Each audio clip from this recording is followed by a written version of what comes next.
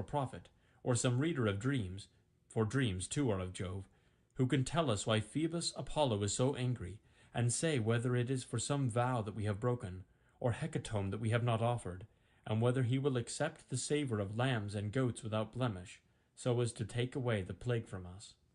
With these words he sat down, and Calchas, son of Thestor, wisest of augurs, who knew things past, present, and to come, rose to speak. He it was who had guided the Achaeans with their fleet to Ilius, through the prophesyings of which Phoebus Apollo had inspired him. With all sincerity and goodwill he addressed them thus. Achilles, loved of heaven, you bid me tell you about the anger of King Apollo. I will therefore do so, but consider first and swear that you will stand by me heartily in word and deed, for I know that I shall offend one who rules the Argives with might, to whom all the Achaeans are in subjection. A plain man cannot stand against the anger of a king, who, if he swallow his displeasure now, will yet nurse revenge till he has wreaked it. Consider, therefore, whether or no you will protect me. And Achilles answered, Fear not, but speak as it is borne upon you from heaven. For by Apollo, Calchas, to whom you pray, and whose oracles you reveal to us, not a Danaan at our ships shall lay his hand upon you, while I yet live to look upon the face of the earth. No, not though you name Agamemnon himself, who is by far the foremost of the Achaeans. Thereon the seer spoke boldly. The god, he said, is angry neither about vow nor hecatomb, but for his priest's sake, whom Agamemnon has dishonoured, in that he would not free his daughter, nor take a ransom for her. Therefore he has sent these evils upon us, and will yet send others. He will not deliver the Danaans from this pestilence till Agamemnon has restored the girl without fee or ransom to her father, and has sent a holy hecatomb to Chryse. Thus we may perhaps appease him. With these words he sat down, and Agamemnon rose in anger. His heart was black with rage, and his eyes flashed fire as he scowled on Calchas and said, Seer of evil, you never yet prophesied smooth things concerning me, but have ever loved to foretell that which was evil. You have brought me neither comfort nor performance, and now you come seeing among the Danaans, and saying that Apollo has plagued us because I would not take a ransom for this girl, the daughter of Chryses. I have set my heart on keeping her in my own house, for I love her better even than my own wife Clytemnestra, whose peer she is alike in form and feature, in understanding and accomplishments. Still, I will give her up if I must, for I would have the people live, not die. But you must find me a prize instead, or I alone among the Argives shall be without one. This is not well, for you behold, all of you, that my prize is to go elsewhither. And Achilles answered, Most noble son of Atreus, covetous beyond all mankind, how shall the Achaeans find you another prize? We have no common store from which to take one. Those we took from the cities have been awarded. We cannot disallow the awards that have been made already. Give this girl, therefore, to the god, and if ever Jove grants us to sack the city of Troy, we will requite you 3- and 4-fold. Then Agamemnon said, Achilles, valiant though you be, you shall not thus outwit me. You shall not overreach, and you shall not persuade me. Are you to keep your own prize, while I sit tamely under my loss, and give up the girl at your bidding?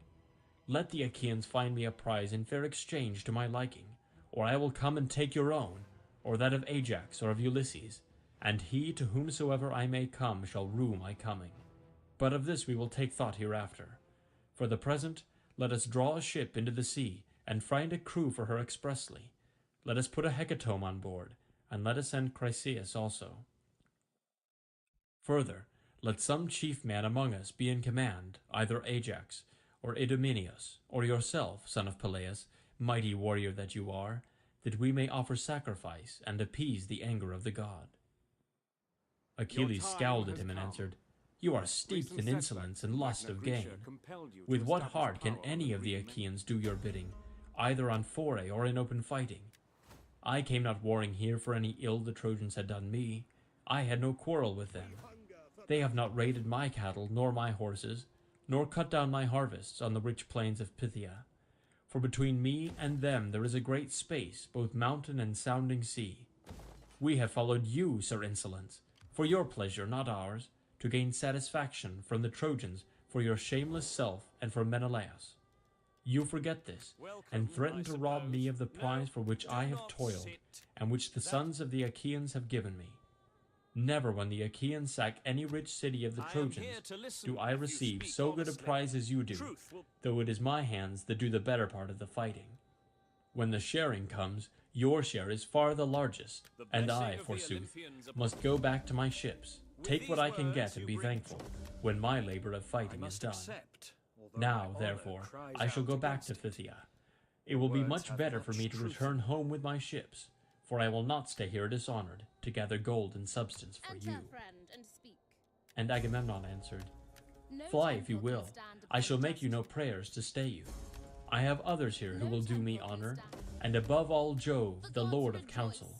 There is no king here so hateful to me as you are, for you are ever quarrelsome and ill-affected. What though you be brave? Was it not heaven that made you so? Go home then, with your ships and comrades, to lord it over the Myrmidons. I care neither for you, nor for your anger, and thus will I do. Since Phoebus Apollo is taking Chryseis from me, I shall send her with my ship and my followers, but I shall come to your tent, and take your own prize, Briseis, that you may learn how much stronger I am than you are, and that another may fear to set himself up as equal or comparable with me.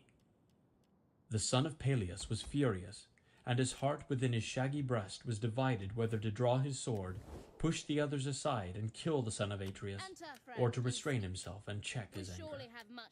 While he was thus in two minds, and was drawing his mighty sword from its scabbard, Minerva came down from heaven, for Juno had sent her in the love she bore to them both, and seized the son of Peleus by his yellow hair, visible to him alone, for of the others no man could see her. Achilles turned in amaze, and by the fire that flashed from her eyes at once knew that she was Minerva. Why are you here, said he, daughter of Aegeus-bearing Jove, to see the pride of Agamemnon, son of Atreus? Let me tell you, and it shall surely be, he shall pay for this insolence with his life. And Minerva said, I come from heaven, if you will hear me, to bid you stay your anger. Juno has sent me, who cares for both of you alike. Cease then this brawling, and do not draw your sword. Rail at him if you will, and your railing will not be vain, for I tell you, and it shall surely be, that you shall hereafter receive gifts 3 times as splendid by reason of this present insult. Hold, therefore, and obey. Goddess, answered Achilles, however angry a man may be, he must do as you two command him. This will be best, for the gods ever hear the prayers of him who has obeyed them. He stayed his hand on the silver hilt of his sword, and thrust it back into the scabbard as Minerva bade him. Then she went back to Olympus among the other gods, and to the house of Aegeus-bearing Jove. But the son of Peleus again began railing at the son of Atreus, for he was still in a rage. Wine-bibber, he cried, with the face of a dog and the heart of a hind, you never dare to go out with the host in fight, nor yet with our chosen men in ambuscade. You shun this as you do death itself. You had rather go round and rob his prizes from any man who contradicts you. You devour your people, for you are king over a feeble folk. Otherwise, son of Atreus, henceforward you would insult no man. Therefore I say, and swear it with a great oath, nay, by this my sceptre which shall sprout neither leaf nor shoot, nor bud anew from the day on which it left its parent stem upon the mountains, for the axe stripped it of leaf and bark, and now the sons of the Achaeans bear it as judges and guardians of the decrees of heaven. So surely and solemnly do I swear that hereafter they shall look fondly for Achilles and shall not find him. In the day of your distress, when your men fall dying by the murderous hand of Hector, you shall not know how to help them, and shall rend your heart with rage for the hour when you offered insult to the bravest of the Achaeans. Let us hope today's acceptance. With this, the son of Peleus dashed his gold-bestudded sceptre on the ground and took his seat, while the son of Atreus was beginning fiercely from his place upon the other side. Then up rose smooth-tongued Nestor, the facile speaker of the Pylians, and the words fell from his lips sweeter than honey. 2 generations of men, born and bred in Pylos, had passed away under his rule, and he was now reigning over the 3rd. With all sincerity and goodwill, therefore, he addressed them thus. Of a truth, he said, Welcome. a great sorrow The has day is befallen the already Achaean old, land. and there is much Surely to Priam do. with his sons would So if you have rejoice, words, and the Trojans speak be them. glad at heart if they could hear this quarrel between you two, who are so excellent in fight and counsel. I am older than either of you, therefore be guided by me. Moreover, I have been the familiar friend of men even greater than you are, and they did not disregard my counsels. Never again can I behold such men as Pirithous and Dryas, shepherd of his people, or as Caeneus, Exadius, godlike Polyphemus, and Theseus, son of Aegeus, peer of the immortals. These were the mightiest men ever born upon this earth. Mightiest were they, and when they fought the fiercest tribes of mountain savages, they utterly overthrew them. I came from distant Pylos, and went about among them, for they would have me come, and I fought as was in me to do. Not a man now living could withstand them, but they heard my words, and were persuaded by them. So be it also with yourselves, for this is the more excellent way. Therefore, Agamemnon, though you be strong, take not this girl away, for the sons of the Achaeans have already given her to Achilles. And you, Achilles, strive not further with the king, for no man who by the grace of Jove wields a scepter has like honor with Agamemnon. You are strong and have a goddess for your mother, but Agamemnon is stronger than you, for he has more people under him. Son of Atreus, check your anger, I implore you. End this quarrel with Achilles, who in the day of battle is a tower of strength to the Achaeans. And Agamemnon answered, Sir, all that you have said is true, but this fellow must needs become our lord and master. He must be lord of all, king of all, and captain of all, and this shall hardly be. Granted that the gods have made him a great warrior, have they also given him the right to speak with railing? Achilles interrupted him. I should be a mean coward, he cried, were I to give in to you in all things. Order other people about, not me, for I shall obey no longer. Furthermore I say, and lay my saying to your heart, I shall fight neither you nor any man about this girl, for those that take were those also that gave. But of all else that is at my ship you shall carry away nothing by force. Try, that others may see. If you do, my spear shall be reddened with your blood.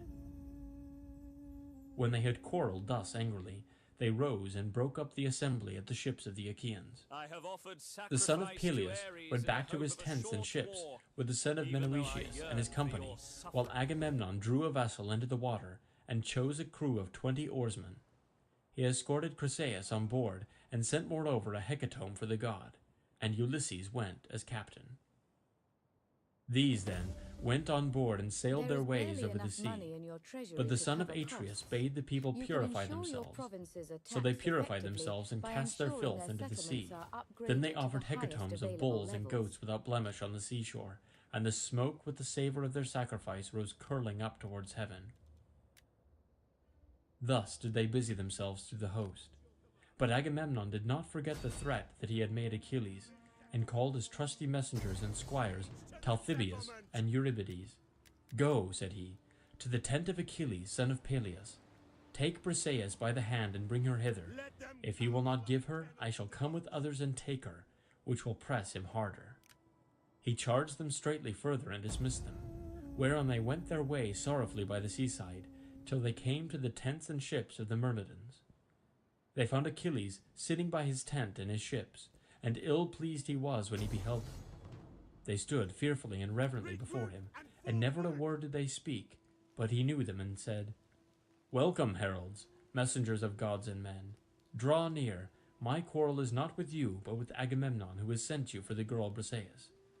Therefore, Patroclus, bring her and give her to them, but let them be witnesses by the blessed gods, by mortal men and by the fierceness of Agamemnon's anger, that if ever again there be need of me to save the people from ruin, they shall seek and they shall not find. Agamemnon is mad with rage, and knows not how to look before and after that the Achaeans may fight by their ships in safety. Patroclus did as his dear comrade had bidden him. He brought Briseis from the tent, and gave her over to the heralds, who took her with them to the ships of the Achaeans, and the woman was loth to go. Then Achilles went all alone by the side of the hoar sea, weeping and looking out upon the boundless waste of waters. He raised his hands in prayer to his immortal mother. Mother, he cried, You bore me doomed to live but for a little season. Surely Jove, who thunders from Olympus, might have made that little glorious. It is not so. Agamemnon, son of Atreus, has done me dishonour, and has robbed me of my prize by force. As he spoke he wept aloud, and his mother heard him where she was sitting in the depths of the sea, hard by the old man her father. Forthwith she rose as it were a grey mist out of the waves, sat down before him as he stood weeping, caressed him with her hand, and said, My son, why are you weeping? What is it that grieves you? Keep it not from me, but tell me, that we may know it together. Achilles drew a deep sigh and said, You know it. Why tell you what you know well already? We went to Thebe, the strong city of Eetion, sacked it, and brought hither the spoil. The sons of the Achaeans shared it duly among themselves, and chose lovely Chryseis as the meed of Agamemnon. But Chryses, priest of Apollo, came to the ships of the Achaeans to free his daughter, and brought with him a great ransom. Moreover, he bore in his hand the sceptre of Apollo, wreathed with a suppliant's wreath, and he besought the Achaeans, but most of all the 2 sons of Atreus, who were their chiefs. On this, the rest of the Achaeans with one voice were for respecting the priest and taking the ransom that he offered. But not so Agamemnon, who spoke fiercely to him and sent him roughly away. So he went back in anger, and Apollo, who loved him dearly, heard his prayer. Then the gods sent a deadly dart upon the Argives, and the people died thick on one another, for the arrows went everywhither among the wide host of the Achaeans. At last a seer, in the fullness of his knowledge, declared to us the oracles of Apollo, and I was myself first to say that we should appease him. Whereon the son of Atreus rose in anger, and threatened that which he has since done.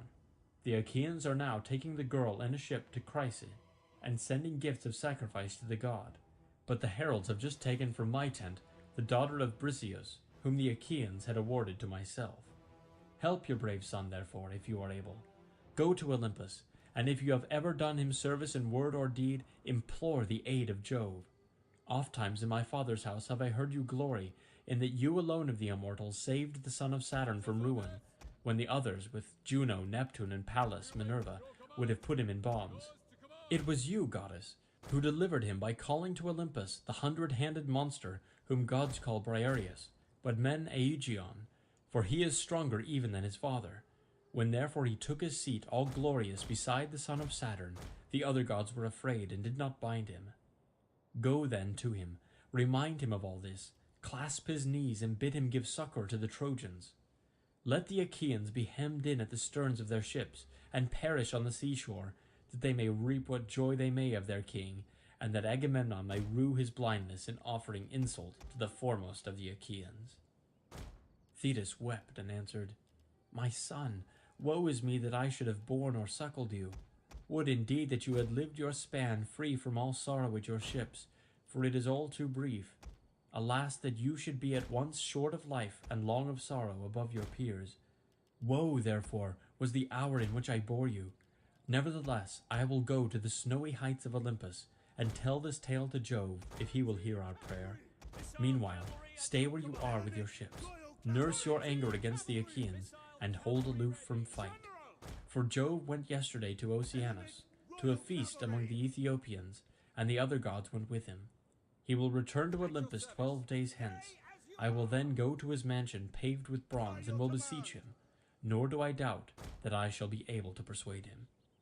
On this she left him, still furious at the loss of her that had been taken from him. Meanwhile Ulysses reached Chryse with the hecatomb. When they had come inside the harbour, they furled the sails and laid them in the ship's hold. They slackened the forestays, lowered the mast into its place, and rowed the ship to the place where they would have her lie. There they cast out their mooring stones, and made fast the hawsers. Then they got out upon the seashore, and landed the hecatomb for Apollo. Chryseis also left the ship, and Ulysses led her to the altar to deliver her into the hands of her father. Chryses, said he, King Agamemnon has sent me to bring you back your child, and to offer sacrifice to Apollo on behalf of the Danaans, that we may propitiate the god who has now brought sorrow upon the Argives. So saying, he gave the girl over to her father, who received her gladly, and they ranged the holy hecatomb all orderly round the altar of the god. They washed their hands and took up the barley meal to sprinkle over their victims, while Chryses lifted up his hands and prayed aloud on their behalf. "Hear me," he cried, "O God of the silver bow, that protectest Chrysa and holy Scylla, and rulest Tenedos with thy might, even as thou didst hear me aforetime when I prayed, and didst press hardly upon the Achaeans, so hear me yet again, and stay this fearful pestilence from the Danaans." Thus did he pray, and Apollo heard his prayer. When they had done praying and sprinkling the barley meal, they drew back the heads of the victims and killed and flayed them. They cut out the thigh bones, wrapped them round in 2 layers of fat, set some pieces of raw meat on the top of them, and then Chryses laid them on the wood fire and poured wine over them, while the young men stood near him with 5-pronged spits in their hands. When the thigh bones were burnt, and they had tasted the inward meats, they cut the rest up small, put the pieces upon the spits, roasted them till they were done, and drew them off. Then, when they had finished their work, and the feast was ready, they ate it, and every man had his full share, so that all were satisfied. As soon as they had had enough to eat and drink, pages filled the mixing bowl with wine and water and handed it round, after giving every man his drink offering. Thus, all day long the young men worshipped the god with song, hymning him and chanting the joyous paean, and the god took pleasure in their voices. But when the sun went down, and it came on dark, they laid themselves down to sleep by the stern cables of the ship, and when the child of morning, rosy-fingered dawn, appeared, they again set sail for the host of the Achaeans. Apollo sent them a fair wind, so they raised their mast and hoisted their white sails aloft. As the sail bellied with the wind, the ship flew through the deep blue water, and the foam hissed against her bows as she sped onward. When they reached the wide-stretching host of the Achaeans, they drew the vessel ashore, high and dry upon the sands, set her strong props beneath her, and went their ways to their own tents and ships. But Achilles abode at his ships, and nursed his anger. He went not to the honourable assembly, and sallied not forth to fight, but gnawed at his own heart, pining for battle and the war cry. Now, after 12 days, the immortal gods came back in a body to Olympus, and Jove led the way. Thetis was not unmindful of the charge her son had laid upon her, so she rose from under the sea, and went through great heaven with early morning to Olympus, where she found the mighty son of Saturn sitting all alone upon its topmost ridges. She sat herself down before him, and with her left hand seized his knees, while with her right she caught him under the chin and besought him, saying, "Father Jove, if I ever did you service in word or deed among the immortals, hear my prayer, and do honor to my son, whose life is to be cut short so early. King Agamemnon has dishonored him by taking his prize and keeping her.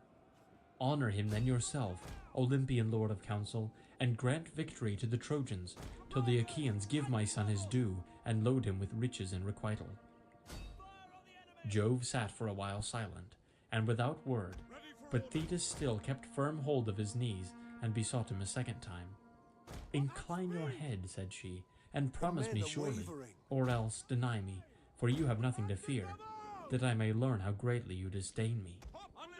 At this Jove was much troubled, and answered, "I shall have trouble if you set me quarreling with Juno, for she will provoke me with her taunting speeches.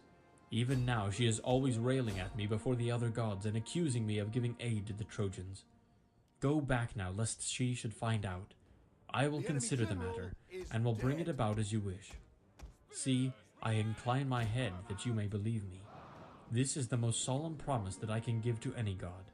I never recall my word, or deceive, or fail to do what I say, when I have nodded my head."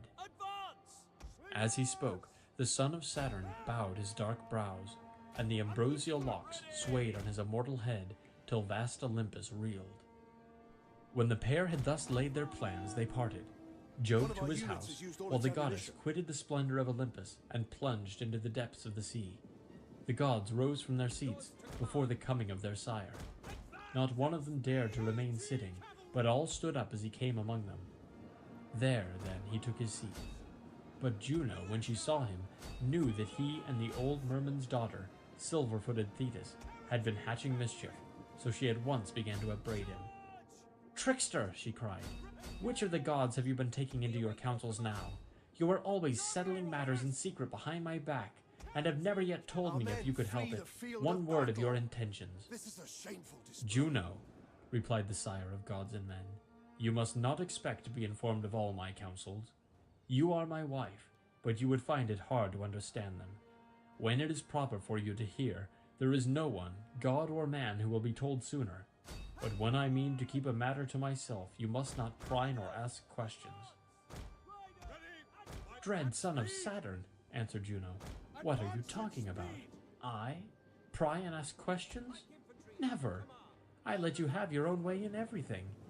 Still, I have strong misgivings that the old merman's daughter Thetis has been talking you over, for she was with you and had hold of your knees this selfsame morning. I believe, therefore, that you have been promising her to give glory to Achilles, and to kill much people at the ships of the Achaeans. Wife, said Jove, I can do nothing but you suspect me and find it out. You will take nothing by it, for I shall only dislike you the more, and it will go harder with you. Granted that it is as you say, I mean to have it so. Sit down and hold your tongue as I bid you, for if I once begin to lay my hands about you, though all heaven were on your side, it would profit you nothing.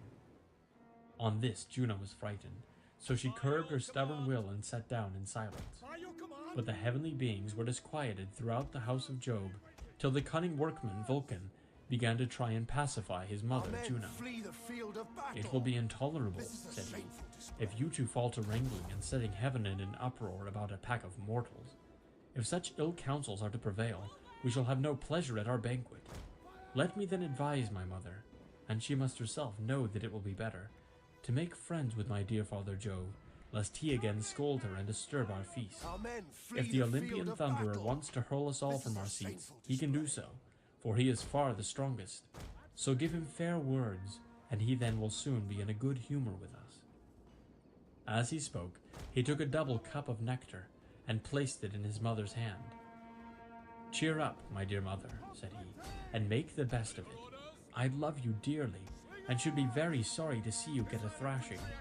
However grieved I might be, I could not help, for there is no standing against Jove. Once before, when I was trying to help you, he caught me by the foot and flung me from the heavenly threshold.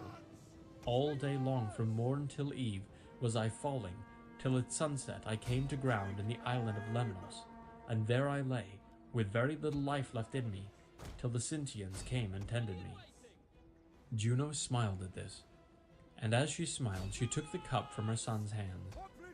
Then Vulcan drew sweet nectar from the mixing bowl, and served it round among the gods, going from left to right, and the blessed gods laughed out a loud applause as they saw him bustling about the heavenly mansion.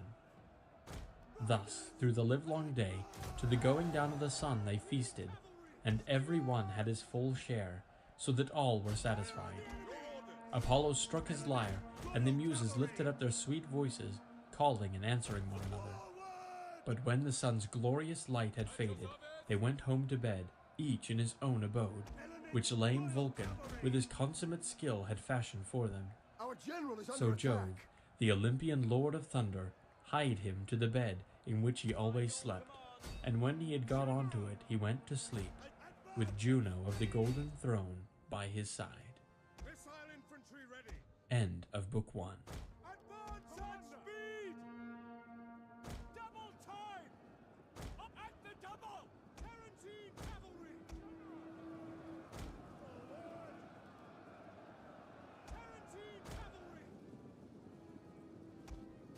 One of our units has used all its ammunition. Book 2 of the Iliad. Jove sends a lying dream to Agamemnon, who thereon calls the chiefs in assembly and proposes to sound the mind of his army. In the end, they march to fight. Catalogue of the Achaean and Trojan forces. Now the other gods and the armed warriors on the plain slept soundly, but Jove was wakeful, for he was thinking how to do honors to Achilles, and destroyed much people at the ships of the Achaeans. In the end, he deemed it would be best to send a lying dream to King Agamemnon. So he called one to him and said, Lying dream, go to the ships of the Achaeans, into the tent of Agamemnon, and say to him word for word as I now bid you. Tell him to get the Achaeans instantly under arms, for he shall take Troy. There are no longer divided counsels among the gods. Juno has brought them to her own mind, and woe betides the Trojans. The dream went when it had heard its message, and soon reached the ships of the Achaeans. It sought Agamemnon, son of Atreus, and found him in his tent, wrapped in a profound slumber. It hovered over his head in the likeness of Nestor, son of Neleus, whom Agamemnon honored above all his counselors, and said, "You are sleeping, son of Atreus. One who has the welfare of his host and so much other care upon his shoulders should dock his sleep.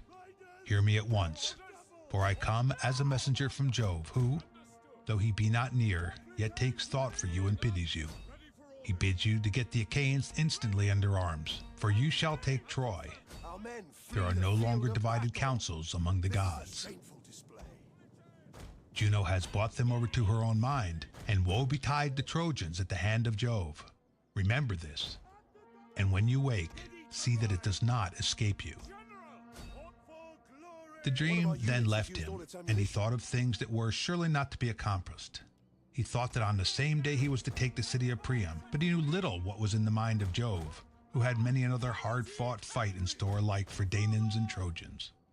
Then presently he woke, with the divine message still ringing in his ears, so he sat upright, and put on his soft shirt so fair and new, and over this his heavy cloak. He bound his sandals onto his comely feet and slung his silver-studded sword about his shoulders. Then he took the imperishable staff of his father and sallied forth to the ships of the Achaeans. The goddess Dawn now wended her way to vast Olympus that she might herald the day to Jove and to the other immortals, and Agamemnon sent the criers round to call the people in assembly. So they called them, and the people gathered thereon.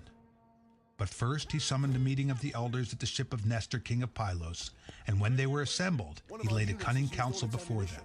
"My friends," said he, "I have had a dream from heaven in the dead of night, and its face and figure resembled none but Nestor's. It hovered over my head and said, 'You are sleeping, son of Atreus. One who has the welfare of his host and so much other care upon his shoulders should dock his sleep. Hear me at once, for I am a messenger from Jove, who, though he be not near, yet takes thought for you and pities you. He bids you to get the Achaeans instantly under arms, for you shall take Troy. There are no longer divided counsels among the gods. Juno has brought them over to her own mind, and woe betides the Trojans at the hand of Jove. Remember this.' The dream then vanished, and I awoke. Let us now, therefore, arm the sons of the Achaeans. But it will be well that I should first sound them, and to this end I will tell them to fly with their ships. But do you others go about among the host and prevent their doing so." He then sat down, and Nestor, the prince of Pylos, with all sincerity and goodwill, addressed them thus. "My friends," said he, "princes and counselors of the Argives, if any other man of the Achaeans had told us of this dream, we should have declared it false, and would have had nothing to do with it. But he who has seen it is the foremost man among us. We must therefore set about getting the people under arms." With this, he led the way from the assembly, and the other sceptred kings rose with him in obedience to the word of Agamemnon. But the people pressed forward to hear.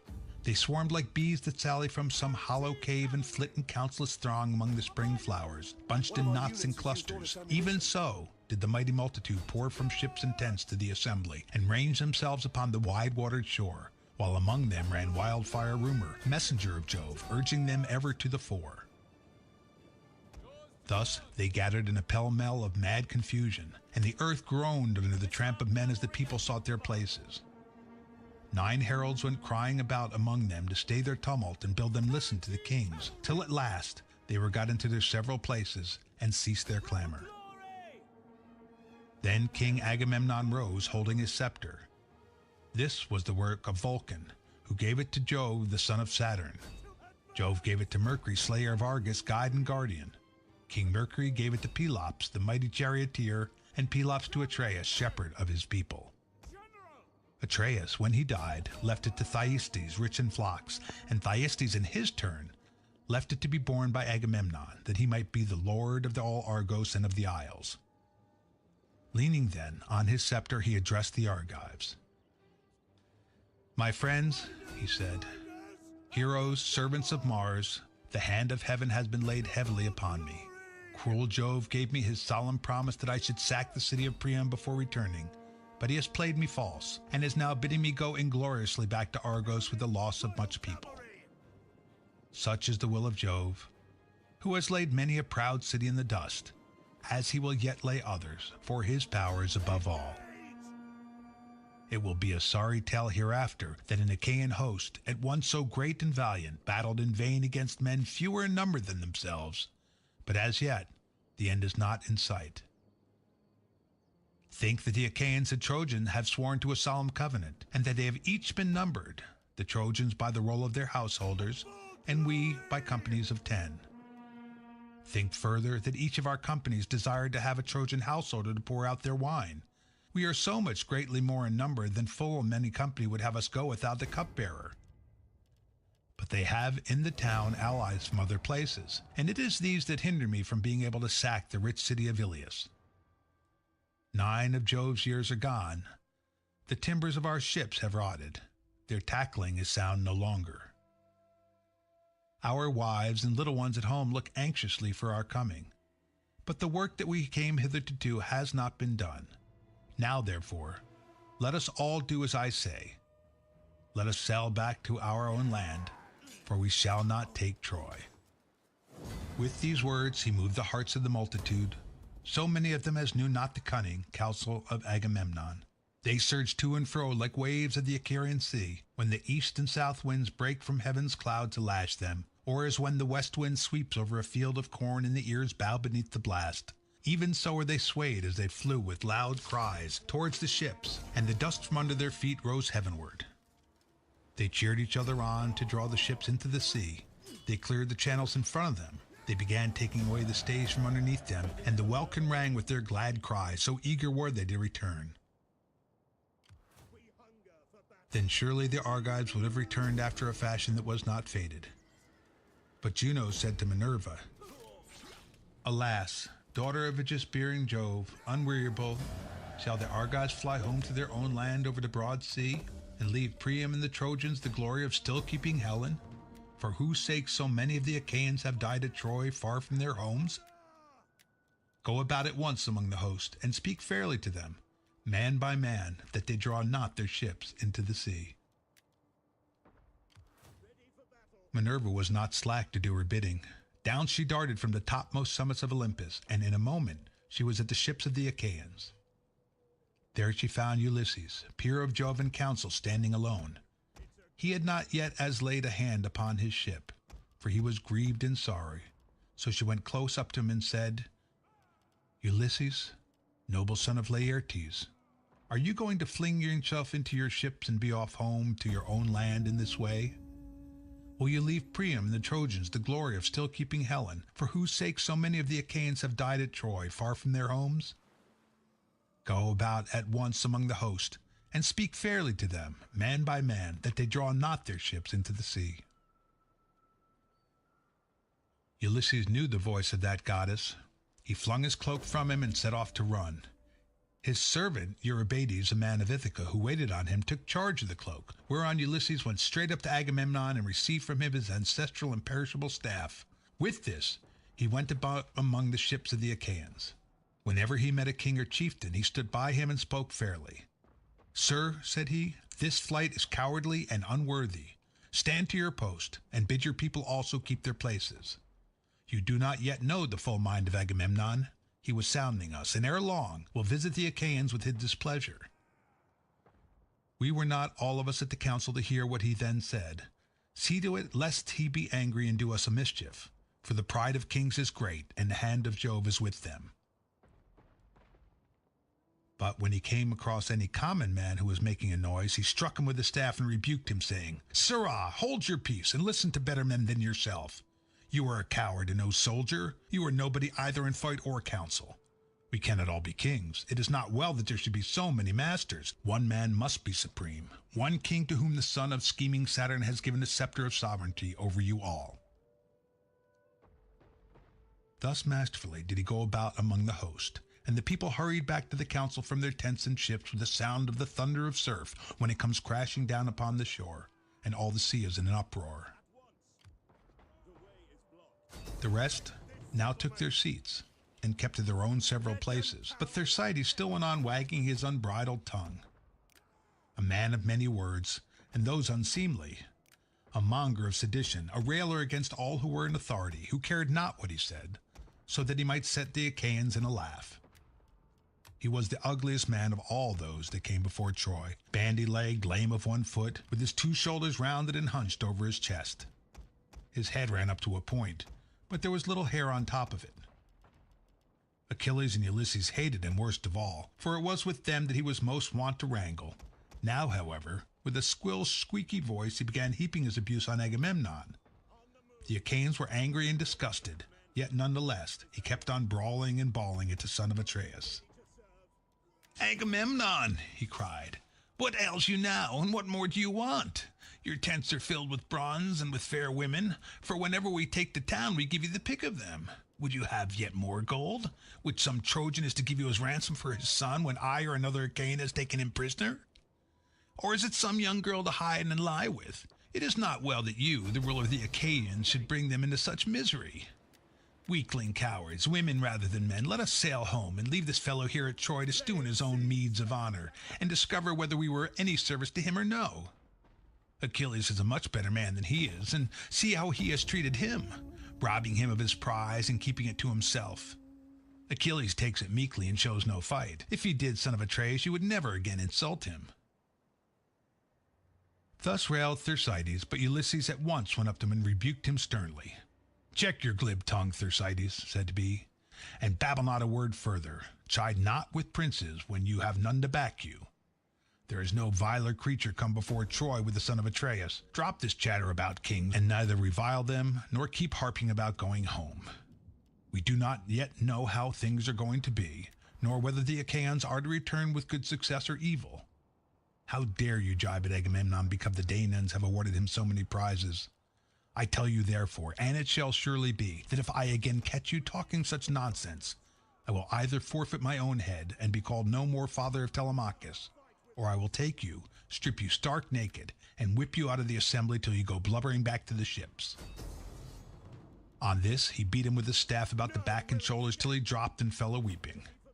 The golden scepter raised the bloody wheel on his back, so he sat down frightened and in pain, looking foolish as he wiped the tears from his eyes. The people were sorry for him, yet they laughed heartily, and one would turn to his neighbor, saying, "Ulysses has done many a good thing ere now in fight and council, but he never did the Argives a better turn than when he stopped this fellow a mouth from prattling further. He will give the kings no more of his insolence." Thus said the people. Then Ulysses rose, scepter in hand, and Minerva in the likeness of a herald bade the people be still, that those who were far off might hear him and consider his counsel.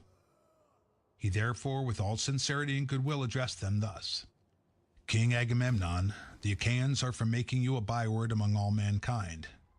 They forget the promise they made you when they set out from Argos, that you should not return till you had sacked the town of Troy, and, like children or widowed women, they murmur and would set off homeward. True it is that they have had toil enough to be disheartened. A man chafes at having to stay away from his wife either for a single month when he's on shipboard, at the mercy of wind and sea. But now it is 9 long years that we have been kept here. I cannot therefore blame the Achaeans if they turn restive. Still, we shall be shamed if we go home empty after so long a stay. Therefore, my friends, be patient yet a little longer, that we may learn whether the prophesyings of Calchas were false or true. All who have not since perished must remember, as though it were yesterday or the day before, how the ships of the Achaeans were destined in Aulis, while we are on our way hither to make war on Priam and the Trojans.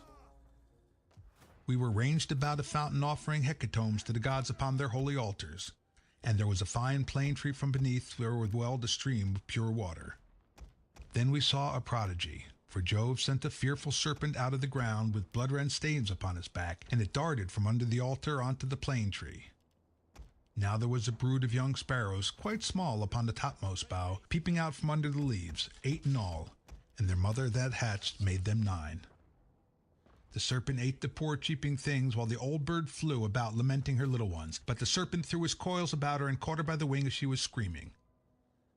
Then, when he had eaten both the sparrow and her young, The god who had sent him made him become a sign, for the son of scheming Saturn turned him into stone, and we stood wondering at that which had come to pass.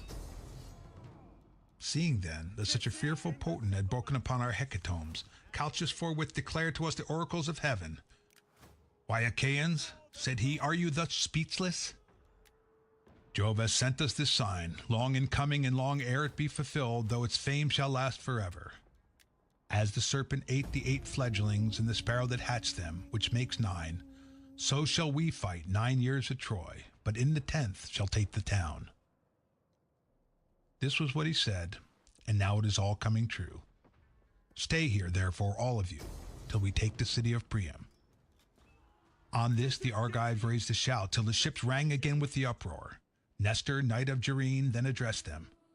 "Shame on you," he cried, "to stay here talking like children when you should fight like men. Where are our covenants now, and where are the oaths that we have taken? Shall our counsels be flung into the fire with our drink offerings at the right hands of fellowships wherein we have put our trust? We waste our time in words, and for all our talking here shall be no further forward. Stand, therefore, son of Atreus, by your own steadfast purpose. Lead the Argives on to battle, and leave this handful of men to rot, who scheme in vain to get back to Argos ere they have learned whether Jove be true or liar. For the mighty son of Saturn surely promised that we should succeed, and when we Argives set sail to bring death and destruction upon the Trojans, he showed us favorable signs by flashing his lightning on our right hands. Therefore, let none make haste to go till he has first lain with the wife of some Trojan, and avenged the toil and sorrow that he has suffered for the sake of Helen. Nevertheless, if any man is in such haste to be at home again, let him lay his hand to his ship, that he may meet his doom in the sight of all.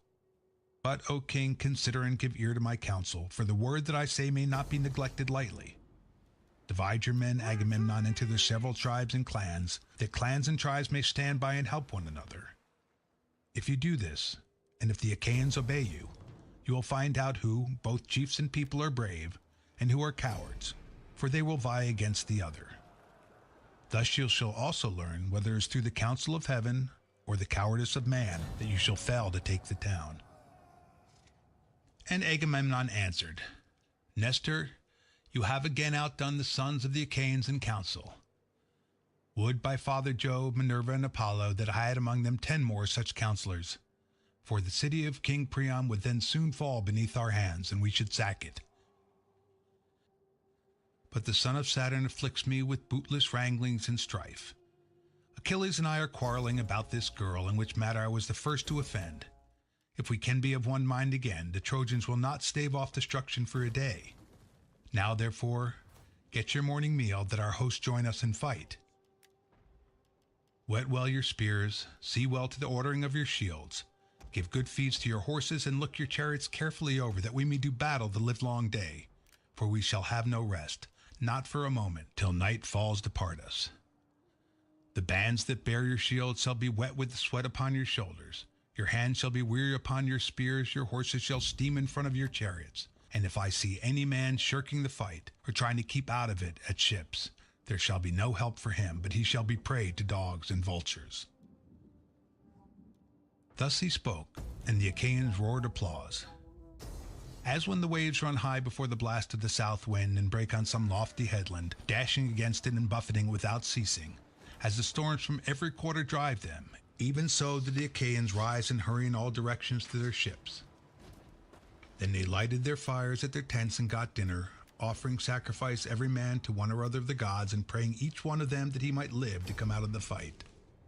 Agamemnon, king of men, sacrificed a fat 5-year-old bull to the mighty son of Saturn, and invited the princes and elders of his host.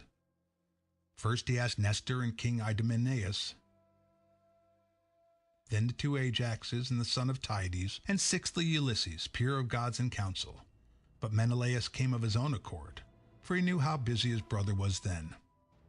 They stood round the bowl with the barley meal in their hands, and Agamemnon prayed, saying, "Jove, most glorious, supreme, that dwellest in heaven and ridest upon the storm cloud, grant that the sun may not go down, nor the night fall, till the palace of Priam is laid low, and its gates are consumed with fire. Grant that my sword may pierce the shirt of Hector about his heart, and that full many of his comrades may bite the dust as they fall dying round him." Thus he prayed, But the son of Saturn would not fulfill his prayer. He accepted the sacrifice, yet nonetheless increased their toil continually. When they had done praying and sprinkling the barley meal upon the victim, they drew back its head, killed it, and then flayed it. They cut out the thigh bones, wrapped them round in 2 layers of fat, and set pieces of raw meat on top of them. These they burned upon the split logs of firewood, but they spitted the inward meats and held them to the flames to cook.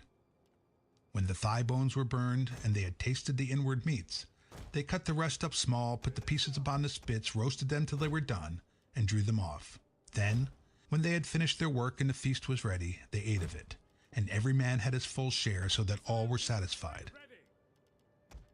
As soon as they had had enough to eat and drink, Nestor, knight of Gerene, began to speak. "King Agamemnon," said he, "let us not stay talking here, nor be slack in the work that heaven has put into our hands. Let the heralds summon the people to gather at their several ships. We will then go about among the host, that we may begin fighting at once." Thus did he speak, and Agamemnon heeded his words. He at once sent the criers round to call the people in assembly. So they called them, and the people gathered thereon. The chiefs about the son of Atreus chose their men and marshaled them, while Minerva went among them, holding her priceless aegis that knows neither age nor death. From it there waved 100 tassels of pure gold, all deftly woven, and each one of them worth 100 oxen. With this she darted furiously everywhere among the host of the Achaeans, urging them forward, and putting courage into the heart of each, that they might fight and do battle without ceasing.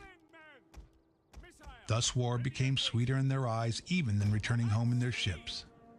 As when some great forest fire is raging upon a mountain top and its light is seen afar, even so as they marched the gleam of their armor flashed up the firmament of heaven. They were like great flocks of geese or cranes or swans on the plain about the waters of Cayster, that winged their way hither and thither, glorying in the pride of flight and crying as they settled to the fen as alive with their screaming. Even thus did the tribes pour from the ships and tents on the plan of Scamander, and the ground rang as brass under the feet of men and horses. They stood as thick upon the flower-bespangled field as leaves that bloom in summer. As countless swarms of flies buzz round a herdsman homestead in a time of spring when pails are drenched with milk, even so did the Achaeans swarm on the plain to charge the Trojans and destroy them. The chiefs disposed their men this way and that before the fight began, drafting them out as easily as goatherds draft their flocks when they have gotten mixed while feeding. And among them went King Agamemnon, with a head and face like Jove the Lord of Thunder, a waist like Mars, and a chest like that of Neptune. As some great bull that lords it over the herds upon the plain, even so did Jove make the son of Atreus stand peerless among the multitude of heroes. And now, O Muses, dwellers in the mansions of Olympus, tell me, for you are the goddesses and are all places so that you see all things, while we know nothing but by report, who were the chiefs and princes of the Danaans? As for the common soldiers, they were so that I could not name every single one of them, though I had 10 tongues, and though my voice failed not and my heart were bronze within me, unless you, O Olympian Muses, daughters of the Aegis-bearing Jove, were to recount them to me. Nevertheless, I will tell the captains of the ships and all the fleet together. Penelos, Laetes, Arcesilaus, Prothoner, and Clonius were the captains of the Boeotians. These were they that dwelt in Hyria and rocky Aulis, who held Schoenus, Scolus, in the highlands of Etonius, with Thespia, Graea, and the fair city of Mycalaesis. They also held Harma, Elysium, and Erythrae, and they had Elion, Hyle, and Pition, Ocelia, and the strong fortress of Medion, Copia, Eutreses, and Thisbe, the haunt of doves. Coronia, and the pastures of Haliartus, Plataea, and Glissus, the fortress of Thebes the Less, wholly on Kestis with its famous grove of Nectune, Arnian rich in vineyards, Medea, sacred Nisa, and Anthedon upon the sea. From these came the 50 ships, and in each there were 120 young men of the Boeotians. Ascalaphus and Ialmus, son of Mars, led the people that dwell in Esplendin, and Orchomenus, the realm of Minos. Astyoche, a noble maiden, bore them in the house of Actor, son of Asius, for she had gone with Mars secretly into an upper chamber, and he had lain with her. With these there came 30 ships. The Phocians were led of Saedus and Epistrophus, son of Modiaphitus, the son of Nabulus. These were those that truly held Cyparissus, rocky Pytho, holy Chrysa, Daulis, and Panopeus. They also that dwelt in Anamora and Hyampolis, and about the waters of the river Cephisus and Lalea by the springs of Cephisus. With their chieftains came 40 ships, and they marshaled the forces of the Phocians, which were stationed next to the Boeotians on their left. Ajax, the fleet son of Oileus, commanded the Locrians. He was not so great, nor nearly so great, as Ajax the son of Telamon. He was a little man, and his breastplate was made of linen. But in use of the spear he excelled all the Hellenes and the Achaeans. These dwelt in Sinus, Oppius, Calarius, Bessa, Scarife, fair Augeae, Tarphe, and Thronium about the river Bogrius. With him there came 40 ships of the Locrians who dwelled beyond Euboea. The fierce Abantes held Euboea with its cities, Chalcis, Erythrea, Hestea rich in vines, Cerinthes upon the rock, and the rock-perched town of Dium. With them were also men of Charistus and Styra. Elephinior of the race of Mars was his command of these. He was son of Chalcodon and chief over all the Abantes. With him they came, fleet of foot and wearing their hair long behind, brave warriors who would ever strive to tear open the corselets of their foes with their long ashen spears. Of these there came 50 ships. And they that held the strong city of Athens, the people of great Eryctheus, who were born of the soil itself, but Jove's daughter, Minerva, fostered him and established him at Athens in her own rich sanctuary. There, year by year, the Athenian youths worshipped him with sacrifices of bulls and rams. These were commanded by Menestheus, son of Peteos. No man living could equal him in marshalling of chariots and foot soldiers. Nestor could alone rival him, for he was older. With him there came 50 ships. Ajax bought 12 ships from Salamis and stationed them alongside those of the Athenians. The men of Argos, again, and those who held the wall of Tyrenes with Hermione and a sign upon the Gulf, Trozene, Iliane, and the vineyard lands of Epidaurus, the Achaean youths, moreover, who came from Aegina and Masses, these were led by Diomed of the loud battle cry, and Stanisles, son fame of Capaneus. With them in command was Euryalus, son of King Macedas, son of Talus, but Diomed was chief over them all. With these there came 80 ships. Those who held the strong city of Mycenae, rich Corinth and Cleonthe, Orneae, Arathea, and Lycion, where Adrastus reigned of old, Hyperesia, Hygonessa, and Pellene, Aegium, and all the coastland round about the Hellas, these sent 100 ships under the command of King Agamemnon, son of Atreus. His force was far both finest and most numerous, and in their midst was the king himself, all glorious in his armor of gleaming bronze, foremost among the heroes, for he was the greatest king, and had the most men under him. And those that dwelt in Lacedaemon, lying low among the hills, Pharis, Sparta with Messe, the haunt of doves, Bryciae, Augeae, Amyclae, and Helos upon the sea, Laius moreover and Odalus, these were led by Menelaus of the loud battle cry, brother to Agamemnon, and of them there were 60 ships, drawn apart from the others. Among them went Menelaus himself, strong in zeal, urging his men to fight, for he longed to avenge the toil and sorrow that he had suffered for the sake of Helen. The men of Pylos and Arene and Thurium were at the ford of the river Alpheus, strong Api, Cyparissus, and Amphigenea, Telium, Helos, and Dorium, where the Muses met Thymius and stilled his minstrelsy forever. He was returning from Oechalia, where Eutrius lived, and reigned and boasted that he would surpass even the Muses, daughters of aegis-bearing Jove, if they should sing against him. Whereon they were angry and maimed him. They robbed him of his divine power of song, and thenceforth he could strike the lyre no more. These were commanded by Nestor, knight of Gerene, and with him there came 90 ships. And those that held Arcadia, under the high mountain of Cyllene near the tomb of Aegyptus, where the people fight hand to hand, the men of Phineus also, and Orchomenus rich in flocks, of Rhipae, Stridae, the bleak of Anispa, of Tagia and fair Mantinea, of Stymphaeolus and Parihassa, of these King Agepnor, son of Ancaeus, was commander, and they had 60 ships. Many Arcadians, good soldiers, came in each one of them, but Agamemnon found them the ships in which to cross the sea, for they were not a people that occupied their business upon the waters. The men, moreover, of Euprasium and of Elis, so much of it as enclosed between Hermene and Myrsinus upon the seashore, the rock of Olene and Elysium. These had 4 leaders, and each of them had 10 ships, with many Epeans on board. Their captains were Amphimarchus and Thalippius, the one son of Cetaceus and the other of Eurytus, both of the race of Actor. The 2 others were Diorus, son of Amarinces, and Polyxenus, son of King Agasthenes, son of Augeas. And those of Dulcium were the sacred Achaean islands who dwelt beneath the sea off Elis, These were led by Meges, peer of Mars, and the son of valiant Phyleus, dear to Jove, who quarrelled with his father and went to settle in Dulcerium. With him there came 40 ships.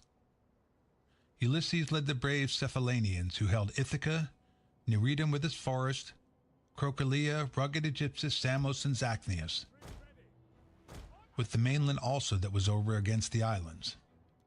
These were led by Ulysses, peer of Jove in council, and with them there came 12 ships. We have captured a tower. Thoas, son of Andremion, commanded the Aetolians, who dwelled in Pleuron, Oeneus, Pylene, Chalcis by the sea, and rocky Calydon, for the great king Oeneus had now no sons living, and was himself dead, as was also the golden-haired Meleager, who had been sent over the Aetolians to be their king. And with Thoas there came 40 ships. The famous spearsman Idomeneus led the Cretans, who held Crossus, and the well-walled city of Gortys, Lyctus also, Miletus and Lycastus that lies upon the chalk, the populous town of Phaestus and Rhydium, with all the other peoples that dwell in the 100 cities of Crete. All these were led by Idomeneus and by Meriones, peer of murderous Mars, and with these there came 80 ships.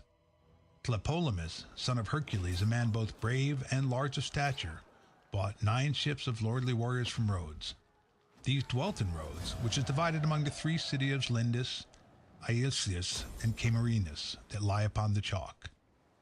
These were commanded by Tlepolemus, son of Hercules by Astyochea, whom he had carried off from Ephyria on the river Celius after sacking many cities of valiant warriors. When Tlepolemus grew up, he killed his father's uncle Lysimenius, who had been a famous warrior in his time, but was then grown old. On this he built himself a fleet, gathered a great following, and fled beyond the sea, for he was menaced by the other sons and grandsons of Hercules. After a voyage during which he suffered great hardship, he came to Rhodes, where the people divided into 3 communities according to their tribes, and were dearly loved by Jove, the Lord of gods and men. Wherefore the son of Saturn showered down great riches upon them. And Nereus bought 3 ships from Syme. Nereus, who was the handsomest man that came up under Ilius of all the Danaans after the son of Peleus, but he was a man of no substance, and had but a small following. And those that held Nisyrus, Crapathus, and Cassus with Cos, the city of Eurypylus, and the Chaldean islands, these were commanded by Pheidippus and Antiphus, 2 sons of King Thessalus, the son of Hercules. And with them there came 30 ships. Those again who held Pelogassic, Argos, Alos, Alope, and Trachis, and those of Phthia and Hellas, the land of fair women, who were called the Myrmidons, Hellenes, and Achaeans. These had 50 ships, over which Achilles was in command. But now they took no part in the war, inasmuch as there was no one to marshal them, for Achilles stayed by his ships, furious about the loss of the girl Briseis, whom he had taken from Lyrnessus at his own great peril, when he had sacked Lyrnessus and Thebe, and had overthrown Minos and Epistrophus, son of King Evenor, son of Seleucus. For her sake Achilles was still grieving, but ere long he was again to join them. And those that held Phlace and the flowery meadows of Perseris, sanctuary of Ceres, Iton, the mother of sleep, Antrim upon the sea, and Tilium that lies upon the grasslands. Of these brave Protesilaus had been captain while he was yet alive, but he was now lying under the earth. He had left a wife behind him in Phylace to tear her cheeks in sorrow, and his house was only half finished, for he was slain by a Dardanian warrior while leaping foremost of the Achaeans upon the soil of Troy. Still, though his people mourned their chieftain, they were not without a leader, for Podorices, the race of Mars, marshaled them. He was son of Iphiclus, rich in sheep, who was the son of Phylacus, and he was own brother to Protesilaus, only younger, Protesilaus being at once the elder and more valiant. So the people were not without a leader, though they mourned him whom they had lost. With him there came 40 ships. And those that held Pherae by the Boebean lake, with Bobe, Glaphyrae, and the populous city of Iolcus, those with their 11 ships were led by Eumelus, son of Admetus, with Alcestis bore to him, loveliest of the daughters of Peleus. And those that held Methone and Thaumatia, with Melobia and rugged Olizon, these were led by the skillful archer Philoctetes, and they had 7 ships, each with 50 oarsmen, all of them good archers.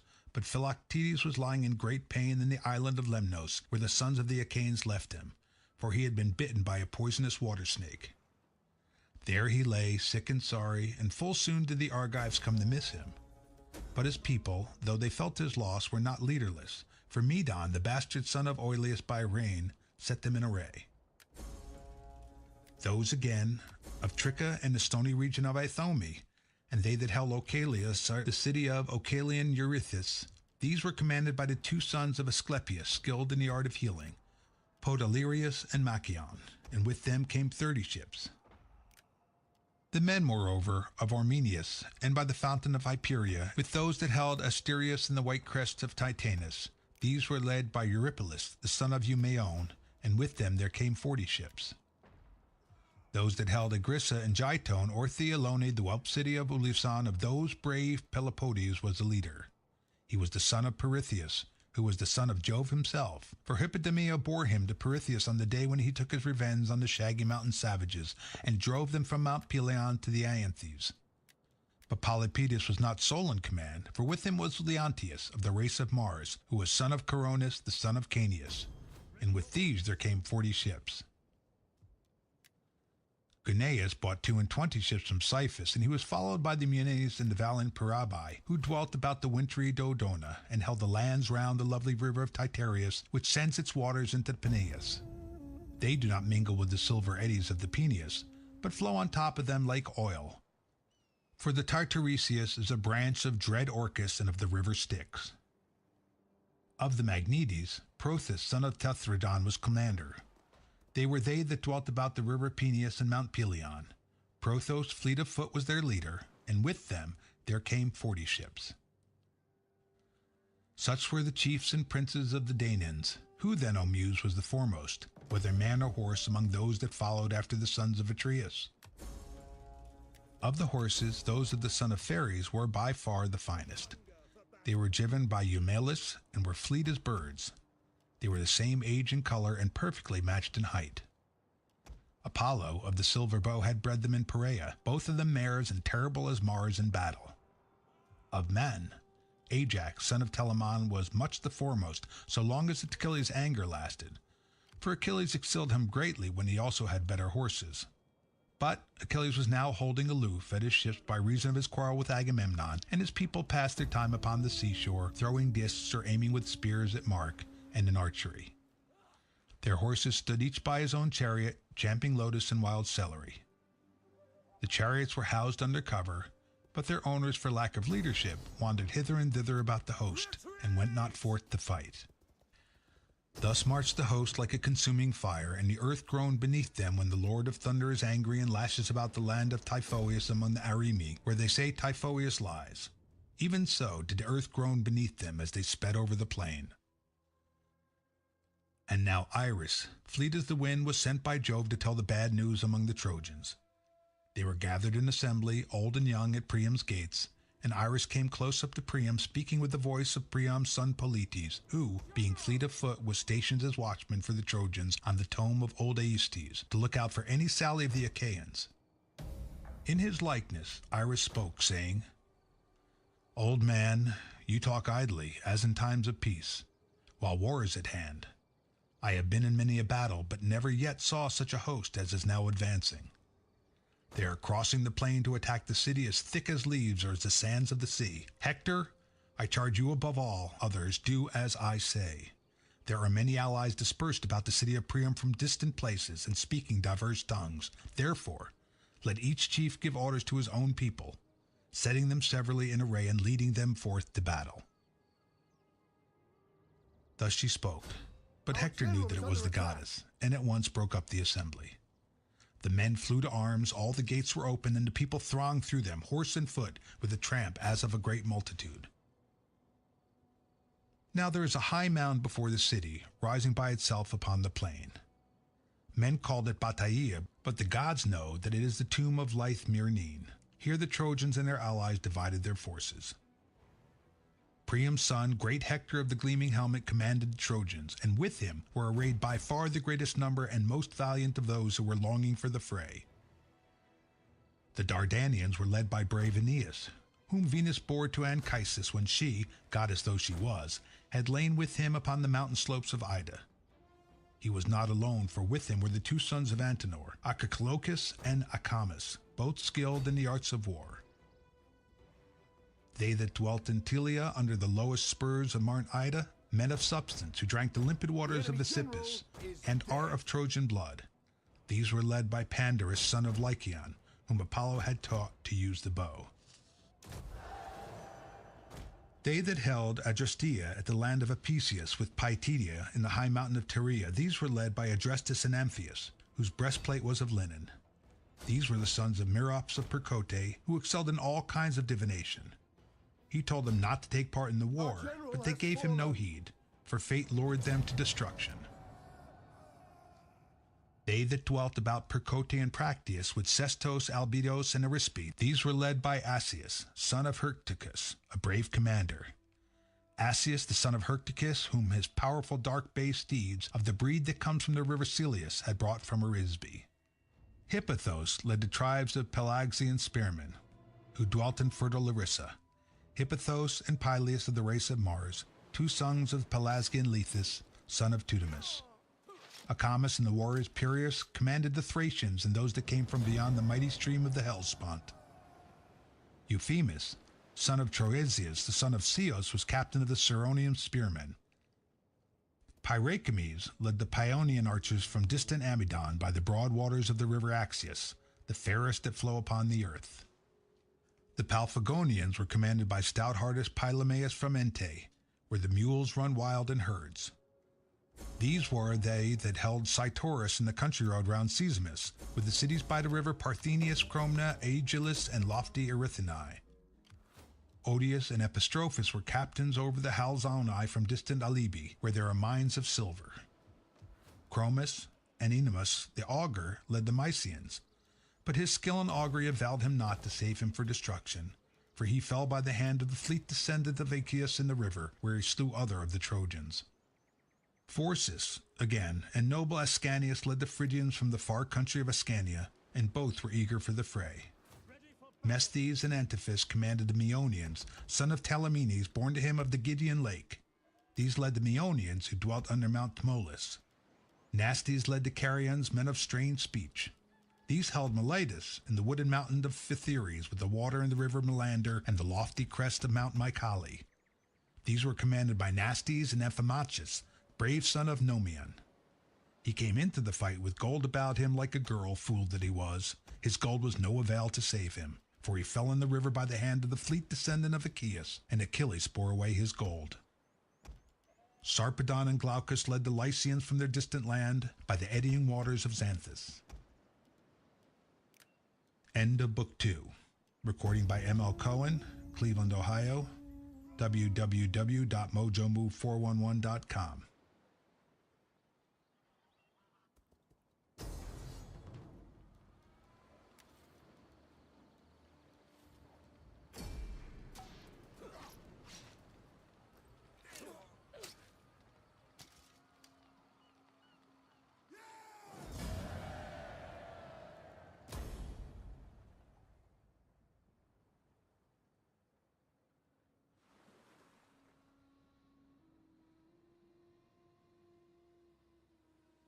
Book 3.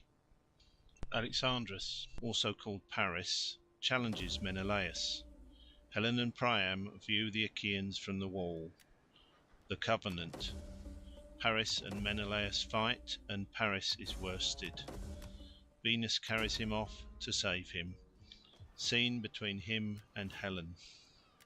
When the companies were thus arrayed, each under its own captain, the Trojans advanced as a flight of wildfowl or cranes that scream overhead when rain and winter drive them over the flowing waters of Oceanus to bring death and destruction on the Pygmies, and they wrangle in the air as they fly. But the Achaeans march silently, in high heart, and minded to stand by one another. As when the south wind spreads a curtain of mist upon the mountain tops, bad for shepherds, but better than night for thieves, and a man can see no further than he can throw a stone, even so rose the dust from under their feet as they made all speed over the plain.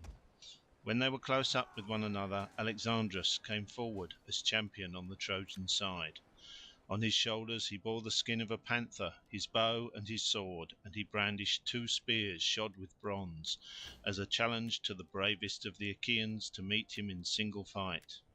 Menelaus saw him thus stride out before the ranks, and was glad as a hungry lion that lights on the carcass of some goat or horned stag, and devours it there and then, though dogs and youths set upon him. Even thus was Menelaus glad when his eyes caught sight of Alexandrus, for he deemed that now he should be revenged. He sprang, therefore, from his chariot, clad in his suit of armour. Alexandrus quailed as he saw Menelaus come forward, and shrank in fear of his life under cover of his men, as one who starts back affrighted, trembling and pale, when he comes suddenly upon a serpent in some mountain glade. Even so did Alexandrus plunge into the throng of Trojan warriors, terror-stricken at the sight of the son of Atreus. Then Hector upbraided him. "Paris," said he, "evil-hearted Paris, fair to see, but woman-mad and false of tongue, would that you had never been born, or that you had died unwed. Better so than live to be disgraced and looked askance at. Will not the Achaeans mock at us and say that we have sent one to champion us who is fair to see, but who has neither wit nor courage? Did you not, such as you are, get your following together and sail beyond the seas? Did you not from a far country carry off a lovely woman, wedded among a people of warriors, to bring sorrow upon your father, your city, and your whole country, but joy to your enemies, and hangdog shamefacedness to yourself? And now can you not dare face Menelaus and learn what manner of man he is whose wife you have stolen? Where indeed would be your lyre and your love tricks, your comely locks and your fair favour, when you were lying in the dust before him? The Trojans are a weak-kneed people, or ere this you would have had a shirt of stones for the wrongs you have done them." And Alexandrus answered, "Hector, your rebuke is just. You are hard as the axe which a shipwright wields at his work, and cleaves the timber to his liking. As the axe in his hand, so keen is the edge of your scorn. Still, taunt me not with the gifts that golden Venus has given me. They are precious. Let not a man disdain them, for the gods give them where they are minded, and none can have them for the asking. If you would have me do battle with Menelaus, bid the Trojans and Achaeans take their seats, while he and I fight in their midst for Helen and all her wealth. Let him who shall be victorious and prove to be the better man take the woman and all she has, to bear them to his home. But let the rest swear a solemn covenant of peace, whereby you Trojans shall stay here in Troy, while the others go home to Argos and the land of the Achaeans." When Hector heard this he was glad, and went about among the Trojan ranks, holding his spear by the middle to keep them back, and they all sat down at his bidding. But the Achaeans still aimed at him with stones and arrows, till Agamemnon shouted to them, saying, "Hold, Argives, shoot not, sons of the Achaeans. Hector desires to speak." They ceased taking aim and were still, whereon Hector spoke. "Hear from my mouth," said he, "Trojans and Achaeans, the saying of Alexandrus, through whom this quarrel has come about. He bids the Trojans and Achaeans lay their armour upon the ground, while he and Menelaus fight in the midst of you for Helen and all her wealth. Let him who shall be victorious and prove to be the better man take the woman and all she has, to bear them to his own home, but let the rest swear to a solemn covenant of peace." Thus he spoke, and they all held their peace till Menelaus of the loud battle cry addressed them. "And now," he said, "hear me too, for it is I who am the most aggrieved. I deem that the parting of Achaeans and Trojans is at hand, as well it may be, seeing how much they have suffered for my quarrel with Alexandrus and the wrong he did me. Let him who shall die, die, and let the others fight no more. Bring then 2 lambs, a white ram and a black ewe, for Earth and Sun, and we will bring a third for Jove. Moreover, you shall bid Priam come, that he may swear to the covenant himself, for his sons are high-handed and ill to trust, and the oaths of Jove must not be transgressed or taken in vain. Young men's minds are light as air, but when an old man comes he looks before and after, deeming that which shall be the fairest upon both sides." The Trojans and Achaeans were glad when they heard this, for they thought that they should now have rest. They backed their chariots toward the ranks, got out of them, and put off their armour, laying it down upon the ground, and the hosts were near to one another, with a little space between them. Hector sent 2 messengers to the city to bring the lambs and to bid Priam come. while Agamemnon told Talthybius to fetch the other lamb from the ships, and he did as Agamemnon had said. Meanwhile Iris went to Helen in the form of her sister-in-law, wife of the son of Antenor, for Helicaon, son of Antenor, had married Laodice, the fairest of Priam's daughters. She found her in her own room working at a great web of purple linen, on which she was embroidering the battles between Trojans and Achaeans, that Mars had made them fight for her sake. Iris then came close up to her and said, "Come hither, child, and see the strange doings of the Trojans and Achaeans. Till now they have been warring upon the plain, mad with lust of battle, but now they have left off fighting and are leaning upon their shields, sitting still with their spears planted beside them. Alexandrus and Menelaus are going to fight about yourself, and you are to be the wife of him who is the victor." Thus spoke the goddess, and Helen's heart yearned after her former husband, her city, and her parents. She threw a white mantle over her head and hurried from the room, weeping as she went, not alone, but attended by two of her handmaids, Aethrae, daughter of Pittheus, and Clymene, and straightway they were at the Scaean gates. The two sages, Ucalegon and Antenor, elders of the people, were seated by the Scaean gates, with Priam, Panthous, Thymoetes, Lampus, Clytius, and Hiketaon of the race of Mars. These were too old to fight, but they were fluent orators, and sat on the tower like cicadas that chirrup delicately from the boughs of some high tree in the wood. When they saw Helen coming towards the tower, they said softly to one another, "Small wonder that Trojans and Achaeans should endure so much and so long for the sake of a woman so marvellously and divinely lovely. Still, fair though she be, let them take her and go, or she will breed sorrow for us and for our children after us." But Priam bade her draw nigh. "My child," said he, "take your seat in front of me, that you may see your former husband, your kinsmen, and your friends. I lay no blame upon you. It is the gods, not you, who are to blame. It is they that have brought about this terrible war with the Achaeans. Tell me then, who is yonder huge hero so great and goodly? I have seen men taller by a head, but none so comely and so royal. Surely he must be a king." "Sir," answered Helen, "father of my husband, dear and reverend in my eyes, would that I had chosen death rather than to have come here with your son, far from my bridal chamber, my friends, my darling daughter, and all the companions of my girlhood. But it was not to be, and my lot is one of tears and sorrow. As for your question, the hero of whom you ask is Agamemnon, son of Atreus, a good king and a brave soldier, brother-in-law as surely as that he lives to my abhorred and miserable self." The old man marvelled at him and said, "Happy son of Atreus, child of good fortune, I see that the Achaeans are subject to you in great multitudes. When I was in Phrygia I saw much horsemen, the people of Otreus and Mygdon, who were camping upon the banks of the river Sangarius. I was their ally, and with them when the Amazons, peers of men, came up against them, but even they were not so many as the Achaeans." The old man next looked upon Ulysses. "Tell me," he said, "who is that other, shorter by a head than Agamemnon, but broader across the chest and shoulders?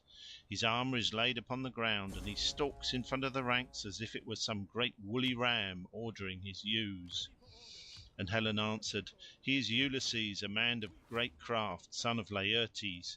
He was born in rugged Ithaca, and excels in all manner of stratagems and subtle cunning." On this Antenor said, "Madam, you have spoken truly. Ulysses once came here as an envoy about yourself and Menelaus with him. I received them in my own house, and therefore know both of them by sight and conversation. When they stood up in the presence of the assembled Trojans, Menelaus was the broader shouldered, but when both were seated, Ulysses had the more royal presence. After a time they delivered their message, and the speech of Menelaus ran trippingly on the tongue. He did not say much, for he was a man of few words, but he spoke very clearly and to the point, though he was the younger man of the two.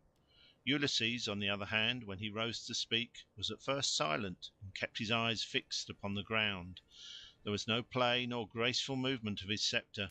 He kept it straight and stiff like a man unpractised in oratory.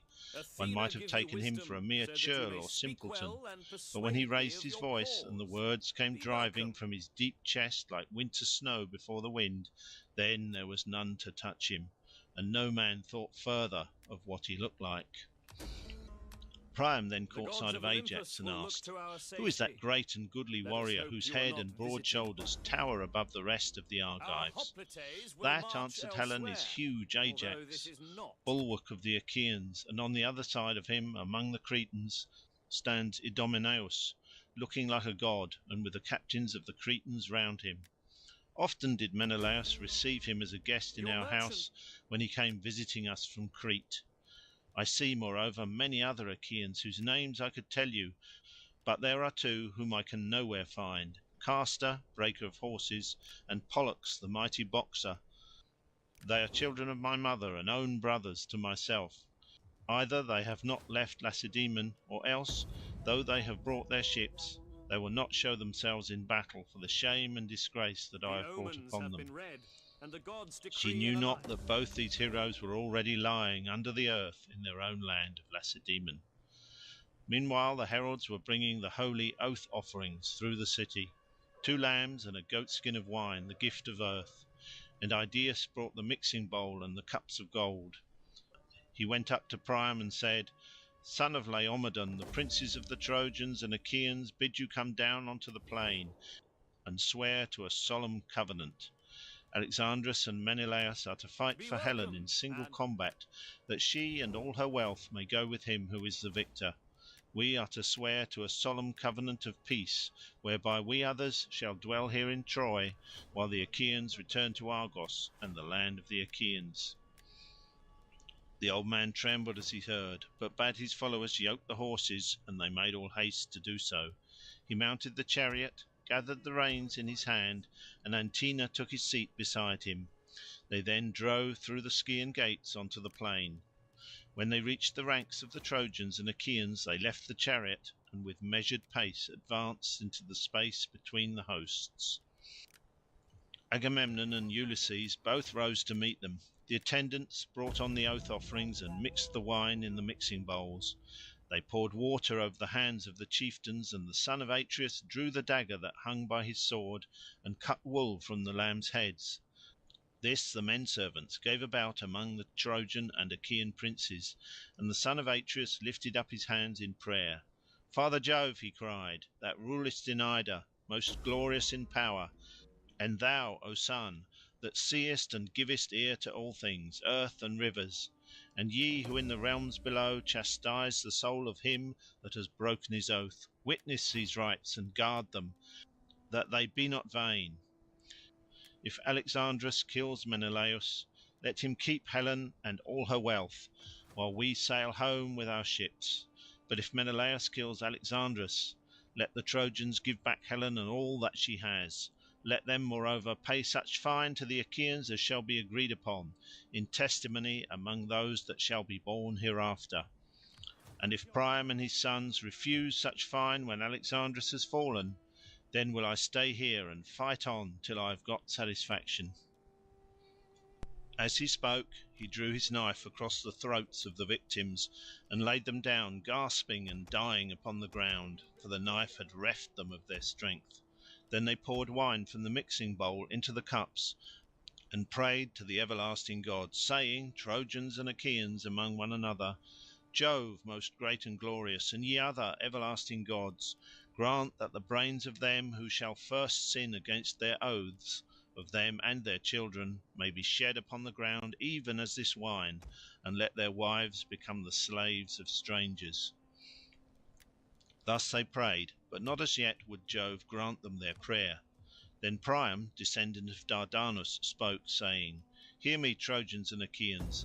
I will now go back to the wind-beaten city of Ilius. I dare not with my own eyes witness this fight between my son and Menelaus, for Jove and the other immortals alone know which shall fall." On this he laid the 2 lambs on his chariot and took his seat.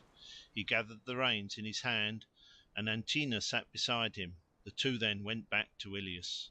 Hector and Ulysses measured the ground and cast lots from a helmet of bronze to see which should take aim first.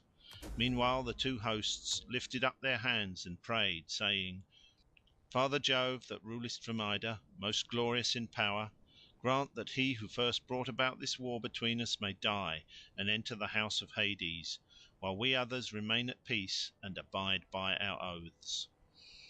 Great Hector now turned his head aside while he shook the helmet, and the lot of Paris flew out first. The others took their several stations, each by his horse and the place where his arms were lying, while Alexandrus, husband of lovely Helen, put on his goodly armour. First he greaved his legs with greaves of good make, and fitted with ankle clasps of silver. After this he donned the cuirass of his brother Lycaon, and fitted it to his own body. He hung his silver-studded sword of bronze about his shoulders, and then his mighty shield. On his comely head he set his helmet, well wrought, with a crest of horsehair that nodded menacingly above it, and he grasped a redoubtable spear that suited his hands. In like fashion Menelaus also put on his armour.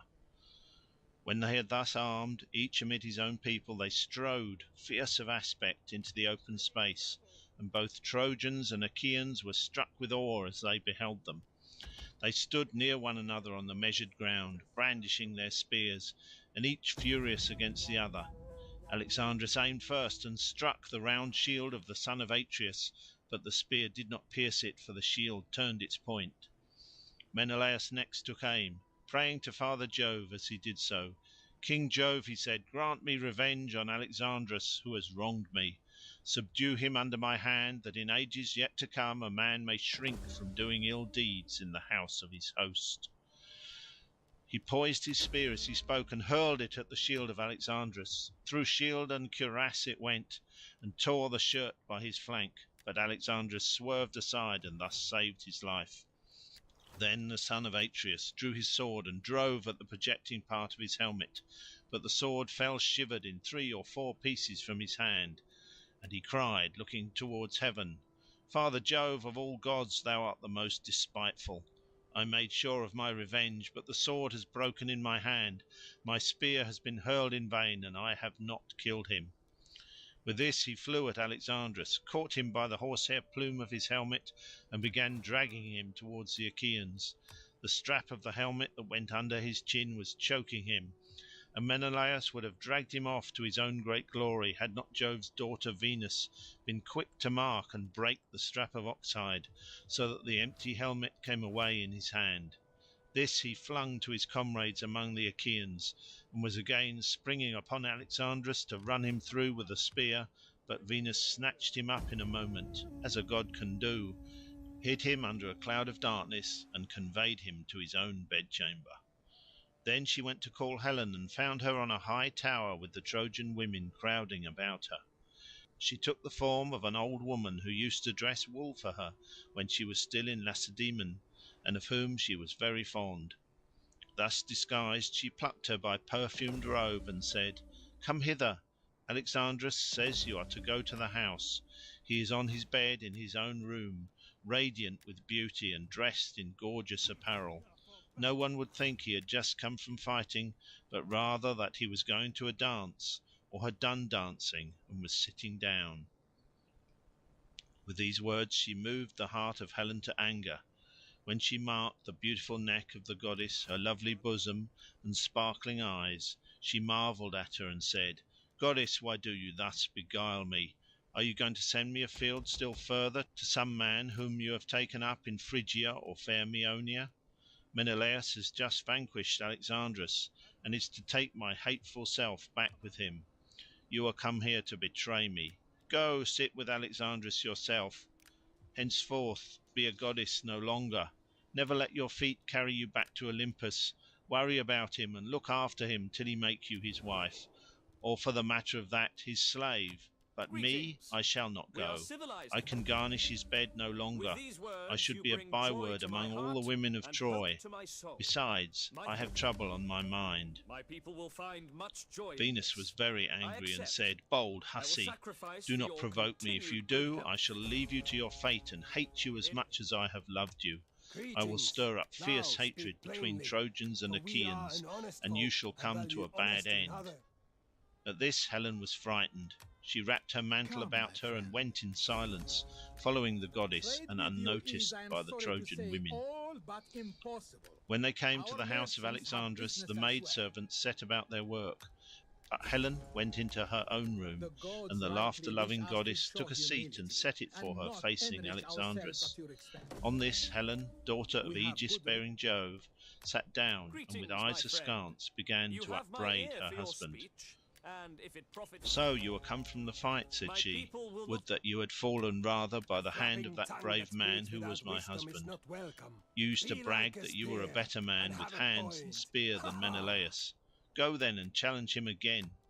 But I should advise you not to do so, I am for if you sure are that your foolish wares enough to will meet him find in a single home combat, somewhere, but you will not with soon us. fall by his spear." And Paris answered, "Wife, do not vex me Well, with your reproaches. I am eager This to time, hear with the your help of words. Minerva, Menelaus has vanquished me. Another time I may myself You are be victor, welcome, for I too WarThunder. have gods that will stand by me. Come, let us lie down together and make friends. Never yet was I so passionately enamoured of you as at this moment, not even when I first carried you off from Lacedaemon and sailed away with you, not even when I had converse with you upon the couch of love in the island of Cranae was I so enthralled by desire of you as now." On this he led her towards the bed, and his wife went with him.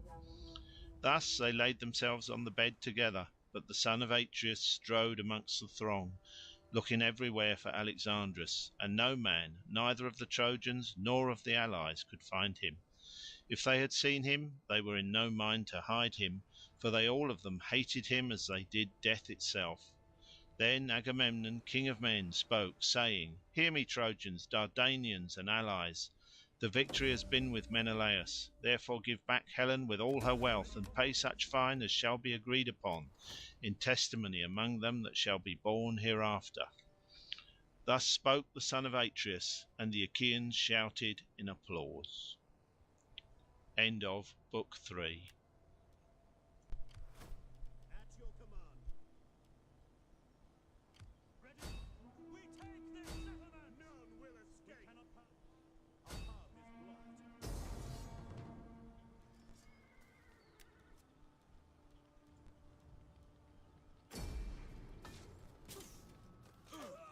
is blocked. Book 4 of the Iliad. A quarrel in Olympus. Minerva goes down to persuade Pandarus to violate the oath by wounding Menelaus with an arrow. Agamemnon makes a speech and sends for Machaon. He then goes about among his captains and upbraids Ulysses and Sthenelus, who each of them retort fiercely. Diomed checks Sthenelus, and the two hosts engage with great slaughter on either side. Now the gods were sitting with Jove in council upon the golden floor, while Hebe went around pouring out nectar for them to drink. And as they pledged one another in their cups of gold, they looked down upon the town of Troy. The son of Saturn then began to tease Juno, talking at her so as to provoke her. "Menelaus," he said, "has two good friends among the goddesses, Juno of Argos and Minerva of Alalcomene. But they only sit still and look on, while Venus keeps ever at Alexandrus's side to defend him at any danger. Indeed, she has just rescued him when he made sure that it was all over with him, for the victory really did lie with Menelaus. We must consider what we shall do about all this. Shall we set them fighting anew, or make peace between them? If you will agree to this last, Menelaus can take back Helen, and the city of Priam may remain still inhabited." Minerva and Juno muttered their discontents as they sat side by side hatching mischief for the Trojans. Minerva scowled at her father, for she was in a furious passion with him, and said nothing, but Juno could not contain herself. "Dread son of Saturn," said she, "what, pray, is the meaning of all this?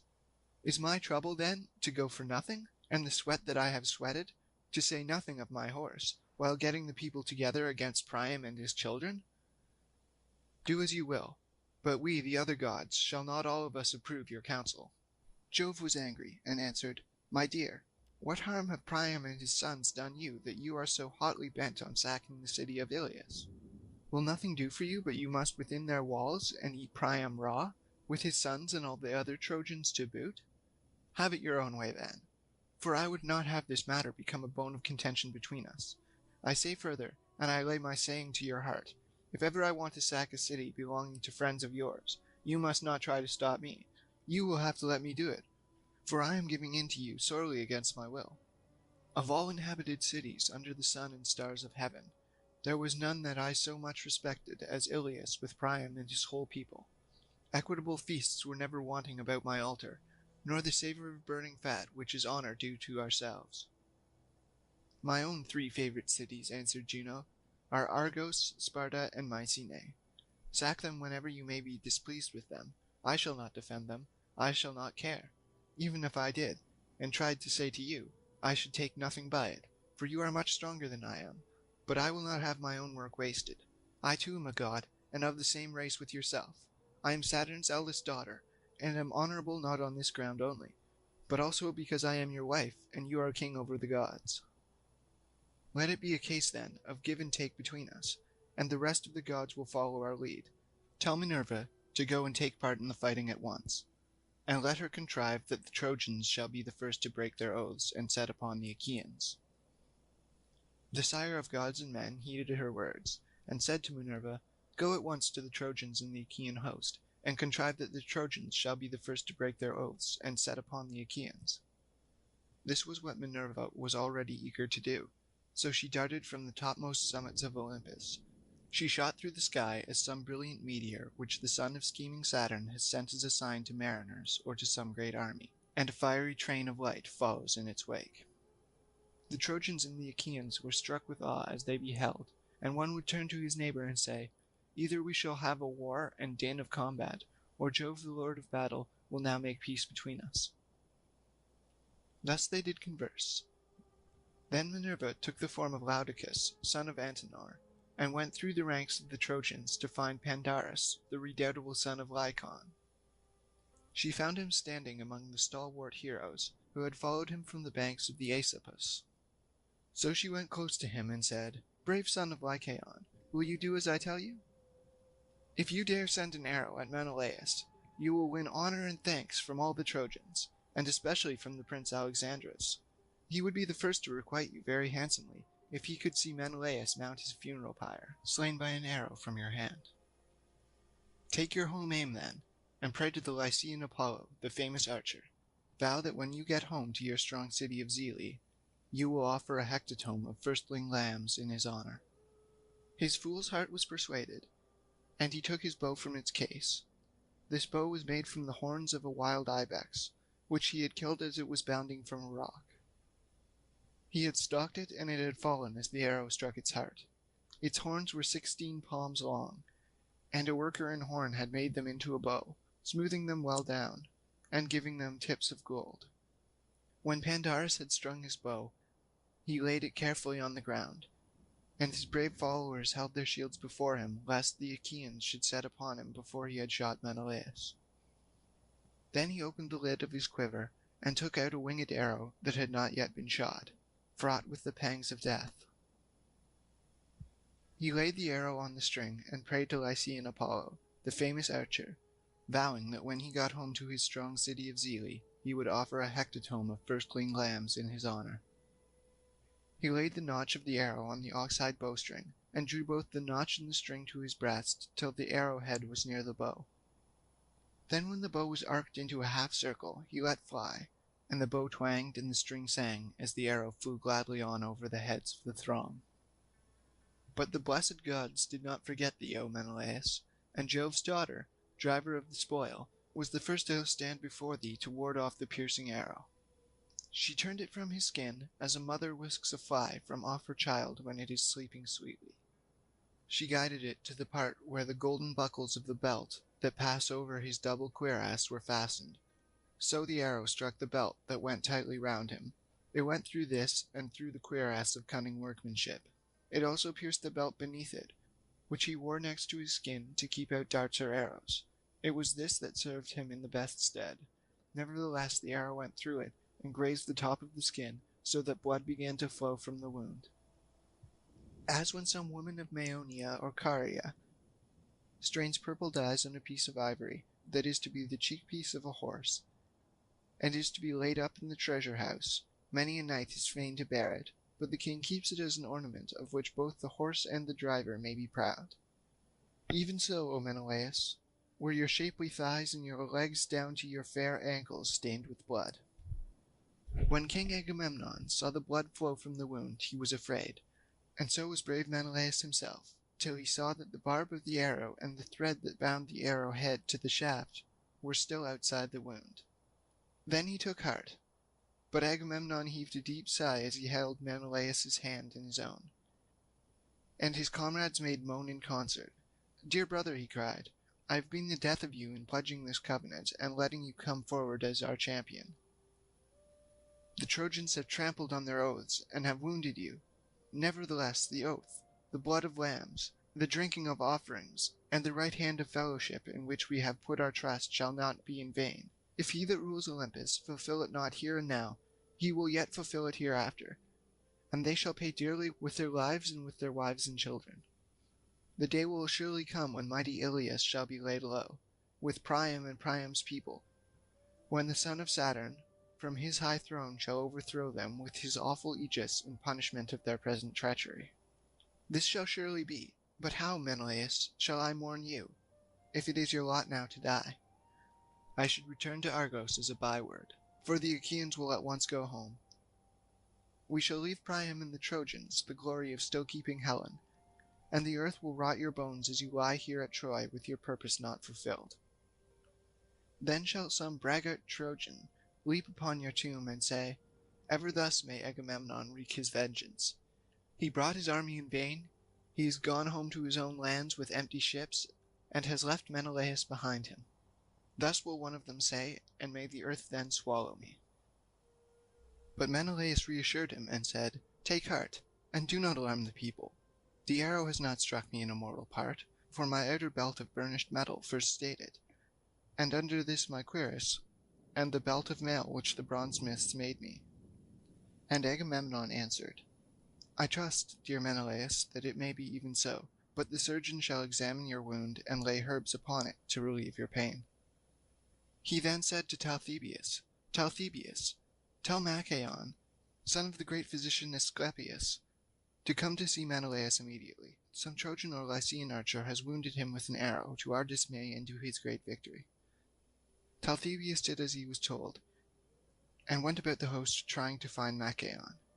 Presently he found standing amid the brave warriors who had followed him from Triccia, whereon he went up to him and said, "Son of Asclepius, King Agamemnon says you are to come to see Menelaus immediately.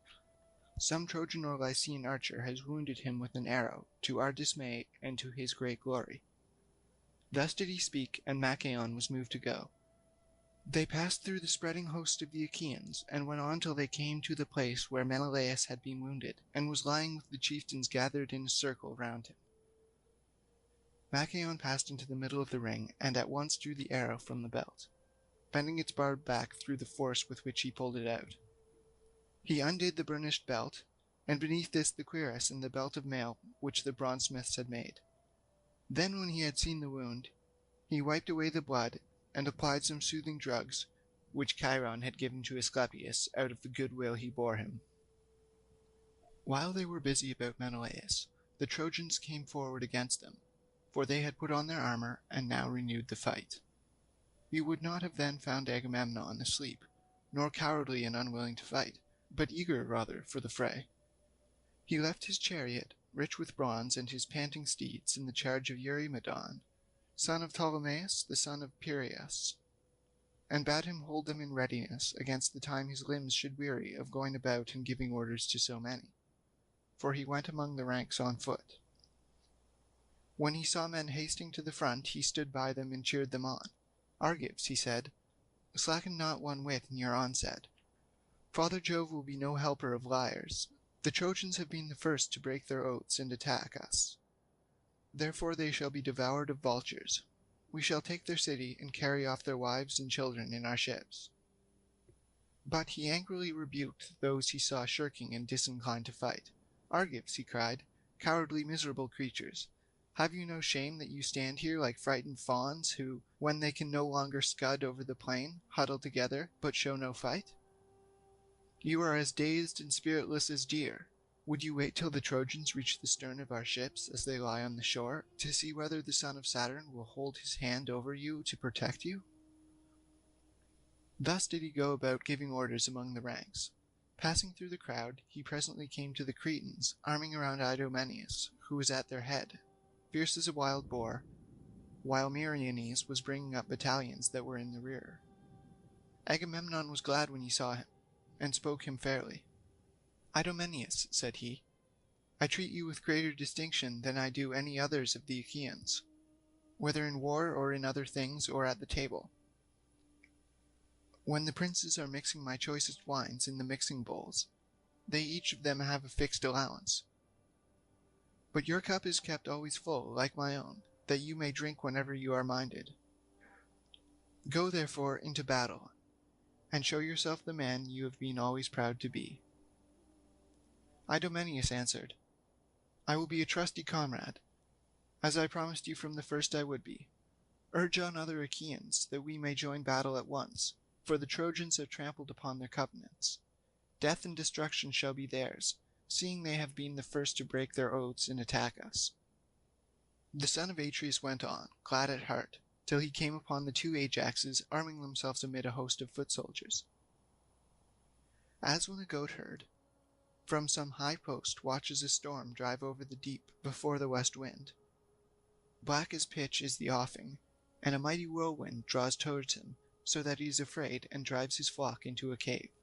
Even thus did the ranks of stalwart youths move in a dark mass to battle under the Ajaxes, horrid with shield and spear. Glad was King Agamemnon when he saw them. "No need," he cried, "to give orders to such leaders of the Argives as you are.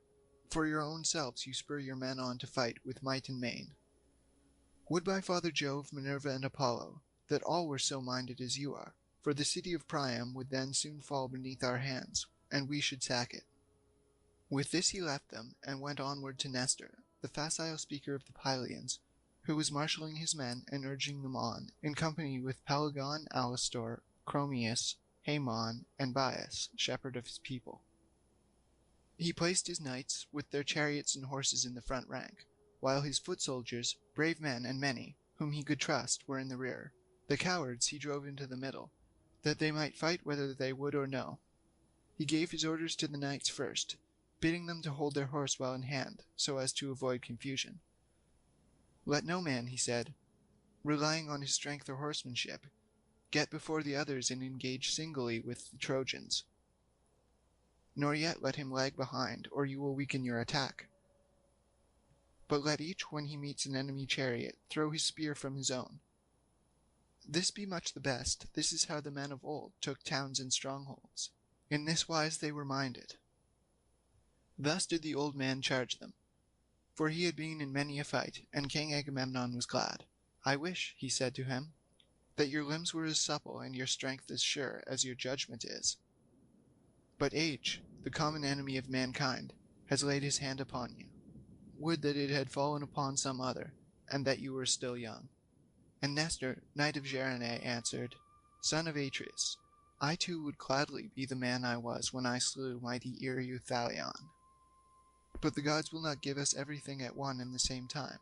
I was young then, and now I am old. Still I can go with my knights, and give them that counsel which old men have a right to give. The wielding of the spear I leave to those who are younger and stronger than myself." Agamemnon went his way rejoicing, and presently found Menestheus, son of Petos, tarrying in his place, and with him were the Athenians loud of tongue in battle. Near him also tarried cunning Ulysses, with his sturdy Cephallenians round him. They had not yet heard the battle cry, for the ranks of Trojans and Achaeans had only just begun to move, so they were standing still, waiting for some other columns of the Achaeans to attack the Trojans and begin the fighting. When he saw this, Agamemnon rebuked them, and said, "Son of Petos, and you other, steeped in cunning, heart of guile, why stand you here cowering and waiting on others?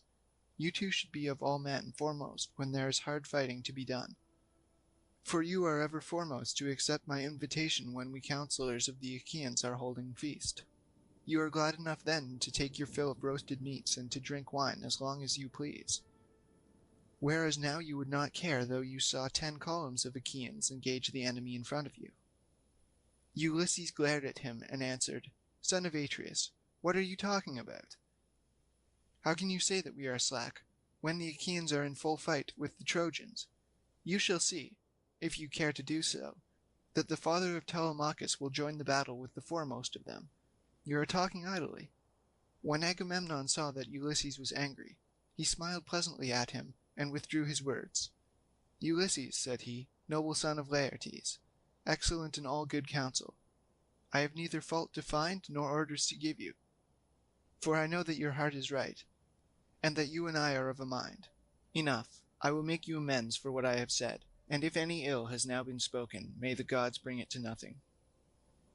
He then left them and went on to others.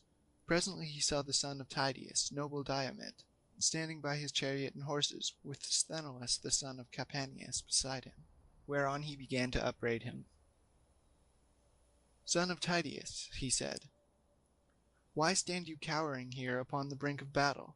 Tydeus did not shrink thus, but was ever ahead of his men when leading them on against the foe. So at least they say that saw him in battle, for I never set eyes upon him myself. They say that there was no man like him. He came once to Mycenae, not as an enemy, but as a guest, in company with Polynices, to recruit his forces, for they were levying war against the strong city of Thebes, and prayed our people for a body of picked men to help him. The men of Mycenae were willing to let them have one, but Jove dissuaded them by showing them unfavorable omens. Tydeus, therefore, and Polynices went their way. When they had got as far as the deep-meadowed and rush-grown banks of the Aesopus, the Achaeans sent Tydeus as their envoy. And he found the Cadmeans gathered in great number to a banquet in the house of Eteocles. Stranger though he was, he knew no fear on finding himself single-handed amongst so many. He challenged them to contests of all kinds, and in each one of them was he at once victorious, so mightily did Minerva help him. The Cadmeans were incensed at his success, and sent a force of 50 youths with 2 captains, the godlike hero Maon, son of Haemon, and Polyphontes, son of Autophonus, at their head to lie in wait for him on his return journey.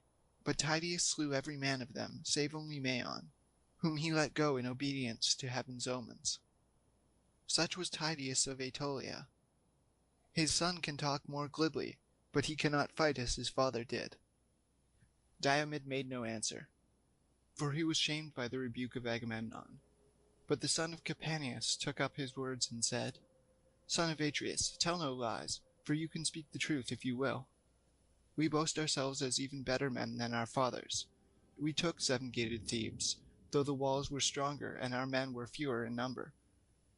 For we trusted in the omens of gods and in the help of Jove, whereas they perished through their own sheer folly. Hold not then our fathers in like honor with us.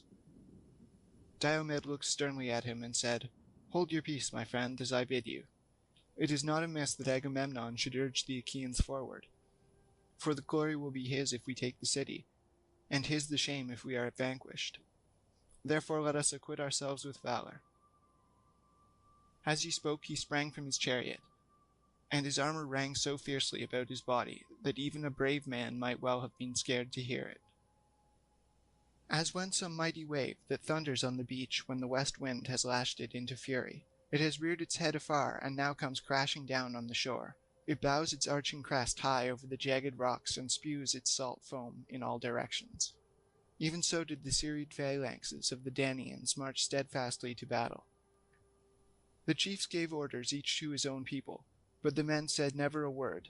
No man would think it, for as huge as the host was, it seemed as though there was not a tongue among them, so silent were they in their obedience. As they marched, the armor about their bodies glistened in the sun, but the clamor of the Trojan ranks was as that of many thousand ewes, that stand waiting to be milked in the yard of some rich flockmaster, and bleating incessantly in answer to the bleating of their lambs. For they had not one speech nor language, but their tongues were diverse, and they came from different places. These were inspired of Mars, but the others by Minerva, and with them came panic, rout, and strife whose fury never tires. Sister and friend of the murderous Mars, who, from being at first but small in stature, grows till she uprears her head to heaven, though her feet are still on the earth. She it was that went about among them, and flung down discord to the waxing of sorrows, with even hand between them. When they were got together in one place, shield crashed with shield, and spear with spear, in the rage of battle. The bossed shields beat upon one another, and there was a tramp as of a great multitude, death cry and shout of triumph of slain and slayers, and the earth ran red with blood. As torrents swollen with rain course madly down their deep channels till the angry floods meet in some gorge, and the shepherd on the hillside hears their roaring from afar, even such was the toil and uproar of the hosts as they joined battle. First Antilochus slew an armed warrior of the Trojans, Echepolus, son of Thalesius, fighting in the foremost ranks. He struck at the projecting part of his helmet, and drove his spear into his brow. The point of bronze pierced the bone, and darkness veiled his eyes. Headlong as a tower he fell amid the press of the fighting, and as he dropped, King Elephenor, son of Colchidon, and captain of the proud Abantes, began dragging him out of reach of the darts that were falling around him, in haste to strip him of his armor. But his purpose was not for long. Agenor saw him hauling away the body, and smote him in the side with his bronze-shod spear.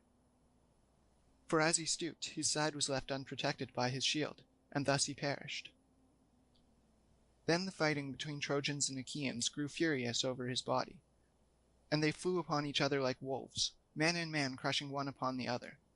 Forthwith Ajax, son of Telamon, slew the fair youth Simoeisius, son of Anthemion, whom his mother bore by the banks of the Simois, as she was coming down from Mount Ida, where she had been with her parents to see their flocks. Therefore he was named Simoeisius, but he did not live to pay his parents for his rearing, for he was cut off untimely by the spear of mighty Ajax, who struck him in the breast by the right nipple as he was coming on among the foremost fighters.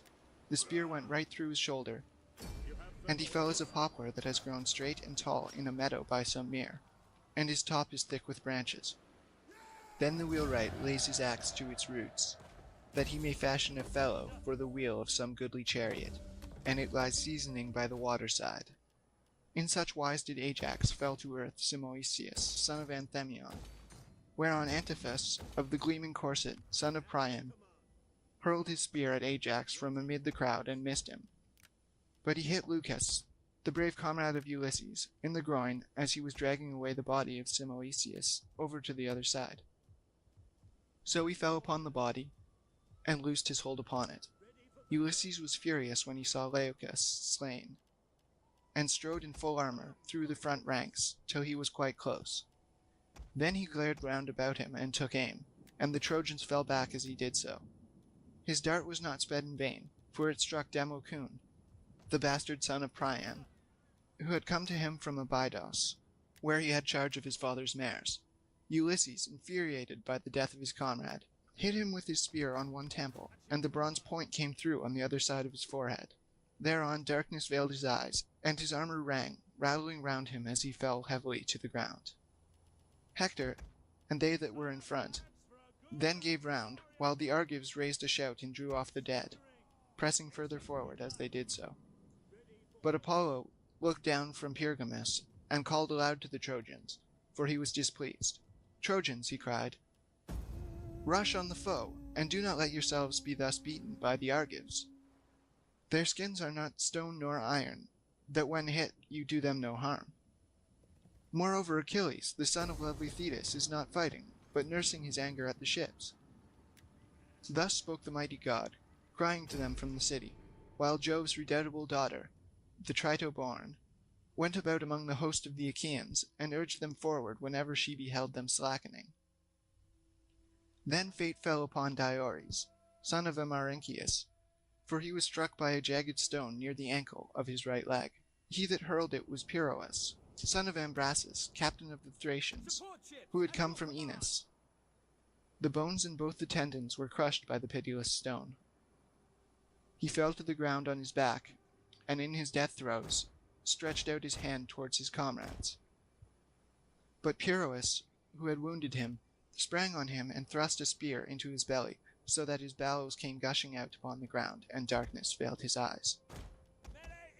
As he was leaving the body, Thoas of Aetolia struck him in the chest near the nipple, and the point fixed itself in his lungs. Thoas came close up to him, pulled the spear from his chest, and then, drawing his sword, smote him in the middle of the belly so that he died. But he did not strip him of his armor. For his Thracian comrades, men who wear their hair in tufts upon the top of their head, stood round the body and kept him off with their long spears for all his great stature and valor. So he was driven back. Thus the two corpses lay stretched on the earth near to one another, and one captain of the Thracians and the other of the Epeans, and many another fell round them. And now no man would have made light of the fighting if he could have gone about among it scatheless and unwounded, with Minerva leading him by the hand, and protecting him from the storm of spears and arrows. For many Trojans and Achaeans on that day lay stretched side by side, face downwards upon the earth. End of Book 4 of the Iliad. If we are victorious and live, I will sacrifice to Zeus and Ares for their favor and help in our defense. But we mortals must do our parts as well. Book 5. The Exploits of Diomed. The exploits of Diomed, who, though wounded by Pandarus, continues fighting. He kills Pandarus and wounds Aeneas. Venus rescues Aeneas, but being wounded by Diomed, commits him to the care of Apollo and goes to Olympus, where she is tended by her mother Dione. Mars encourages the Trojans, and Aeneas returns to the fight cured of his wound.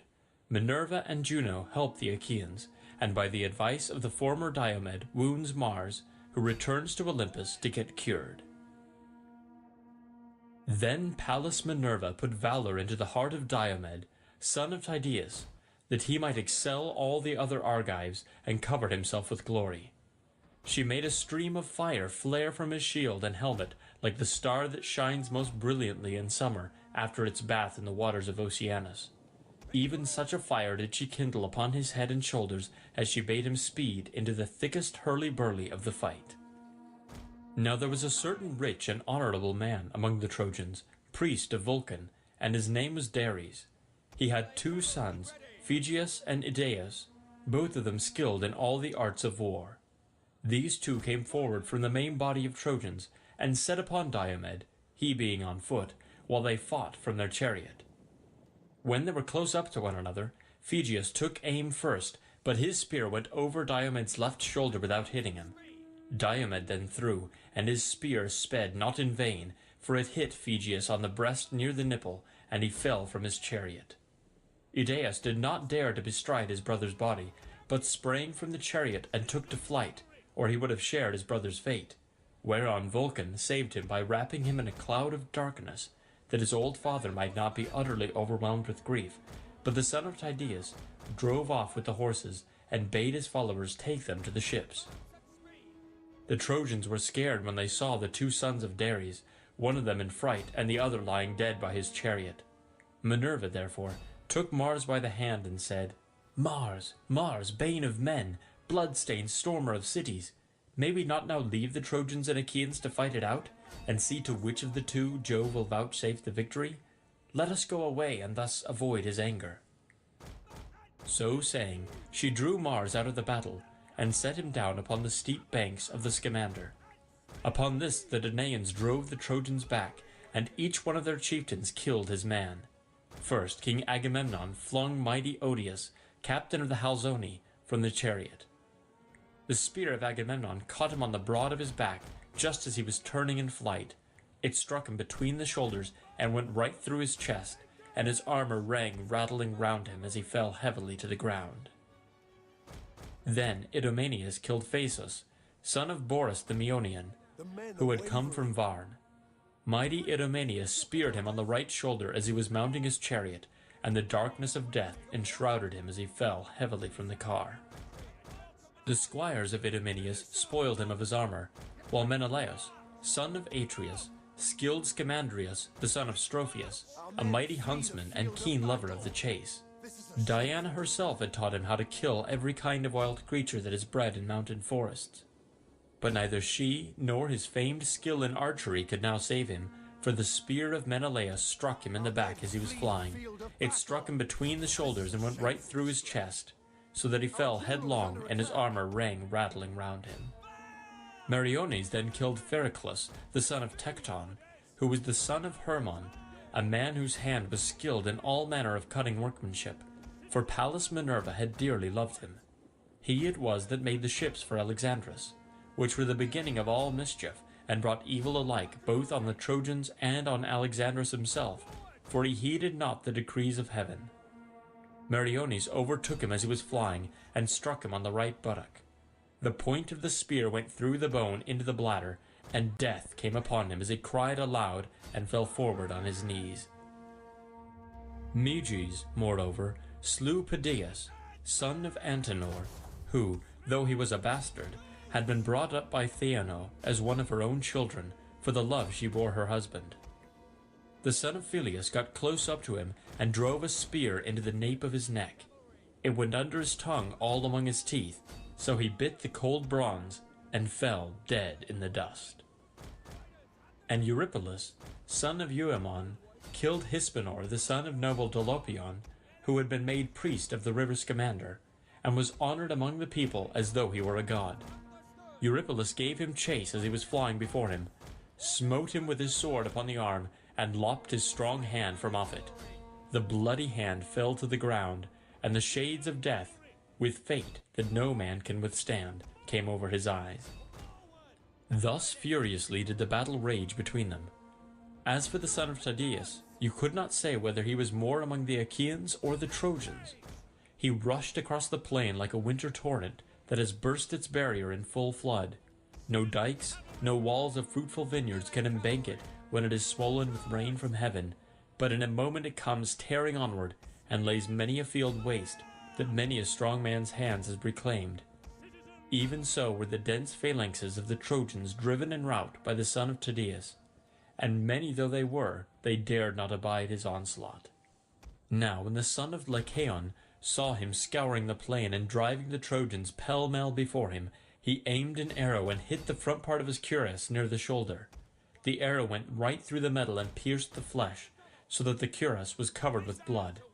On this, the son of Lycaon shouted in triumph, "Knights, Trojans, come on! The bravest of the Achaeans is wounded, and he will not hold out much longer if King Apollo was indeed with me when I sped from Lycia hither." Thus did he vaunt, but his arrow had not killed Diomed, who withdrew and made for the chariot and horses of Sthenelus, the son of Capaneus. "Dear son of Capaneus," said he, "come down from your chariot, and draw the arrow out of my shoulder." Sthenelus sprang from his chariot, and drew the arrow from the wound, whereon the blood came spouting out through the hole that had been made in his shirt. Then Diomed prayed, saying, "Hear me, daughter of aegis-bearing Jove, unweariable. If ever you loved my father well and stood by him in the thick of a fight, do the like now by me. Grant me to come within a spear's throw of that man and kill him. He has been too quick for me and has wounded me, and now he is boasting that I shall not see the light of the sun much longer." Thus he prayed, and Pallas Minerva heard him. She made his limbs supple and quickened his hands and his feet. Then she went up close to him and said, "Fear not, Diomed, to do battle with the Trojans, for I have set in your heart the spirit of your knightly father Tydeus. Moreover, I have withdrawn the veil from your eyes, that you know gods and men apart.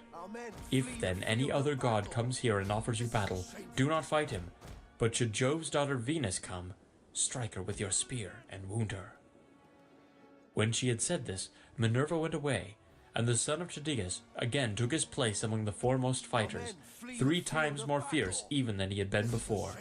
He was like a lion that some mountain shepherd had wounded, but not killed, as he is springing over the wall of a sheepyard to attack the sheep. The shepherd has roused the brute to fury, but cannot defend his flock, so he takes shelter under cover of the buildings, while the sheep, panic-stricken on being deserted, are smothered in heaps, one on top of the other, and the angry lion leaps out over the sheep-yard wall. Even thus did Diomed go furiously about among the Trojans. He killed Astynos, an Hyperion, shepherd of his people, the one with a thrust of his spear, which struck him above the nipple, the other with a sword cut on the collarbone that severed his shoulder from his neck and back. He let both of them die, and went in pursuit of Abas and Polyidus, sons of the old reader of dreams, Eurydamus.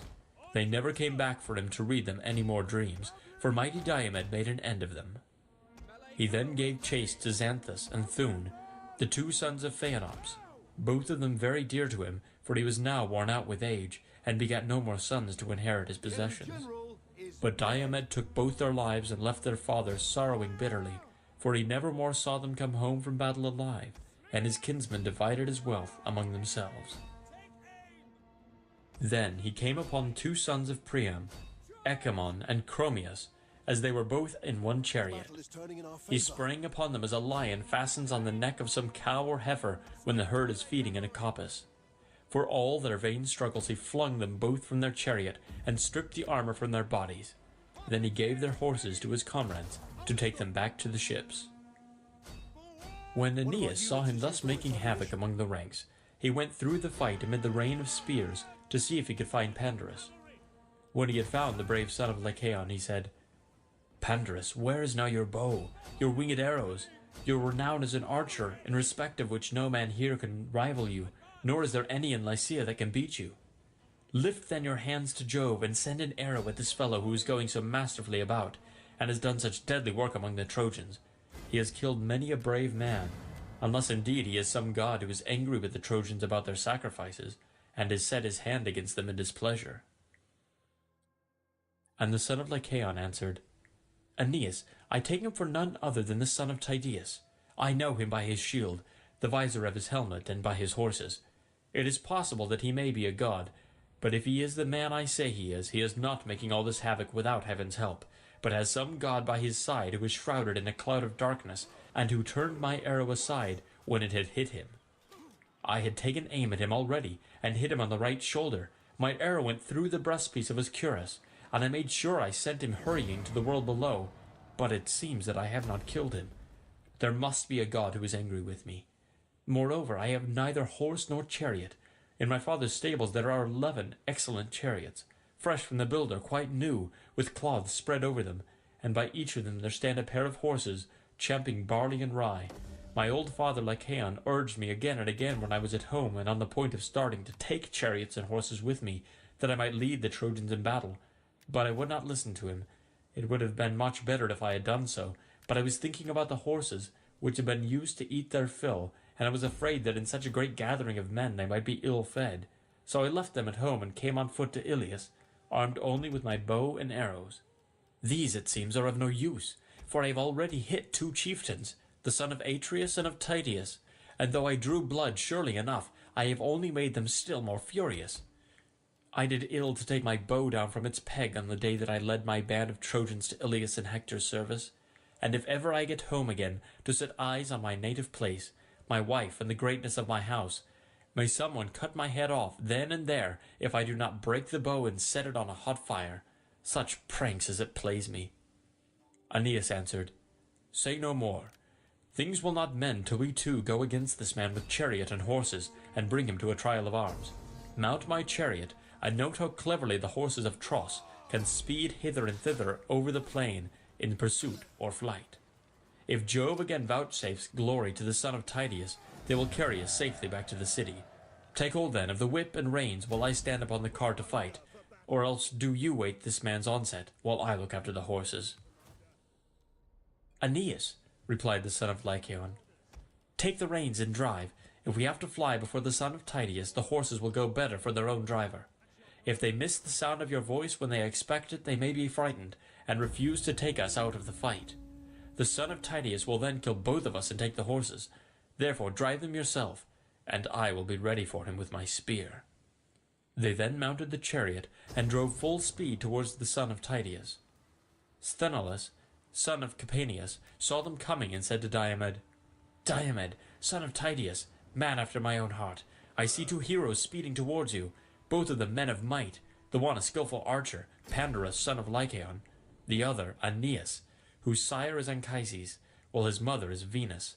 Mount the chariot and let us retreat. Do not, I pray you, press so furiously forward, or you may get killed."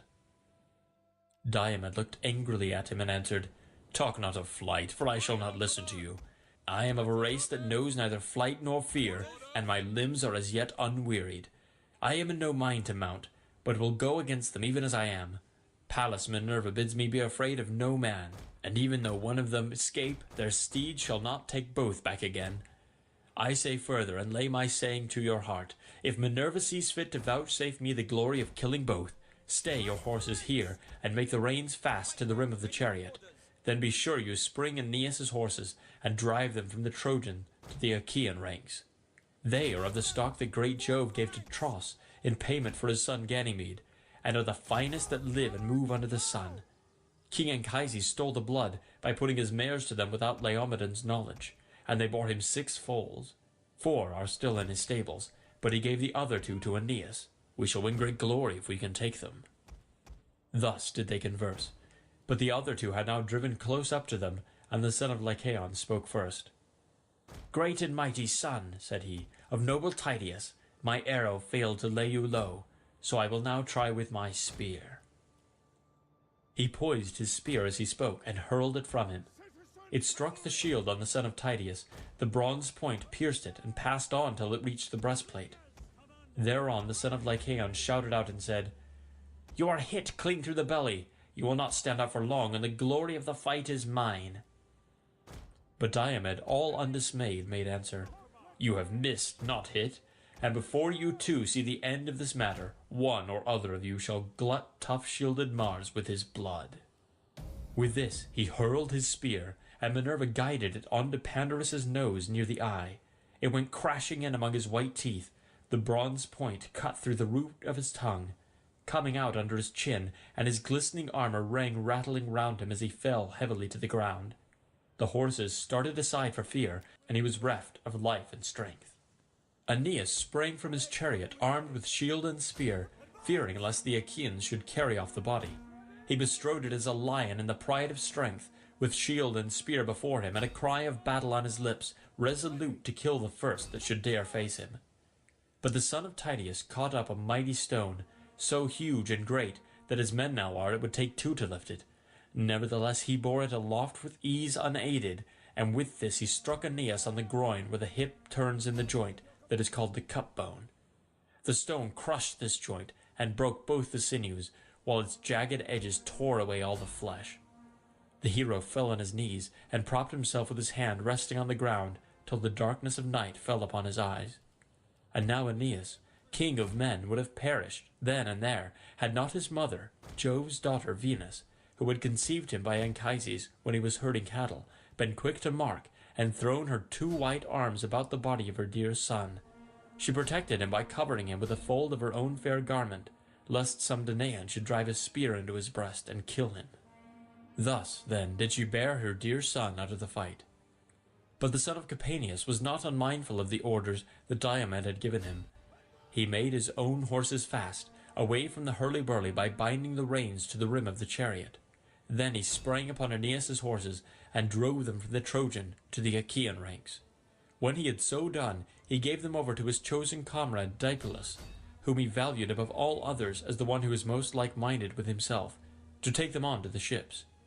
He then remounted his own chariot, seized the reins, and drove with all speed in search of the son of Tydeus. Now the son of Tydeus was in pursuit of the Cyprian goddess, spear in hand, for he knew her to be feeble, and not one of those goddesses that can lord it among men in battle, like Minerva, or Enyo, the waster of cities. And when at last, after a long chase, he caught her up, he flew at her and thrust his spear into the flesh of her delicate hand. The point tore through the ambrosial robe which the Graces had woven for her, and pierced the skin between her wrist and the palm of her hand, so that the immortal blood, or ichor, that flows in the veins of the blessed gods, came pouring from the wound. For the gods do not eat bread, nor drink wine, hence they have no blood such as ours, and are immortal.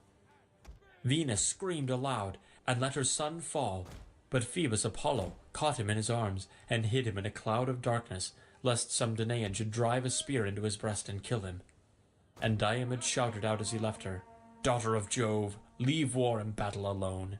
Can you not be contented with beguiling silly women? If you meddle with fighting, you will get what will make you shudder at the very name of war. The goddess went dazed and discomfited away, and Iris, fleet as the wind, drew her from the throng, in pain and with her fair skin all besmirched. She found fierce Mars waiting on the left of the battle, with his spear and his 2 fleet steeds resting on a cloud, whereon she fell on her knees before her brother and implored him to let her have his horses. "Dear brother," she cried, "save me, and give me your horses to take me to Olympus where the gods dwell. I am badly wounded by a mortal, the son of Tydeus, who would now fight even with the father Jove." Thus she spoke, and Mars gave her his gold-bedizened steeds. She mounted the chariot, sick and sorry at heart, while Iris sat beside her and took the reins in her hand. She lashed her horses on, and they flew forward, nothing loth, till in a trice they were at high Olympus, where the gods have their dwelling. There she stayed them, unloosed them from the chariot, and gave them their ambrosial forage. But Venus flung herself on the lap of her mother Dione, who threw her arms about her and caressed her, saying, "Which of the heavenly beings has been treating you in this way, as though you had been doing something wrong in the face of day?" And laughter-loving Venus answered, "Proud Diomed, the son of Tydeus, wounded me because I was bearing my dear son Aeneas, whom I love best of all mankind, out of the fight. The war is no longer one between Trojans and Achaeans, for the Danaans have now taken to fighting with the immortals." "Bear it, my child," replied Dione, "and make the best of it. We dwellers in Olympus have to put up with much at the hands of men, and we lay much suffering on one another. Mars had to suffer when Otus and Ephialtes, children of Oileus, bound him in cruel bonds, so that he lay 13 months imprisoned in a vessel of bronze. Mars would have then perished, had not fair Ereboea, stepmother to the son of Aloeus, told Mercury, who stole him away when he was already well nigh worn out by the severity of his bondage. Juno again suffered when the mighty son of Amphitryon wounded her on the right breast with a 3-barbed arrow, and nothing could assuage her pain. So also did huge Hades, when this same man, the son of Aegis-bearing Jove, hit him with an arrow even at the gates of hell and hurt him badly. Thereon Hades went to the house of Jove on great Olympus, angry and full of pain, and the arrow in his brawny shoulder caused him great anguish, till Paeon healed him by spreading soothing herbs on the wound, for Hades was not of mortal mould.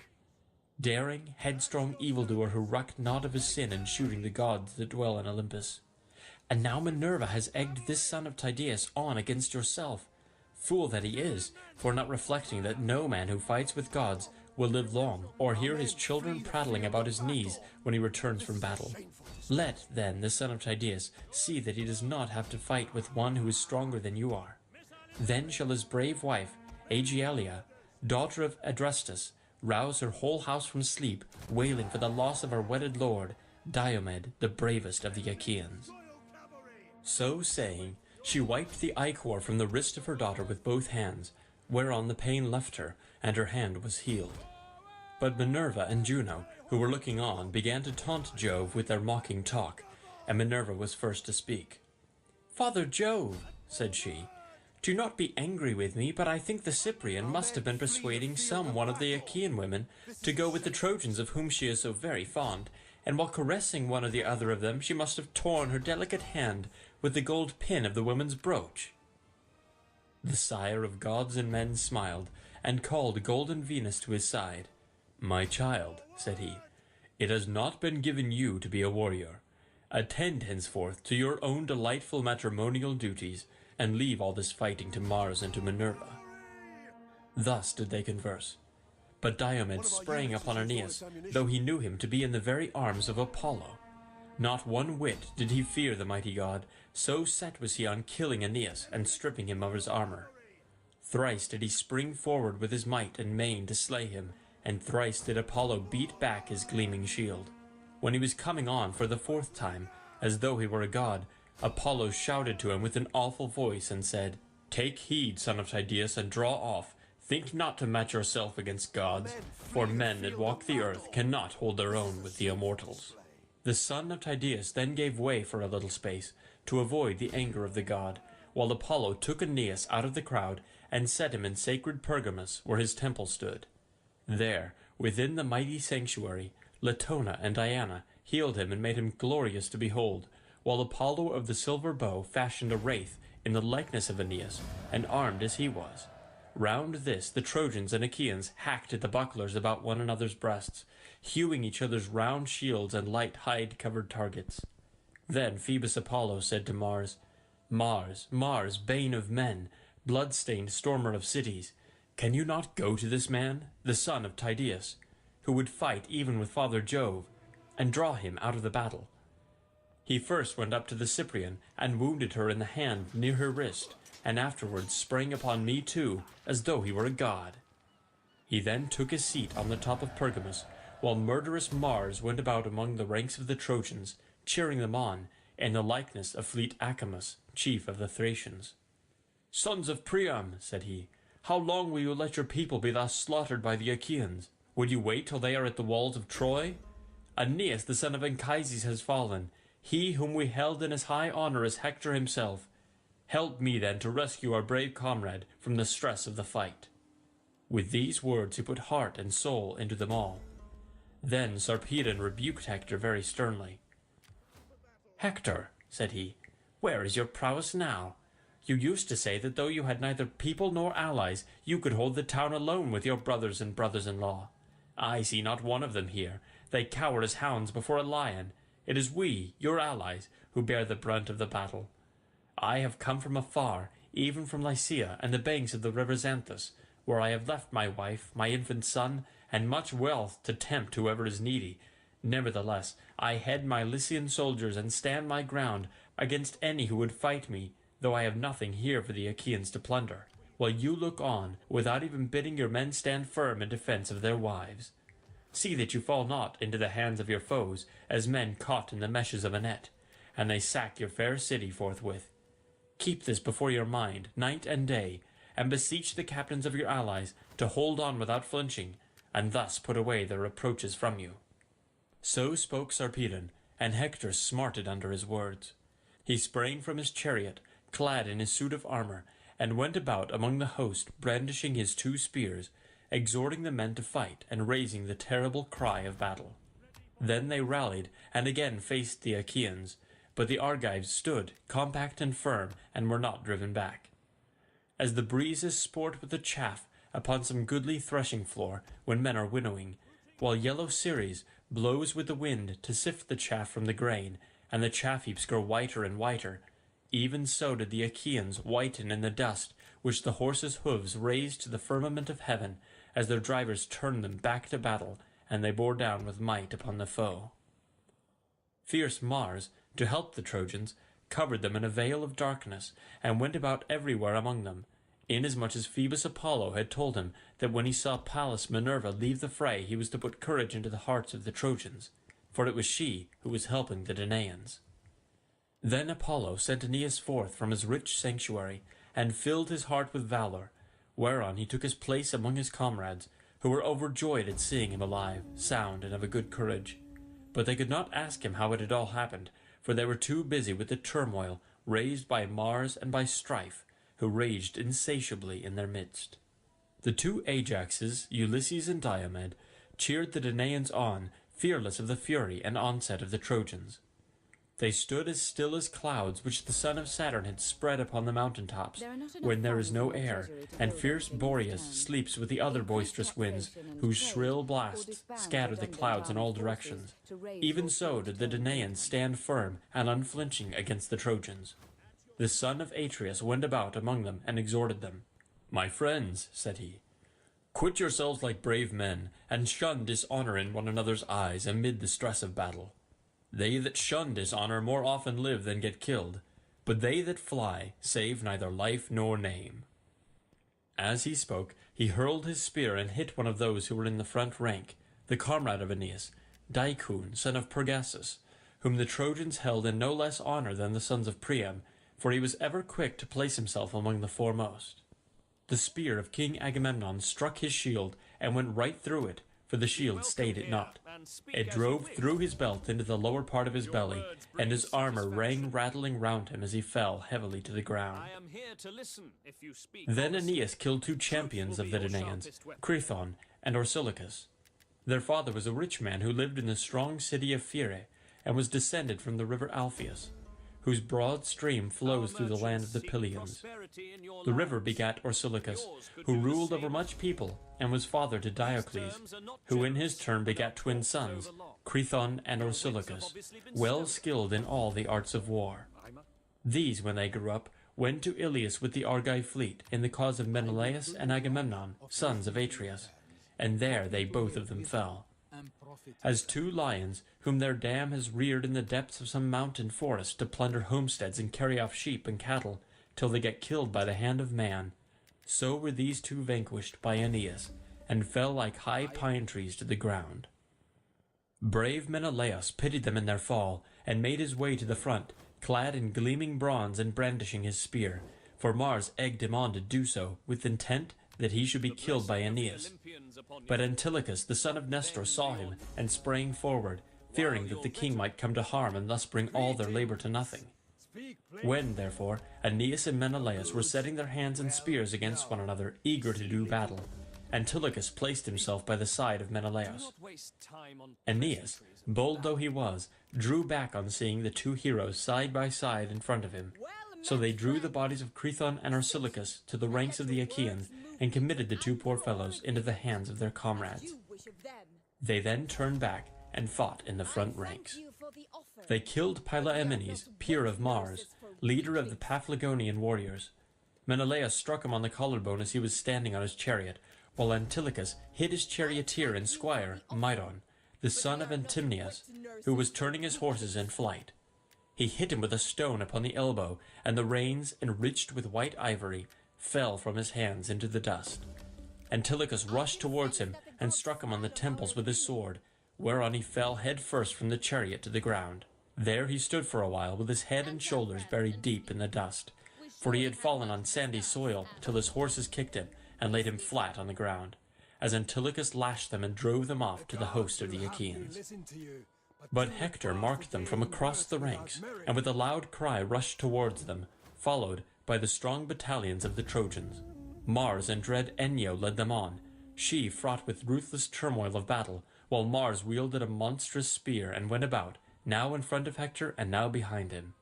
Diomed shook with passion as he saw them, as a man crossing a wide plain is dismayed to find himself on the brink of some great river rolling swiftly to the sea. He sees its boiling waters and starts back in fear. Even so did the son of Tydeus give ground. Then he said to his men, "My friends, how can we wonder that Hector wields the spear so well? Some god is ever by his side to protect him, and now Mars is with him in the likeness of mortal man. Keep your faces therefore towards the Trojans, but give ground backwards, for we dare not fight with gods." As he spoke, the Trojans drew close up, and Hector killed 2 men, both in one chariot, Menestheus and Anchialus, heroes well versed in war. Ajax, son of Telamon, pitied them in their fall. He came close up and hurled his spear, hitting Amphius, the son of Selagus, a man of great wealth who lived in Paesus and owned much corn-growing land, but his lot had led him to come to the aid of Priam and his sons. Ajax struck him in the belt. The spear pierced the lower part of his belly, and he fell heavily to the ground. Then Ajax ran towards him to strip him of his armor, but the Trojans rained spears upon him, many of which fell upon his shield. He planted his heel upon the body, and drew out his spear, but the darts pressed so heavily upon him that he could not strip the goodly armor from his shoulders. The Trojan chieftains, moreover, many and valiant, came about him with their spears, so that he dared not stay. Great, brave, and valiant though he was, they drove him from them, and he was beaten back. Thus, then, did the battle rage between them. Presently the strong hand of fate impelled Tlepolemus, the son of Hercules, a man both brave and of great stature, to fight Sarpedon. So the two, son and grandson of great Jove, drew near to one another, and Tlepolemus spoke first. "Sarpedon," said he, "counsellor of the Lycians, why should you come skulking here, you who are a man of peace? They lie who call you son of aegis-bearing Jove, for you are little like those who were of old his children. Far other was Hercules, my own brave and lion-hearted father, who came here for the horses of Laomedon, and though he had 6 ships only, and few men to follow him, sacked the city of Ilius, and made a wilderness of her highways. You are a coward, and your people are falling from you. For all your strength, and all your coming from Lycia, you will be no help to the Trojans, but will pass the gates of Hades, vanquished by my hand." And Sarpedon, captain of the Lycians, answered, Tlepolemus, your father overthrew Ilius by reason of Laomedon's folly in refusing payment to one who had served him well. He would not give your father the horses which he had come so far to fetch. As for yourself, you shall meet death by my spear. You shall yield glory to myself, and your soul to Hades of the noble steeds. Thus spoke Sarpedon, and Tlepolemus upraised his spear. They threw at the same moment, and Sarpedon struck his foe in the middle of his throat. The spear went right through, and the darkness of death fell upon his eyes. Tlepolemus's spear struck Sarpedon on the left thigh with such force that it tore through the flesh and grazed the bone, but his father as yet warded off destruction from him. His comrades bore Sarpedon out of the fight, in great pain by the weight of the spear that was dragging from his wound. They were in such haste and stress as they bore him that no one thought of drawing the spear from his thigh so as to let him walk uprightly. Meanwhile the Achaeans carried off the body of Tlepolemus, whereon Ulysses was moved to pity, and panted for the fray as he beheld them. He doubted whether to pursue the son of Jove, or to make slaughter of the Lycian rank and file. It was not decreed, however, that he should slay the son of Jove. Minerva, therefore, turned him against the main body of the Lycians. He killed Corianus, Alastor, Chromius, Alcandrus, Halius, Noemon, and Prytanis, and would have slain yet more had not great Hector marked him, and sped to the front of the fight, clad in his suit of mail, filling the Danaans with terror. Sarpedon was glad when he saw him coming, and besought him, saying, Son of Priam, let me not be here to fall into the hands of the Danaans. Help me, and since I may not return home to gladden the hearts of my wife and of my infant son, let me die within the walls of your city. Hector made him no answer, but rushed onward to fall at once upon the Achaeans and kill many among them. His comrades then bore Sarpedon away, and lay him beneath Jove's spreading oak tree. Pelagon, his friend and comrade, drew the spear out of his thigh, but Sarpedon fainted, and a mist came over his eyes. Presently he came to himself again, for the breath of the north wind as it played upon him gave him new life, and brought him out of the deep swoon into which he had fallen. Meanwhile the Argives were neither driven towards their ships by Mars and Hector, nor yet did they attack them. When they knew that Mars was with the Trojans they retreated, but kept their faces still turned towards the foe. Who then was first, and who was last to be slain by Mars and Hector? They were valiant Teuthras, and Orestes the renowned charioteer, Trechus the Aetolian warrior, Oenomaus, Helenus the son of Oenops, and Orsibius of the gleaming girdle, who was possessed of great wealth, and dwelt by the Cephisian lake with the other Boeotians who lived near him, owners of a fertile country. Now when the goddess Juno saw the Argives thus falling, she said to Minerva, Alas, daughter of aegis-bearing Jove, unweariable, the promise we made Menelaus that he should not return till he had sacked the city of Ilius will be of no effect if we let Mars rage thus furiously. Let us go into the fray at once. Minerva did not gainsay her. Thereon the august goddess, daughter of great Saturn, began to harness her gold-bedizened steeds. Hebe, with all speed, fitted on the 8-spoked wheels of bronze that were on either side of the iron axle-tree. The felloes of the wheels were gold, imperishable, and over these there was a tire of bronze, wondrous to behold. The naves of the wheels were silver, turning round the axle upon either side. The car itself was made with plated bands of gold and silver, and it had a double top rail running all round it. From the body of the car there went a pole of silver, on to the end of which she bound the golden yoke, with the bands of gold that were to go under the necks of the horses. Then Juno put her steeds under the yoke, eager for battle and the war cry. Meanwhile Minerva flung her richly embroidered vesture, made with her own hands, onto her father's threshold, and donned the shirt of Jove, arming herself for battle. She threw her tasselled aegis about her shoulders, wreathed round with rout as with a fringe, and on it were strife, and strength, and panic whose blood runs cold. Moreover there was the head of the dread monster Gorgon, grim and awful to behold, portent of aegis-bearing Jove. On her head she set her helmet of gold, with 4 plumes, and coming to a peak both in front and behind, decked with the emblems of 100 cities. Then she stepped into her flaming chariot, and grasped the spear, so stout and sturdy and strong, with which she quells the ranks of heroes who have displeased her. Juno lashed the horses on, and the gates of heaven bellowed as they flew open of their own accord, gates over which the Hours preside, in whose hands are heaven and Olympus, either to open the dense cloud that hides them, or to close it. Through these the goddesses drove their obedient steeds, and found the son of Saturn sitting all alone on the topmost ridges of Olympus. There Juno stayed her horses, and spoke to Jove the son of Saturn, lord of all. "Father Jove," said she, "are you not angry with Mars for these high doings? How great and goodly a host of the Achaeans he has destroyed, to my great grief, and without either right or reason, while the Cyprian and Apollo are enjoying it all at their ease, and setting this unrighteous madman on to do further mischief. I hope, Father Jove, that you will not be angry if I hit Mars hard, and chase him out of the battle." And Jove answered, "Set Minerva onto him, for she punishes him more often than anyone else does." Juno did as he had said. She lashed her horses, and they flew forward, nothing loth, midway betwixt earth and sky. As far as a man can see when he looks out upon the sea from some high beacon, so far can the loud neighing horses of the gods spring at a single bound. When they reached Troy, and the place where its two flowing streams, Simois and Scamander, meet, there Juno stayed them and took them from the chariot. She hid them in a thick cloud, and Simois made ambrosia spring up for them to eat. The two goddesses then went on, flying like turtle doves in their eagerness to help the Argives.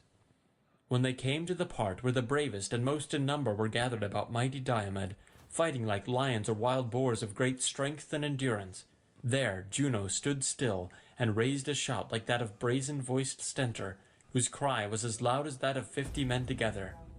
"Argives!" she cried. "Shame on cowardly creatures, brave in semblance only. As long as Achilles was fighting, if his spear was so deadly that the Trojans dared not show themselves outside the Dardanian gates. But now they sally far from the city, and fight even at your ships." With these words she put heart and soul into them all, while Minerva sprang to the side of the son of Tydeus, whom she found near his chariot and horses, cooling the wound that Pandarus had given him. For the sweat caused by the hand that bore the weight of his shield irritated the hurt. His arm was weary with pain, and he was lifting up the strap to wipe away the blood. The goddess laid her hand on the yoke of his horses and said, "The son of Tydeus is not such another as his father. Tydeus was a little man, but he could fight, and rushed madly into the fray even when I told him not to do so. When he went all unattended as envoy to the city of Thebes among the Cadmeans, I bade him feast in their houses and be at peace, but with that high spirit which was ever present with him, he challenged the youth of the Cadmeans, and at once beat them in all that he attempted, so mightily did I help him. I stand by you too to protect you, and I bid you be instant in fighting the Trojans, but either you are tired out, or you are afraid and out of heart, and in that case I say that you are no true son of Tydeus, the son of Oeneus." Diomed answered, "I know you, goddess, daughter of aegis-bearing Jove, and will hide nothing from you. I am not afraid nor out of heart, nor is there any slackness in me. I am only following your own instructions. You told me not to fight any of the blessed gods, but if Jove's daughter Venus came into battle, I was to wound her with my spear. Therefore I am retreating, and bidding the other Argives gather in this place, for I know that Mars is now lording it in the field." "Diomed, son of Tydeus," replied Minerva, "man after my own heart, fear neither Mars nor any other of the immortals, for I will befriend you. Nay, drive straight at Mars and smite him in close combat. Fear not this raging madman, villain incarnate, first on one side and then on the other. But now he was holding talks with Juno and myself, saying he would help the Argives and attack the Trojans. Nevertheless, he is with the Trojans, and has forgotten the Argives." With this she caught hold of Sthenelus, and lifted him off the chariot onto the ground. In a second he was on the ground, whereupon the goddess mounted the car and placed herself by the side of Diomed. The oaken axle groaned aloud under the burden of the awful goddess and the hero. Pallas Minerva took the whip and reins, and drove straight at Mars. He was in the act of stripping huge Periphas, son of Ochesius and bravest of the Aetolians. Bloody Mars was stripping him of his armour, and Minerva donned the helmet of Hades, that he might not see her. When, therefore, he saw Diomed, he made straight for him and let Periphas lie where he had fallen. As soon as they were at close quarters, he let fly with his bronze spear over the reins and yoke, thinking to take Diomed's life, but Minerva caught the spear in her hand and made it fly harmlessly over the chariot. Diomed then threw, and Pallas Minerva drove the spear into the pit of Mars's stomach, where his undergirdle went round him. There Diomed wounded him, tearing his fair flesh, and then drawing his spear out again. Mars roared as loudly as 9 or 10,000 men in the thick of a fight, and the Achaeans and Trojans were struck with panic, so terrible was the cry he raised. As a dark cloud in the sky when it comes on to blow after heat, even so did Diomed, son of Tydeus, see Mars ascend into the broad heavens. With all speed he reached high Olympus, home of the gods, and in great pain sat down beside Jove, the son of Saturn. He showed Jove the immortal blood that was flowing from his wound, and spoke piteously, saying, "Father Jove, are you not angered by such doings? We gods are continually suffering in the most cruel manner at one another's hands while helping mortals, and we all owe you a grudge for having begotten that mad termagant of a daughter, who is always committing outrage of some kind. We other gods must all do as you bid us, but her you neither scold nor punish. You encourage her because the pestilent creature is your daughter. See how she has been inciting proud Diomed to vent his rage on the immortal gods. First he went up to the Cyprian, and wounded her in the hand near her wrist, and then he sprang upon me too, as though he were a god. Had I not run for it, I must either have lain there for long enough in torments among the ghastly corpses, or else have been eaten alive with spears till I had no more strength left in me." Jove looked angrily at him and said, "Do not come whining here, Sir Facing Both Ways. I hate you worst of all the gods in Olympus, for you are ever fighting and making mischief. You have the intolerable and stubborn spirit of your mother Juno. It is all I can do to manage her, and it is her doing that you are now in this plight. Still, I cannot let you remain longer in such great pain. You are my own offspring, and it was by me that your mother conceived you. If, however, you had been the son of any other god, you are so destructive that by this time you should have been lying lower than the Titans." He then bade Paeeon heal him, whereon Paeeon spread pain-killing herbs upon his wound and cured him, for he was not of mortal mould. As the juice of the fig tree curdles milk, and thickens it in a moment though it is liquid, even so instantly did Paeeon cure fierce Mars. Then Hebe washed him, and clothed him in goodly raiment, and he took his seat by his father Jove, all glorious to behold. But Juno of Argos, and Minerva of Alalcomene, now that they had put a stop to the murderous doings of Mars, went back again to the house of Jove. End of Book 5. Be welcome, friend of Egypt, and speak of your concerns to mighty Pharaoh's humble representative.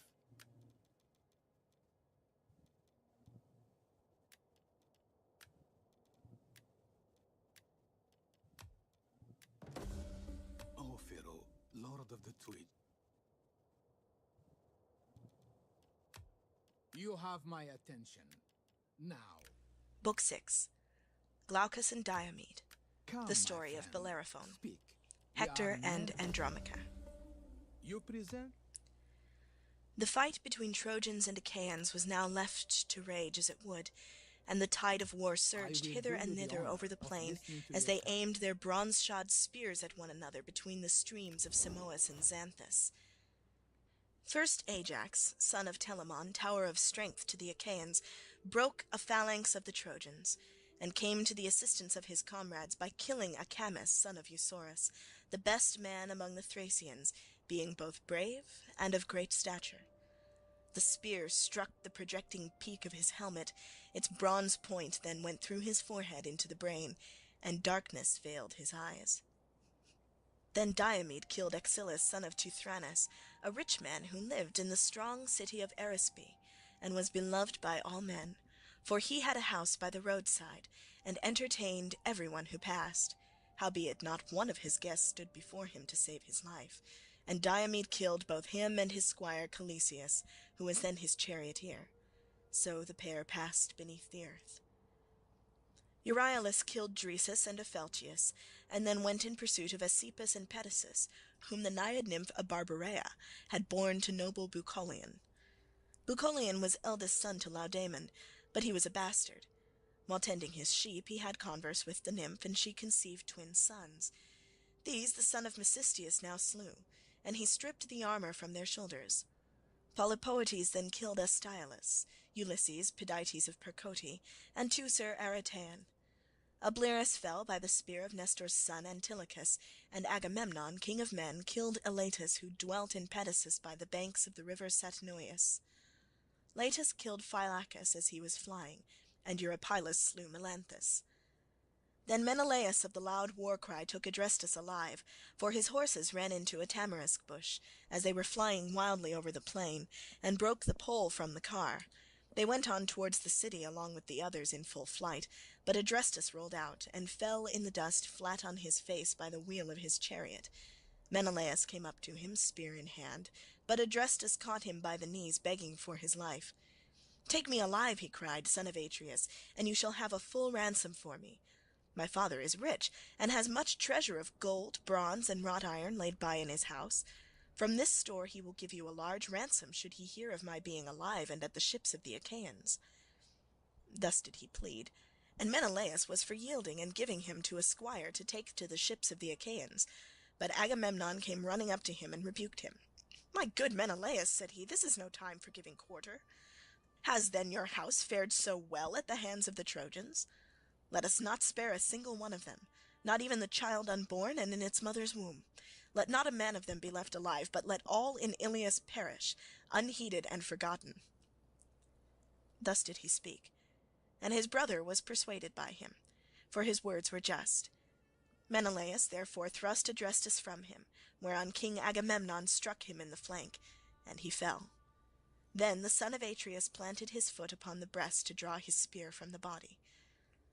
Meanwhile Nestor shouted to the Argives, saying, "My friends, Danaan warriors, servants of Mars, let no man lag that he may spoil the dead, and bring back much booty to the ships.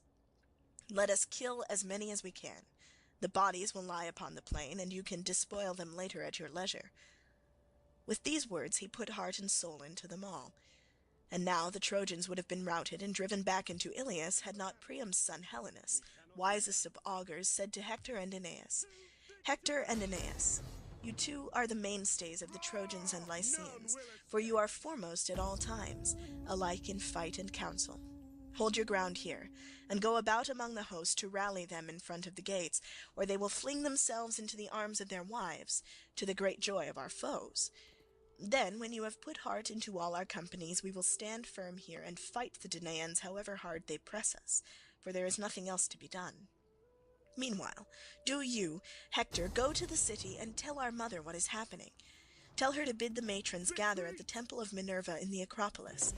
Let her then take her key and open the doors of the sacred building. There, upon the knees of Minerva, let her lay the largest, fairest robe she has in her house, the one she sets most store by. Let her moreover promise to sacrifice 12 yearling heifers that have never yet felt the goad, in the temple of the goddess, if she will take pity on the town, with the wives and little ones of the Trojans, and keep the son of Tydeus from falling on the goodly city of Ilius, for he fights with fury and fills men's souls with panic. I hold him mightiest of them all. We did not fear even their great champion Achilles, son of a goddess though he be, as we do this man. His rage is beyond all bounds, and there is none can vie with him in prowess." Hector did as his brother bade him. He sprang from his chariot, and went about everywhere among the host, brandishing his spears, urging the men on to fight, and raising the dread cry of battle.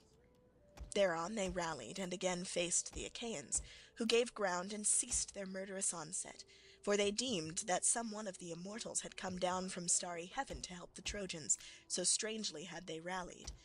And Hector shouted to the Trojans, "Trojans and allies, be men, my friends, and fight with might and main, while I go to Ilius and tell the old men of our council and our wives to pray to the gods and vow hecatombs in their honour." With this he went his way, and the black rim of hide that went round his shield beat against his neck and his ankles. Then Glaucus, son of Hippolochus, and the son of Tydeus, went into the open space between the hosts to fight in single combat. When they were close up to one another, Diomed of the loud war-cry was the first to speak. "Who, my good sir," said he, "who are you among men? I have never seen you in battle until now, but you are daring beyond all others if you abide my onset. Woe to those fathers whose sons face my might. If, however, you are one of the immortals, and have come down from heaven, I will not fight you, for even valiant Lycurgus, son of Dryas, did not live long when he took to fighting with the gods. He it was drove the nursing women who were in charge of frenzied Bacchus through the land of Nysa, and they flung their Thyrsi on the ground, as murderous Lycurgus beat them with his ox-goad. Bacchus himself plunged terror-stricken into the sea, and Thetis took him to her bosom to comfort him, for he was scared by the fury with which the man reviled him.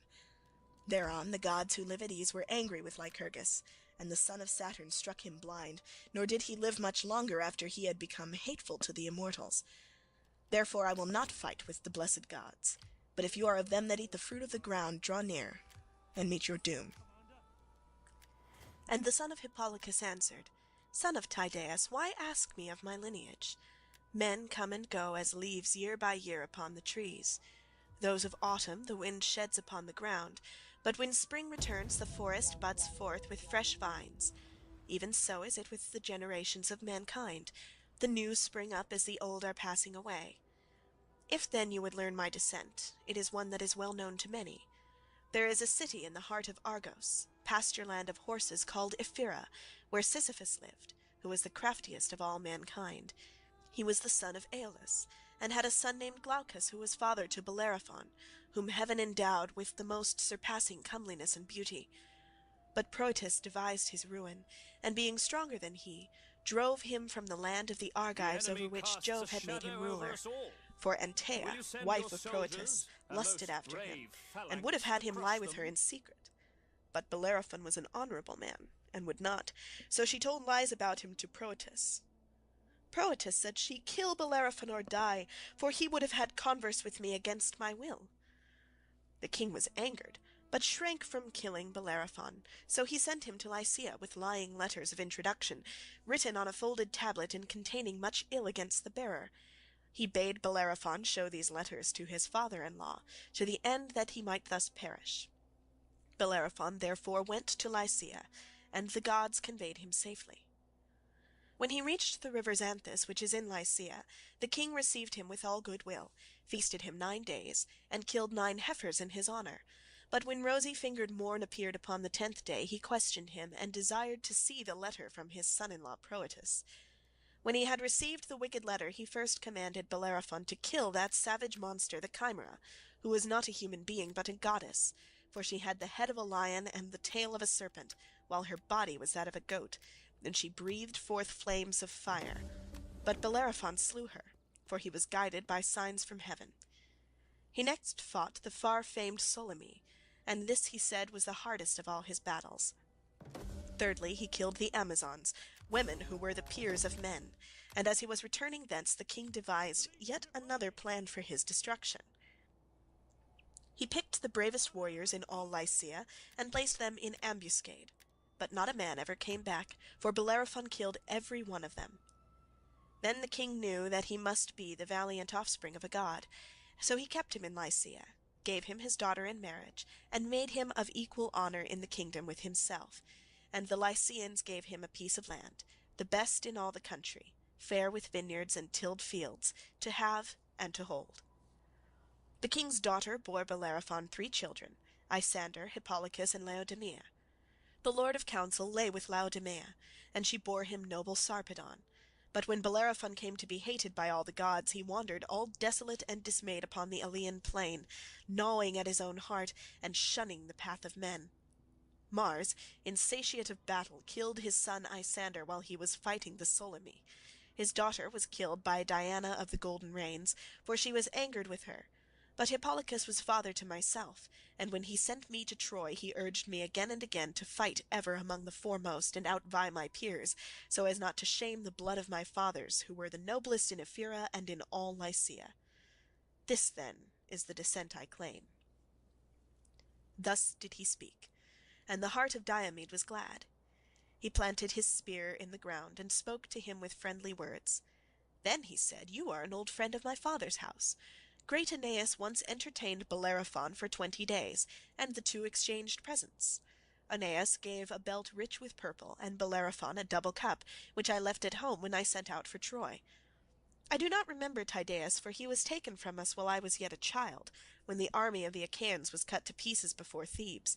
Henceforth, however, I must be your host in middle Argos, and you mine in Lycia if I should ever go there. Let us avoid one another's spears even during a general engagement. There are many noble Trojans and allies whom I can kill, if I overtake them and heaven delivers them into my hand. So again with yourself. There are many Achaeans whose lives you may take if you can. We two, then, will exchange armor, that all present may know of the old ties that subsist between us." With these words they sprang from their chariots, grasped one another's hands, and plighted friendship.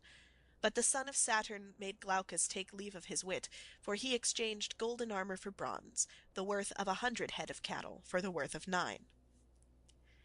Now when Hector reached the Scaean gates and the oak tree, the wives and daughters of the Trojans came running towards him to ask after their sons, brothers, kinsmen, and husbands. He told them to set about praying to the gods, and many were made sorrowful as they heard him. Presently he reached the splendid palace of King Priam, adorned with colonnades of hewn stone. In it there were 50 bedchambers, all of hewn stone, built near one another, where the sons of Priam slept, each with his wedded wife. Opposite these, on the other side of the courtyard, there were 12 upper rooms, also of hewn stone for Priam's daughters, built near one another, where his sons-in-law slept with their wives. When Hector got there, his fond mother came to him with Laodice, the fairest of her daughters. She took his hand within her own and said, "My son, why have you left the battle to come hither? Are the Achaeans, woe betide them, pressing you hard about the city, that you have thought fit to come and uplift your hands to Jove from the citadel? Wait till I can bring you wine, that you may make offering to Jove and to the other immortals, and may then drink and be refreshed. Wine gives a man fresh strength when he is wearied, as you now are with fighting on behalf of your kinsmen." And Hector answered, "Honoured mother, bring no wine, lest you unman me and I forget my strength. I dare not make a drink offering to Jove with unwashed hands. One who is bespattered with blood and filth may not pray to the son of Saturn. Get the matrons together, and go with offerings to the temple of Minerva, driver of the spoil. There, upon the knees of Minerva, lay the largest and fairest robe you have in your house, the one you set most store by. Promise, moreover, to sacrifice 12 yearling heifers that have never yet felt the goad, in the temple of the goddess, if she will take pity on the town, with the wives and little ones of the Trojans, and keep the son of Tydeus from off the goodly city of Ilius, for he fights with fury, and fills men's souls with panic. Go then to the temple of Minerva, while I seek Paris and exhort him, if he will hear my words. Would that the earth might open her jaws and swallow him, for Jove bred him to be the bane of the Trojans, and of Priam and Priam's sons. Could I but see him go down into the house of Hades, my heart would forget its heaviness." His mother went into the house, and called her waiting women, who gathered the matrons throughout the city. She then went down into her fragrant storeroom, where her embroidered robes were kept, the work of Sidonian women, whom Alexandrus had brought over from Sidon when he sailed the seas upon that voyage during which he carried off Helen. Hecuba took out the largest robe, and the one that was most beautifully enriched with embroidery, as an offering to Minerva. It glittered like a star, and lay at the very bottom of the chest. With this she went on her way, and many matrons with her. When they reached the temple of Minerva, lovely Theano, daughter of Cisseus and wife of Antenor, opened the doors, for the Trojans had made her priestess of Minerva.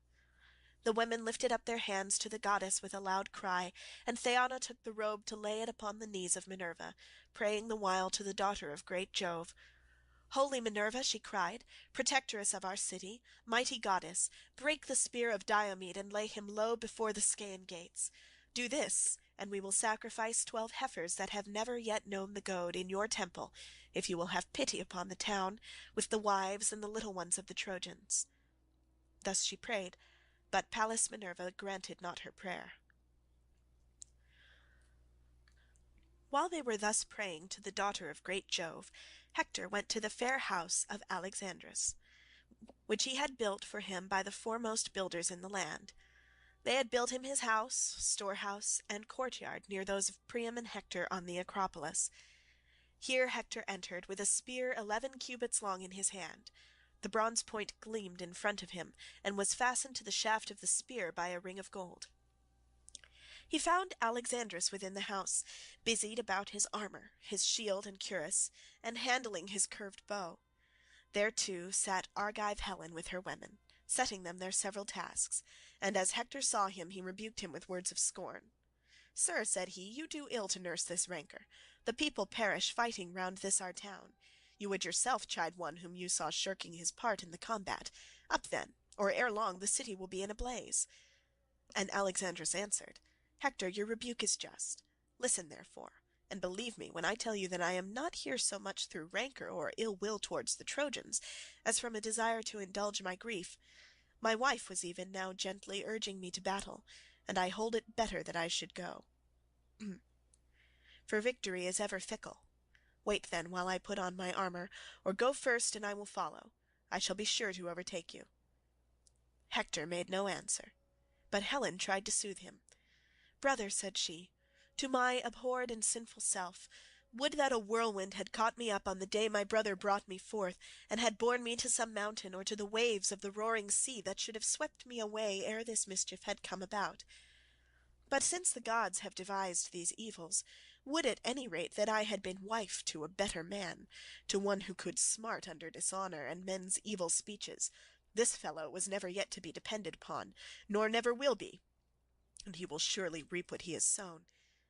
Still, brother, come in and rest upon this seat, for it is you who bear the brunt of that toil that has been caused by my hateful self and by the sin of Alexandrus, both of whom Jove has doomed to be a theme of song among those that shall be born hereafter. And Hector answered, Bid me not be seated, Helen, for all the goodwill you bear me. I cannot stay. I am in haste to help the Trojans, who miss me greatly when I am not among them. But urge your husband, and of his own self also let him make haste to overtake me before I am out of the city. I must go home to see my household, my wife and my little son, for I know not whether I shall ever again return to them, or whether the gods will cause me to fall by the hands of the Achaeans.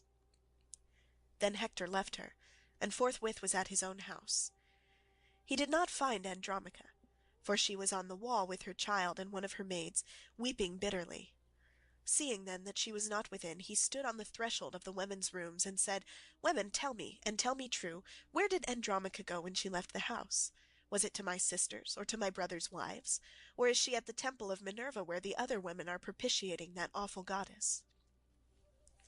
His good housekeeper answered, Hector, since you bid me tell you truly, she did not go to your sisters, nor to your brothers' wives, nor yet to the temple of Minerva, where the other women are propitiating the awful goddess, but she is on the high wall of Ilius, for she had heard the Trojans were being hard pressed, and that the Achaeans were in great force. She went to the wall in frenzied haste, and the nurse went with her carrying the child. Hector hurried from the house when she had done speaking, and went down the streets by the same way that he had come. When he had gone through the city and had reached the Scaean gates through which he would go out onto the plain, his wife came running toward him, Andromache, daughter of great Eetion, who ruled in Thebes under the wooded slopes of Mount Placus, and was king of the Sicilians. His daughter had married Hector, and now came to meet him with a nurse who carried his little child in her bosom, a mere babe, Hector's darling son, and lovely as a star. Hector had named him Scamandrius, but the people called him Astyanax, for his father stood alone as chief guardian of Ilius. Hector smiled as he looked upon the boy, but did not speak, and Andromache stood beside him, weeping and taking his hand in her own. Dear husband, said she, your valour will bring you to destruction. Think on your infant son, and on my hapless self, who ere long shall be your widow, for the Achaeans will set upon you in a body and kill you. It would be better for me should I lose you to lie dead and buried, for I shall have nothing left to comfort me when you are gone, save only sorrow. I have neither father nor mother now. Achilles slew my father when he sacked Thebe, the goodly city of the Sicilians. He slew him, but did not for very shame despoil him. When he had burned him in his wondrous armour, he raised a barrow over his ashes, and the mountain nymphs, daughters of aegis-bearing Jove, planted a grove of elms about his tomb. I had 7 brothers in my father's house, but on the same day they all went within the house of Hades. Achilles killed them, as they were with their sheep and cattle. My mother, her who had been queen of all the land under Mount Bacchus, he brought hither with the spoil, and freed her for a great sum, but the archer-queen Diana took her in the house of your father. Nay, Hector, you who to me are father, mother, brother, and dear husband, have mercy upon me. Stay here upon this wall, make not your child fatherless, and your wife a widow. As for the host, place them near the fig tree, where the city can be best scaled and the wall is weakest. Thrice have the bravest of them come thither and assailed it, under the 2 Ajaxes, Idomeneus, the sons of Atreus, and the brave son of Tydeus, either of their own bidding, or because some soothsayer had told them.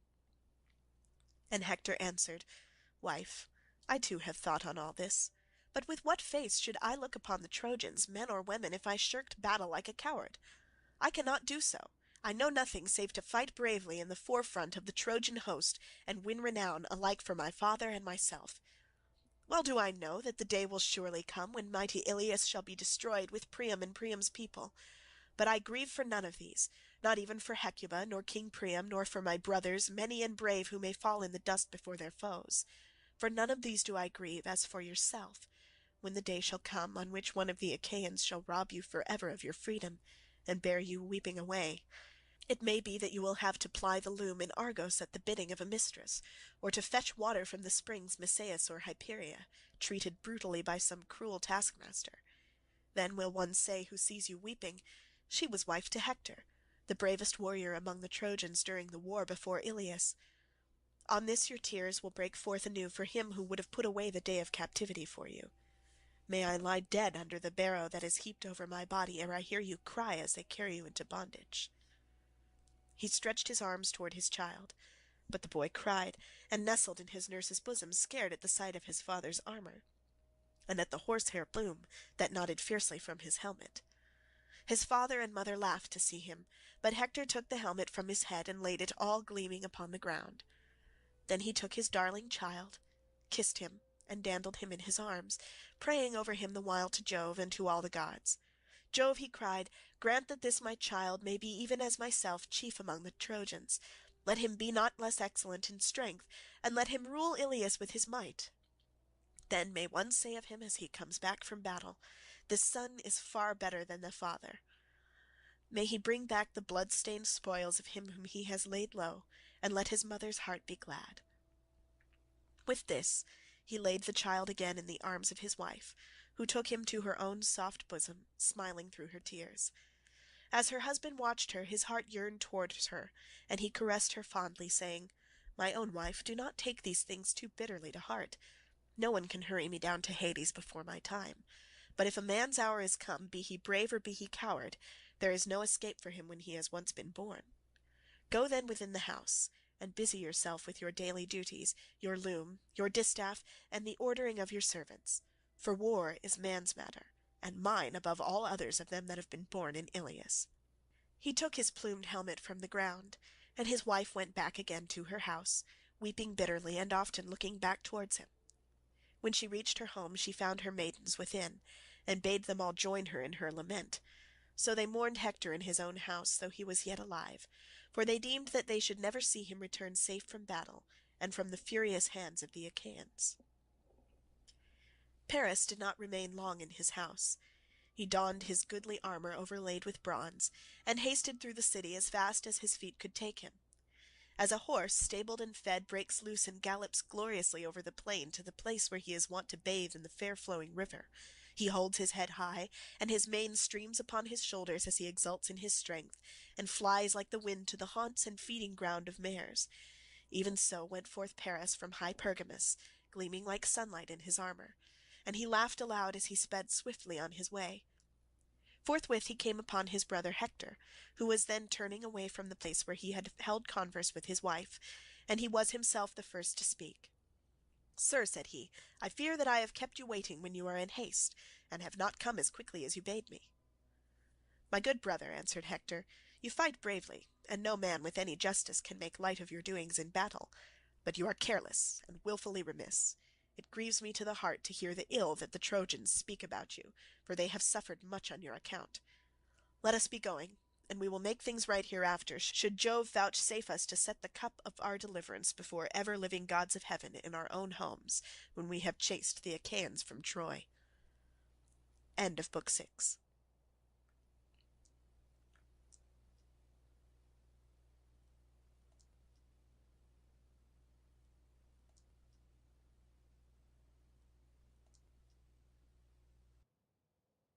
Book 7 of the Iliad. Hector and Ajax fight. Hector is getting worsted when night comes on and parts them. They exchange presents, the burial of the dead, and the building of the wall round their ships by the Achaeans. The Achaeans buy their wine of Agamemnon and Menelaus. With these words Hector passed through the gates, and his brother Alexandros with him, both eager for the fray. As when heaven sends a breeze to sailors who have long looked for one in vain, and have laboured at their oars till they are faint with toil, even so welcome was the sight of these two heroes to the Trojans. Thereon Alexandrus killed Menestheus, the son of Areithous. He lived in Arne, and was the son of Areithous, the mace man, and of Philomedusa. Hector threw a spear at Oeneus, and struck him dead with a wound in the neck under the bronze rim of his helmet. Glaucus, moreover, son of Hippolochus, captain of the Lycians, in hard hand-to-hand fight, smote Iphinos, son of Dexius, on the shoulder, as he was springing onto his chariot behind his fleet mares. So he fell to the earth from the car, and there was no life left in him. When therefore Minerva saw these men making havoc of the Argives, she darted down to Ilius from the summits of Olympus, and Apollo, who was looking on from Pergamus, went out to meet her, for he wanted the Trojans to be victorious. The pair met by the oak tree, and King Apollo, son of Jove, was first to speak. "What would you have," he said, "daughter of great Jove, that your proud spirit has sent you hither from Olympus? Have you no pity upon the Trojans? And would you incline the scales of victory in favour of the Danaans? Let me persuade you, for it will be better thus. Stay the combat for today, but let them renew the fight hereafter till they compass the doom of Ilius, since you, goddess, have made up your mind to destroy the city." And Minerva answered, "So be it, Far Darter. It was in this mind that I came down from Olympus to the Trojans and Achaeans. Tell me then, how do you propose to end this present fighting?" Apollo, son of Jove, replied, "Let us incite great Hector to challenge one of the Danaans in single combat. On this the Achaeans will be shamed into finding a man who will fight him." Minerva assented, and Helenus, son of Priam, divined the counsel of the gods. He therefore went up to Hector and said, "Hector, son of Priam, peer of gods in council, I am your brother. Let me then persuade you. Bid the other Trojans and Achaeans, all of them, take their seats, and challenge the best men among the Achaeans to meet you in single combat. I have heard the voice of the ever-living gods, and the hour of your doom is not yet come." Hector was glad when he heard this saying, and went in among the Trojans, grasping a spear in the middle to hold them back, and they all sat down. Agamemnon also bade the Achaeans be seated, but Minerva and Apollo, in the likeness of vultures, perched on Father Jove's high oak tree, proud of their men, and the ranks sat close ranged together, bristling with shield and helmet and spear. As when the rising west wind furs the face of the sea, and the waters grow dark beneath it, so sat the companies of Trojans and Achaeans upon the plain. And Hector spoke thus: "Hear me, Trojans and Achaeans, that I may speak even as I am minded. Jove on his high throne has brought our oaths and covenants to nothing, and foreshadows ill for both of us, till you either take the towers of Troy, or are yourselves vanquished at your ships. The princes of the Achaeans are here present in the midst of you. Let him then that will fight me stand forward as your champion against Hector. Thus I say, and may Jove be witness between us. If your champion slay me, let him strip me of my armor and take it to your ships, but let him send my body home, that the Trojans and their wives may give me my dues of fire when I am dead. In like manner, if Apollo vouchsafe me glory, and I slay your champion, I will strip him of his armor, and I will take it to the city of Ilius, where I will hang it in the temple of Apollo. But I will give up his body, that the Achaeans may bury him at their ships, and build him a mound by the wide waters of the Hellespont. Then will one say hereafter, as he sails his ship over the sea, 'This is the monument of one who died long since, a champion who was slain by mighty Hector.' Thus will one say, and my fame shall not be lost." Thus did he speak, but they all held their peace, ashamed to decline the challenge, yet fearing to accept it, till at last Menelaus rose and rebuked them, for he was angry. "Alas," he cried, "vain braggarts, women, forsooth, not men. Double-dyed indeed will be the stain upon us, if no man of the Danaans will now face Hector. May you be turned every man of you into earth and water as you sit, spiritless and inglorious in your places. I will myself go out against this man." but the upshot of the fight will be from on high in the hands of the immortal gods." With these words he put on his armor, and then, O Menelaus, your life would have come to an end at the hands of Hector, for he was a far better man, had not the princes of the Achaeans sprung upon you and checked you. King Agamemnon caught him by the right hand and said, "Menelaus, you are mad. A truce to this is folly. Be patient in spite of passion. Do not think of fighting a man so much stronger than yourself as Hector, son of Priam, who is feared by many another as well as you. Even Achilles, who is far more doughty than you are, shrank from meeting him in battle. Sit down your own people, and the Achaeans will send some other champion to fight Hector. Fearless and fond of battle though he be, I ween his knees will bend gladly under him if he comes out alive from the hurly-burly of this fight." With these words of reasonable counsel he persuaded his brother, whereon his squires gladly stripped the armor from off his shoulders. Then Nestor rose and spoke. "Of a truth," he said, "the Achaean land is fallen upon evil times. The old knight Peleus, counsellor and orator among the Myrmidons, loved when I was in his house to question me concerning the race and lineage of all the Argives. How would it not grieve him could he hear of them now as quailing before Hector? Many a time would he lift his hands in prayer that his soul might leave his body and go down within the house of Hades. Would by Father Jove, Minerva, and Apollo that I was still young and strong, as when the Pylians and Arcadians were gathered in fight by the rapid river Caledon under the walls of Phea, and round about the waters of the river Iardanus. The godlike hero Ereuthalion stood forward as their champion, with the armor of King Areithous upon his shoulders. Areithous, whom men and women surnamed the Mace Man, because he fought neither with bow nor spear, but broke the battalions of the foe with his iron mace. Lycurgus killed him, not in fair fight, but by entrapping him in a narrow way where his mace served him in no stead. For Lycurgus was too quick for him, and speared him through the middle, so he fell to earth on his back. Lycurgus then spoiled him of the armor which Mars had given him, and bore it in battle thenceforward. But when he grew old and stayed at home, he gave it to his faithful squire Ereuthalion, who in the same armor challenged the foremost men among us. But my high spirit bade me fight him, though none other would venture. I was the youngest man of them all, but when I fought him, Minerva vouchsafed me victory. He was the biggest and strongest man I ever killed, and conquered much ground as he laid sprawled upon the earth. Would that I were still young and strong as I was then, for the son of Priam would then soon find one who would face him. Foremost among the whole host though you be, have none of you any stomach for fighting Hector?" Thus did the old man rebuke them, and forthwith 9 men started to their feet. Foremost of all uprose King Agamemnon, and after him brave Diomed, the son of Tydeus. Next were the 2 Ajaxes, men clothed in valor as with a garment, and then Idomeneus, and Meriones his brother in arms. After these Eurypylus, son of Oimon, Thoas, son of Andreamon, and Ulysses also rose. Then Nestor, knight of Gerene, again spoke, saying, "Cast lots among you to see who will be chosen. If he comes alive out of this fight, he will have done good service alike to his own soul and to the Achaeans."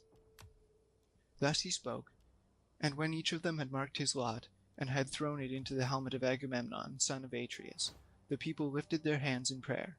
And thus would one of them say as he looked into the vault of heaven, "Father Jove, grant that the lot fall on Ajax, or on the son of Tydeus, or upon the king of rich Mycenae himself." As they were speaking, Nestor, knight of Gerene, shook the helmet, and from it there fell the very lot which they wanted, the lot of Ajax. The herald bore it about and showed it to all the chieftains of the Achaeans, going from left to right, but they none of them owned it. When, however, in due course he reached the man who had written upon it and had put it into the helmet, the brave Ajax held out his hand, and the herald gave him the lot. When Ajax saw his mark he knew it and was glad. He threw it to the ground and said, "My friends, the lot is mine, and I rejoice, for I shall vanquish Hector. I will put on my armor. Meanwhile, pray to King Jove in silence among yourselves, that the Trojans may not hear you. Or aloud if you will, for we fear no man. None shall overcome me, neither by force nor cunning, for I was born and bred in Salamis, and can hold my own in all things." With this they fell praying to King Jove, the son of Saturn, and thus would one of them say as he looked into the vault of heaven, Father Jove that rulest from Ida, most glorious in power, vouchsafe victory to Ajax, and let him win great glory. But if you wish well to Hector also, and would protect him, grant to each of them equal fame and prowess. Thus they prayed, and Ajax armed himself in his suit of gleaming bronze. When he was in full array, he sprang forward as monstrous Mars when he takes part among men whom Jove has set fighting with one another. Even so did huge Ajax, bulwark of the Achaeans, spring forward with a grim smile on his face as he brandished his long spear and strode onward. The Argives were elated as they beheld him, but the Trojans trembled in every limb, and the heart even of Hector beat quickly. But he could not now retreat and withdraw into the ranks behind him, for he had been the challenger. Ajax came up, bearing his shield in front of him like a wall, a shield of bronze with 7 folds of oxhide, the work of Tychius, who lived in Hylè and was by far the best worker in leather. He had made it with the hides of 7 full-fed bulls, and over these he had set an 8th layer of bronze. Holding his shield before him, Ajax, son of Telamon, came close up to Hector, and menaced him, saying, Hector, you shall now learn, man to man, what kind of champions the Danaans have among them, even besides the lion-hearted Achilles, cleaver of the ranks of men. He now abides at the ships in anger with Agamemnon, shepherd of his people, but there are many of us who are well able to face you. Therefore begin the fight. And Hector answered, Noble Ajax, son of Telamon, captain of the host, treat me not as though I were some puny boy or woman that cannot fight. I have long been used to the blood and butcheries of battle. I am quick to turn my leathered shield either to the right or left, for this I deem the main thing in battle. I can charge among the chariots and horsemen, and in hand-to-hand fighting can delight the heart of Mars. Howbeit I would not take such a man as you off his guard, but I will smite you openly if I can. He poised his spear as he spoke and hurled it from him. It struck the 7-fold shield in its outermost layer, the 8th which was of bronze, and went through 6 of the layers, but in the 7th hide it stayed. Then Ajax threw his in turn, and struck the round shield of the son of Priam. The terrible spear went through his gleaming shield, and pressed onward through his cuirass of cunning workmanship. It pierced the shirt against his side, but he swerved and thus saved his life. They then each of them drew out the spear from his shield, and fell on one another like savage lions or wild boars of great strength and endurance. The son of Priam struck the middle of Ajax's shield, but the bronze did not break, and the point of his dart was turned. Ajax then sprang forward and pierced the shield of Hector. The spear went through it and staggered him as he sprang forward to attack. It gashed his neck, and the blood came pouring out from the wound. But even so Hector did not cease fighting. He gave ground, and with his brawny hand seized a stone, rugged and huge, that was lying upon the plain. With this he struck the shield of Ajax on the boss that was in the middle, so that the bronze rang again. But Ajax in his turn caught up a far larger stone, swung it aloft, and hurled it with prodigious force. This millstone of a rock broke Hector's shield inwards, and threw him down on his back, the shield crushing him under it. But Apollo raised him at once. Thereon they would have hacked at one another in close combat with their sword, had not the heralds, messengers of the gods and men, come forward, one from the Trojans and the other from the Achaeans. Talthybius and Idaeus, both of them honourable men. These parted them with their staves, and the good herald Idaeus said, My sons, fight no longer, you are both of you valiant, and both are dear to Jove. We know this, but night is falling, and the behests of night may not be well gainsaid. Ajax, son of Telamon, answered, Idaeus, bid Hector say so, for it was he that challenged our princes. Let him speak first, and I will accept his saying. Then Hector said, Ajax, heaven has vouchsafed you stature and strength and judgment, and in wielding the spear you excel all others of the Achaeans. Let us for this day cease fighting. Hereafter we will fight anew till heaven decide between us, and give victory to one or the other. Night is now falling, and the behests of night may not be well gainsaid. Gladden, then, the hearts of the Achaeans at your ships, and more especially those of your own followers and clansmen, while I, in the great city of King Priam, bring comfort to the Trojans and their women, who vie with one another in their prayers on my behalf. Let us, moreover, exchange presents, that it may be said among the Achaeans and the Trojans, They fought with might and main, but were reconciled and parted in friendship. On this he gave Ajax a silver-studded sword with its sheath and leather baldric, and in return Ajax gave him a girdle dyed with purple. Thus they parted, and one going to the host of the Achaeans, and the other to that of the Trojans, who rejoiced when they saw their hero come to them safe and unharmed from the strong hands of the mighty Ajax. They led him therefore to the city as one who had been saved beyond their hopes. On the other side, the Achaeans brought Ajax elated with victory to Agamemnon. When they reached the quarters of the son of Atreus, Agamemnon sacrificed for them a 5-year-old bull in honor of Jove, the son of Saturn. They flayed his carcass, made it ready, and divided it into joints. These they cut carefully into smaller pieces, putting them on the spits, roasting them sufficiently, and then drawing them off.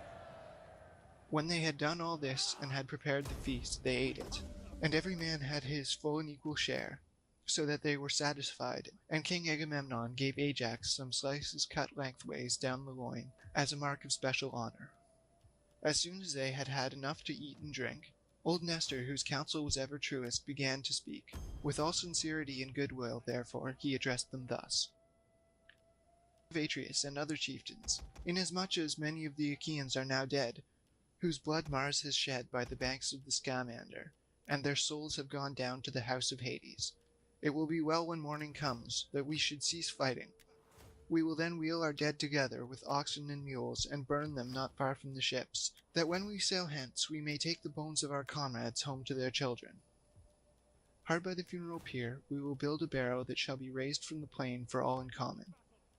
Near this let us set about building a high wall to shelter ourselves and our ships, and let it have well-made gates, that there may be a way through them for our chariots.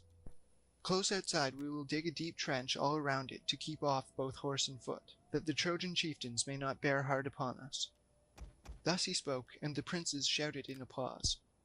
Meanwhile the Trojans held a council, angry and full of discord, on the Acropolis by the gates of King Priam's palace.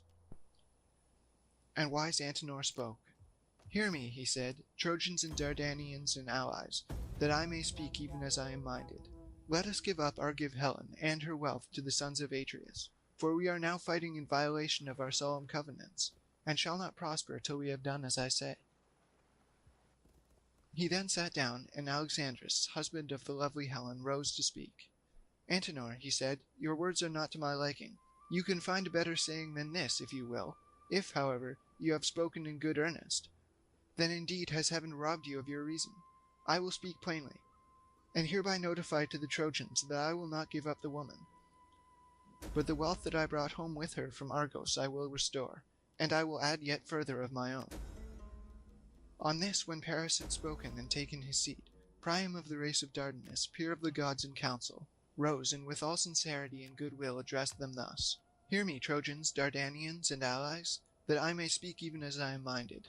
Get your suppers now, as hitherto throughout the city, but keep your watches and be wakeful. At daybreak let Idaeus go to the ships, and tell Agamemnon and Menelaus, sons of Atreus, the saying of Alexandrus, through whom this quarrel has come about. And let him also be instant with them that they now cease fighting till we burn our dead.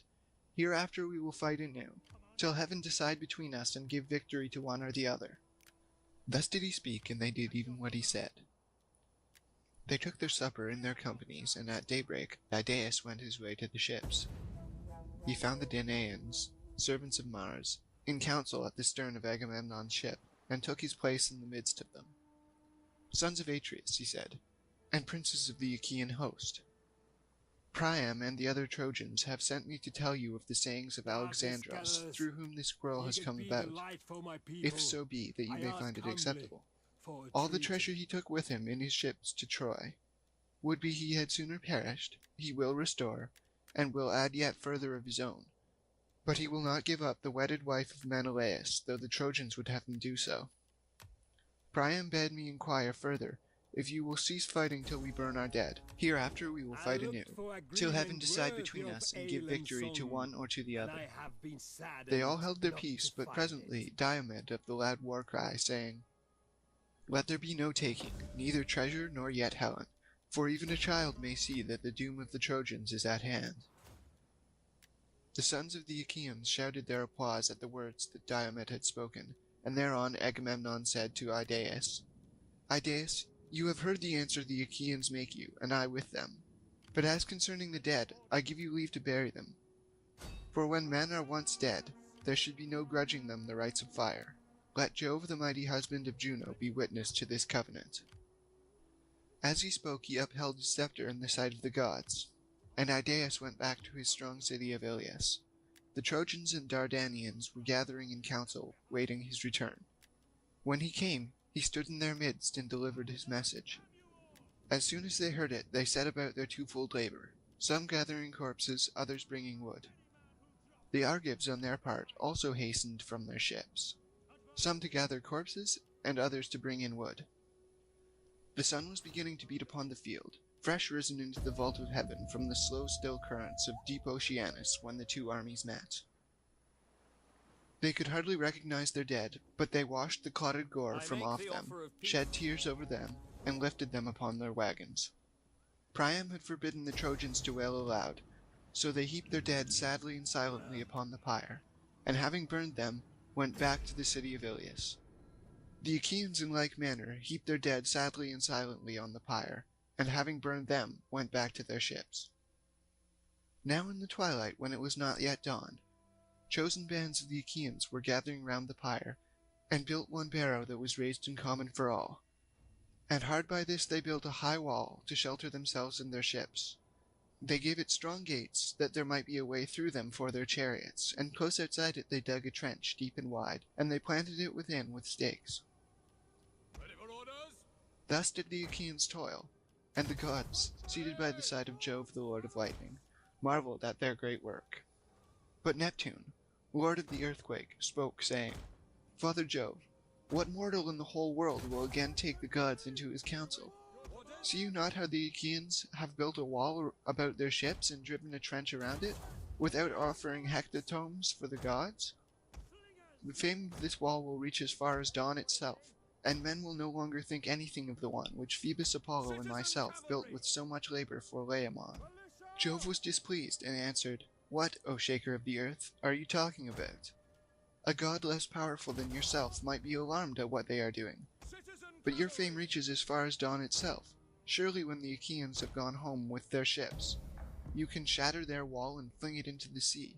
You can cover the beach with sand again, and the great wall of the Achaeans will then be utterly effaced." Thus did they converse, and by sunset the work of the Achaeans was complete. They had slaughtered oxen in their tents, and got their supper. Many ships had come with wine from Lemnos, sent by Oeneus the son of Jason, born to him by Hypsipyle. The son of Jason freighted them with 10,000 measures of wine, which they sent specially to the sons of Atreus, Agamemnon, and Menelaus. From this supply the Achaeans bought their wine, some with bronze, some with iron, some with hides, some with whole heifers, and some again with captives. They spread a goodly banquet, and feasted the whole night through, as also did the Trojans and their allies in the city. But all the time Jove gloated ill and roared with his portentous thunder. Pale fear got hold upon them, and they spilled the wine from their cups onto the ground. Nor did any dare to drink till he had made offerings to the most mighty son of Saturn. Then they laid themselves down to rest, and enjoyed the boon of sleep. End of Book 7 of the Iliad. Our men flee the field of battle. This is a shameful display. For glory! Forward! Book 8. The Victory of the Trojans. Now in morning, clad in her robe of saffron, had begun to suffuse light over the earth. Jove called the gods in council on the topmost crest of serrated Olympus. Then he spoke, and all the other gods gave ear. "Hear me," said he, "gods and goddesses, that I may speak even as I am minded. Let none of you, neither goddess nor god, try to cross me, but obey me every one of you, that I may bring this matter to an end. If I see anyone acting apart, and helping either Trojans or Danaans, he shall be beaten inordinately ere he come back again to Olympus. Or I will hurl him down into the dark Tartarus, far into the deepest pit under the earth, where the gates are iron and the floor bronze, as far beneath Hades as heaven is high above the earth, that you may learn how much the mightiest I am among you. Try me and find out for yourselves. hangs me a golden chain from heaven, and lay hold of it, all of you, gods and goddesses together, tug as you will not drag Jove the supreme counselor from heaven to earth. But were I to pull at it myself, I should draw you up with earth and sea into the bargain. Then would I bind the chain about some pinnacle of Olympus, and leave you all dangling in the mid-firmament. So far am I above all others, either of gods or men." They were frightened, and all of them held their peace, for he had spoken masterfully. But at last Minerva answered, "Father, son of Saturn, king of kings, we all know that your might is not to be gainsaid, but we are also sorry for the Danaan warriors, who are perishing and coming to a bad end. We will, however, since you so bid us, refrain from actual fighting, but we will make serviceable suggestions to the Argives that they may not all of them perish in your displeasure."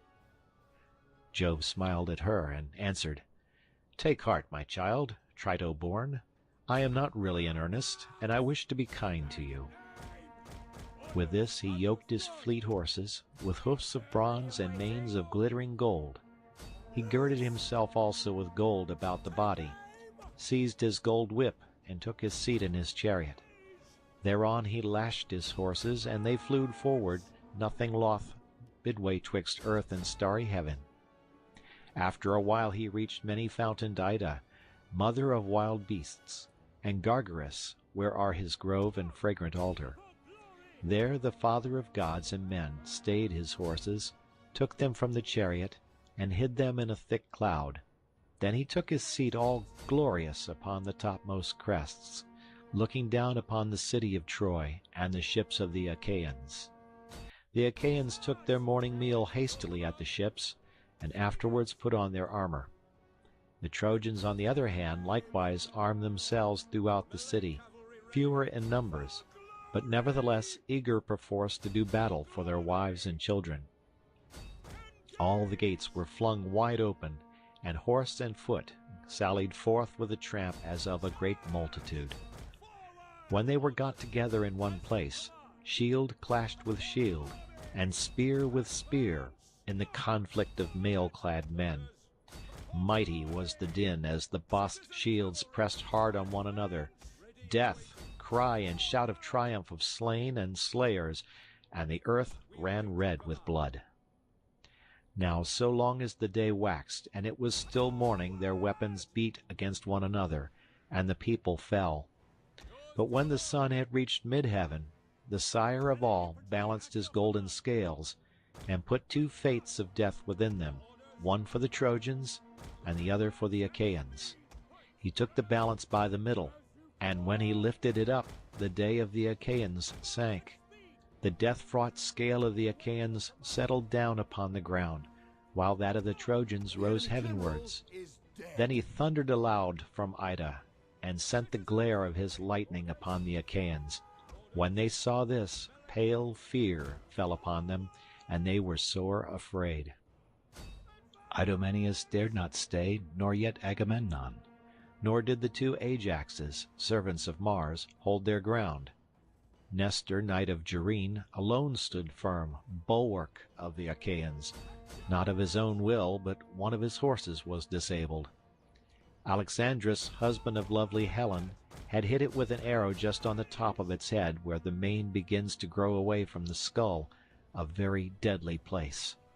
The horse bounded in his anguish as the arrow pierced his brain, and his struggles threw others into confusion. The old man immediately began cutting the traces with his sword, but Hector's fleet horses bore down upon him through the rout with their bold charioteer, even Hector himself, and the old man would have perished there and then, had not Diomed been quick to mark, and with a loud cry called Ulysses to help him. "Ulysses," he cried, "noble son of Laertes, where are you flying to, with your back turned like a coward? See that you are not struck with a spear between the shoulders. Stay here and help me to defend Nestor from this man's furious onset." Ulysses would not give ear, but sped onward to the ships of the Achaeans, and the son of Tydeus, flinging himself alone into the thick of the fight, took his stand before the horses of the son of Neleus. "Sir," said he, "these young warriors are pressing you hard. Your force is spent, and age is heavy upon you. Your squire is naught, and your horses are slow to move. Mount my chariot, and see what the horses of Tros can do, how cleverly they can scud hither and thither over the plain, either in flight or in pursuit. I took them from the hero Aeneas. Let our squires attend to your own steeds, but let us drive mine straight at the Trojans, that Hector may learn how furiously I too can wield my spear." Nestor, knight of Gerene, hearkened to his words. Thereon the doughty squires, Sthenelus and kind-hearted Eurymedon, saw to Nestor's horses, while the two both mounted Diomed's chariot. Nestor took the reins in his hands and lashed the horses on. They were soon close up with Hector, and the son of Tydeus aimed a spear at him as he was charging full speed towards them. He missed him, but struck his charioteer and squire Eniopius, son of noble Thebais, in the breast by the nipple, while the reins were in his hands, so that he died there and then, and the horses swerved as he fell headlong from the chariot. Hector was greatly grieved at the loss of his charioteer, but let him lie for all his sorrow, while he went in quest of another driver. Nor did his steeds have to go long without one, for he presently found brave Archeptolemus, the son of Iphitus, and made him get up behind the horses, giving the reins into his hand. All had then been lost, and no help for it, for they would have been penned up in Ilius like sheep, had not the sire of gods and men been quick to mark, and hurled a fiery flaming thunderbolt, which fell just in front of Diomed's horses, with a flare of burning brimstone. The horses were frightened, and tried to back beneath the car, while the reins dropped from Nestor's hands. Then he was afraid, and said to Diomed, "Son of Tydeus, turn your horses in flight. See you not that the hand of Jove is against you?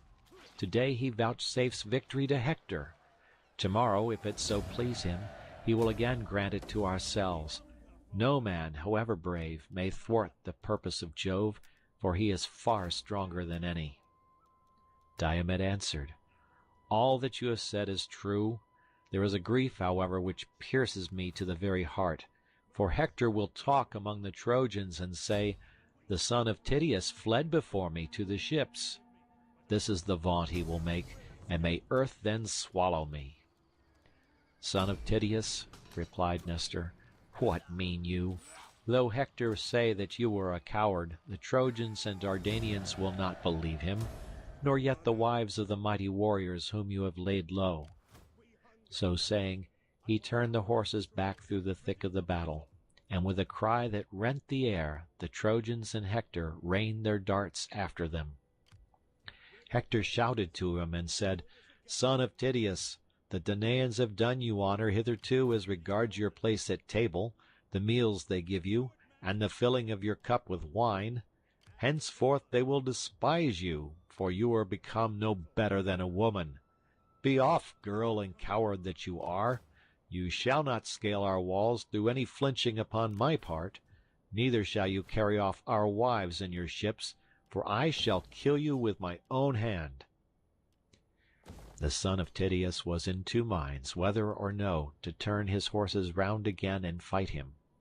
Thrice did he doubt, and thrice did Jove thunder from the heights of Ida in token to the Trojans that he would turn the battle in their favour.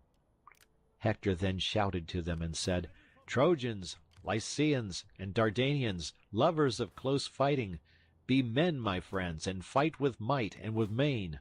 I see that Jove is minded to vouchsafe victory and great glory to myself, while he will deal destruction upon the Danaans. Fools, for having thought of building this weak and worthless wall. It shall not stay my fury. My horses will spring lightly over their trench, and when I am at their ships, forget not to bring me fire that I may burn them, while I slaughter the Argives, who will be all dazed and bewildered by the smoke." Then he cried to his horses, "Xanthus and Podargus, and you, Aethon, and goodly Lampus, pay me for your keep now, and for all the honey-sweet corn with which Andromache, daughter of great Eetion, has fed you, and for which she has mixed wine and water for you to drink whenever you would, before doing so even for me, who am her own husband. Haste in pursuit, that we may take the shield of Nestor, the fame of which ascends to heaven, for it is of solid gold, arm-rods and all, and that we may strip from the shoulders of Diomed the cuirass which Vulcan made him. Could we take these two things, the Achaeans would set sail in their ships this selfsame night. Thus did he vaunt, but Queen Juno made high Olympus quake as she shook with rage upon her throne. Then said she to the mighty god of Neptune, "What now, wide-ruling lord of the earthquake? Can you find no compassion in your heart for the dying Danaans, who bring you many a welcome offering to Helice and to Aegae? Wish them well, then. If all of us who are with the Danaans were to drive the Trojans back and keep Jove from helping them, he would have to sit there sulking alone on Ida." King Neptune was greatly troubled, and answered, "Juno, rash of tongue, what are you talking about? We other gods must not set ourselves against Jove, for he is far stronger than we are." Thus did they converse, but the whole space enclosed by the ditch, from the ships even to the wall, was filled with horses and warriors, who were pent up there by Hector son of Priam, now that the hand of Jove was with him. He could even have set fire to the ships and burned them, had not Queen Juno put it into the mind of Agamemnon to bestir himself and to encourage the Achaeans. To this end he went round the ships and tents, carrying a great purple cloak, and took his stand by the huge black hull of Ulysses' ship, which was middlemost of all. It was from this place that his voice would carry farthest, on the one hand towards the tents of Ajax son of Telamon, and on the other towards those of Achilles, for these two heroes, well assured of their own strength, had valorously drawn up their ships at the two ends of the line.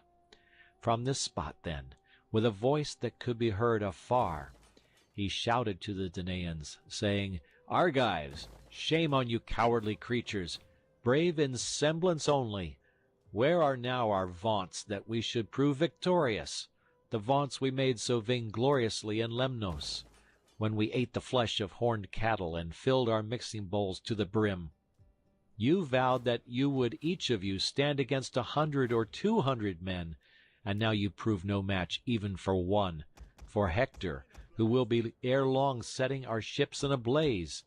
Father Jove, did you ever so ruin a great king and rob him so utterly of his greatness? Yet, when to my sorrow I was coming hither, I never let my ship pass your altars without offering the fat and thigh bones of heifers upon every one of them, so eager was I to sack the city of Troy. Vouchsafe me then this prayer, suffer us to escape at any rate with our lives, and let not the Achaeans be so utterly vanquished by the Trojans." Thus did he pray, and Father Jove, pitying his tears, vouchsafed him that his people should live, not die. Forthwith he sent them an eagle, most unfailingly portentous of all birds, with a young fawn in its talons. The eagle dropped the fawn by the altar on which the Achaeans sacrificed to Jove, the lord of omens. When, therefore, the people saw that the bird had come from Jove, they sprang more fiercely upon the Trojans and fought more boldly. There was no man of all the many Danaans who could then boast that he had driven his horses over the trench and gone forth to fight sooner than the son of Tydeus. Long before anyone else could do so, he slew an armed warrior of the Trojans, Agilus the son of Phradmon. He had turned his horses in flight, but the spear struck him in the back, midway between his shoulders, and went right through his chest, and his armor rang rattling round him as he fell forward from his chariot. After him came Agamemnon and Menelaus, sons of Atreus, the two Ajaxes clothed in valor as with a garment. Idomeneus and his companion in arms Meriones, peer of murderous Mars, and Eurypylus the brave son of Euaemon. Ninth came Teucer with his bow, and took his place under cover of the shield of Ajax, son of Telamon. When Ajax lifted his shield, Teucer would peer round, and when he had hit any one in the throng, the man would fall dead. Then Teucer would hie back to Ajax as a child to its mother, and again duck down under his shield. Which of the Trojans did brave Teucer first kill? Orsilochus, and then Ormenus, and Ophelestes, Daetor, Chromius, and godlike Lycomphates, Amopaon son of Polyamon, and Melanippus. These in turn did he lay low upon the earth, and King Agamemnon was glad when he saw him making havoc of the Trojans with his mighty bow. He went up to him and said, Teucer, man after my own heart, son of Telamon, captain among the host, shoot on, and be at once the saving of the Danaans and the glory of your father Telamon, who brought you up and took care of you in his own house when you were a child, bastard though you were. Cover him with glory, although he is far off. I will promise, and I will assuredly perform.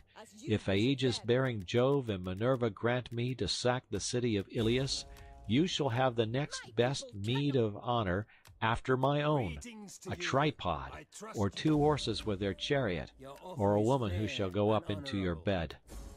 And Teucer answered, Most noble son of Atreus, you need not urge me. From the moment we began to drive them back to Ilius, I have never ceased, so far as in me lies, to look out for men whom I can shoot and kill.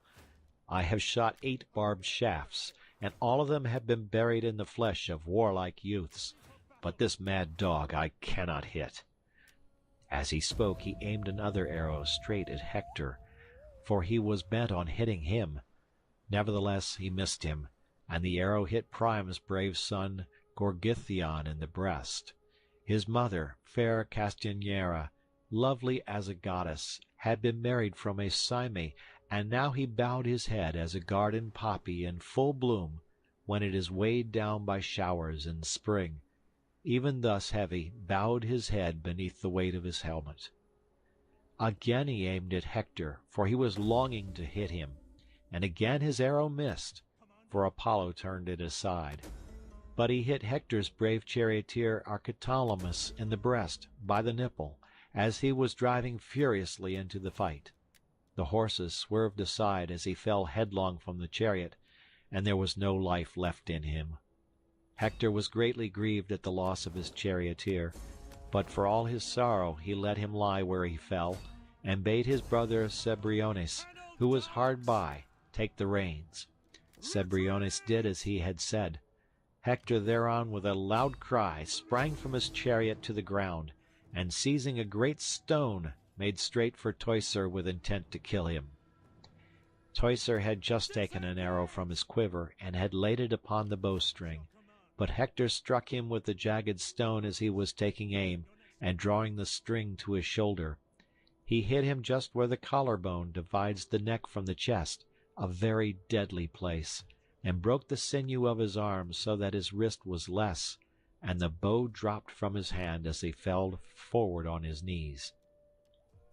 Ajax saw that his brother had fallen, and running towards him bestrode him and sheltered him with his shield. Meanwhile his 2 trusty squires, Mecisteus son of Echius, and Alastor, came up and bore him to the ships, groaning in his great pain. Jove now again put heart into the Trojans, and they drove the Achaeans to their deep trench with Hector in all his glory at their head. As a hound grips a wild boar or lion in flank or buttock when he gives him chase, and watches warily for his wheeling, even so did Hector follow close upon the Achaeans, ever killing the hindmost as they rushed panic-stricken onwards. When they had fled through the set stakes and trench, and many Achaeans had been laid low at the hands of the Trojans, they halted at their ships, calling upon one another and praying every man instantly as they lifted up their hands to the gods. But Hector wheeled his horses this way and that, his eyes glaring like those of Gorgo or murderous Mars. Juno, when she saw them, had pity upon them, and at once said to Minerva, "Alas, child of aegis-bearing Jove, shall you and I take no more thought for the dying Danaans, though it be the last time we ever do so? See how they perish and come to a bad end before the onset of but a single man. Hector the son of Priam rages with intolerable fury, and has already done great mischief." Minerva answered, "Would, indeed, this fellow might die in his own land, and fall by the hands of the Achaeans. But my father Jove is mad with spleen, ever foiling me, ever headstrong and unjust. He forgets how often I saved his son, when he was worn out by the labours Eurystheus had laid on him. He would weep till his cry came up to heaven, and then Jove would send me down to help him. If I had had the sense to foresee all this, when Eurystheus sent him to the house of Hades, to fetch the hell-hound from Erebus, he would never have come back alive out of the deep waters of the river Styx. And now Jove hates me, while he lets Thetis have her way because she kissed his knees and took hold of his beard, when she was begging him to do honour to Achilles. I shall know what to do next time he begins calling me his grey-eyed darling. Get our horses ready, while I go within the house of aegis-bearing Jove and put on my armour. We shall then find out whether Priam's son Hector will be glad to meet us in the highways of battle, or whether the Trojans will glut hounds and vultures with the fat of their flesh, as they be dead by the ships of the Achaeans." Thus did she speak, and white-armed Juno, daughter of great Saturn, obeyed her words. She set about harnessing her gold-bedizened steeds, while Minerva, daughter of aegis-bearing Jove, flung her richly vesture, made with her own hands, on to the threshold of her father, and donned the shirt of Jove, arming herself for battle. Then she stepped into her flaming chariot, and grasped the spear so stout and sturdy and strong with which she quells the ranks of heroes who would have displeased her. Juno lashed her horses, and the gates of heaven bellowed as they flew open of their own accord, gates over which the Hours preside, in whose hands are heaven and Olympus, either to open the dense cloud that hides them or to close it. Through these the goddesses drove their obedient steeds. But Father Jove, when he saw them from Ida, was very angry, and sent winged Iris with a message to them. "Go," said he, "fleet Iris, turn them back, and see that they do not come near me, for if we come to fighting there will be mischief. This is what I say, and this is what I mean to do. I will lame their horses for them, I will hurl them from their chariot, and will break it in pieces. It will take them all 10 years to heal the wounds my lightning shall inflict upon them. My grey-eyed daughter will then learn what quarrelling with her father means. I am less surprised and angry with Juno, for whatever I say she always contradicts me." With this Iris went her way, fleet as the wind, from the heights of Ida to the lofty summits of Olympus. She met the goddesses at the outer gates of its many valleys, and gave them her message. "What," said she, "are you about? Are you mad? The son of Saturn forbids going. This is what he says, and this is what he means to do. He will lame your horses for you, he will hurl you from your chariot, and will break it in pieces. It will take you all 10 years to heal the wounds his lightning will inflict upon you, that you may learn, grey-eyed goddess, what quarrelling with your father means.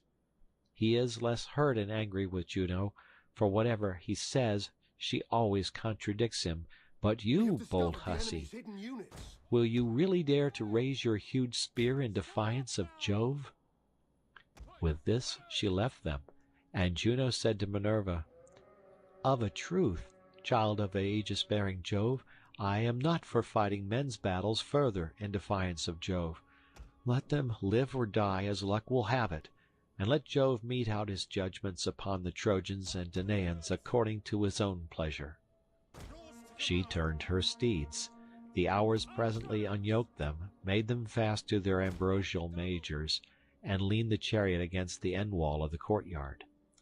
The two goddesses then sat down upon their golden thrones amid the company of the other gods, but they were very angry. Presently Father Jove drove his chariot to Olympus and entered the assembly of gods.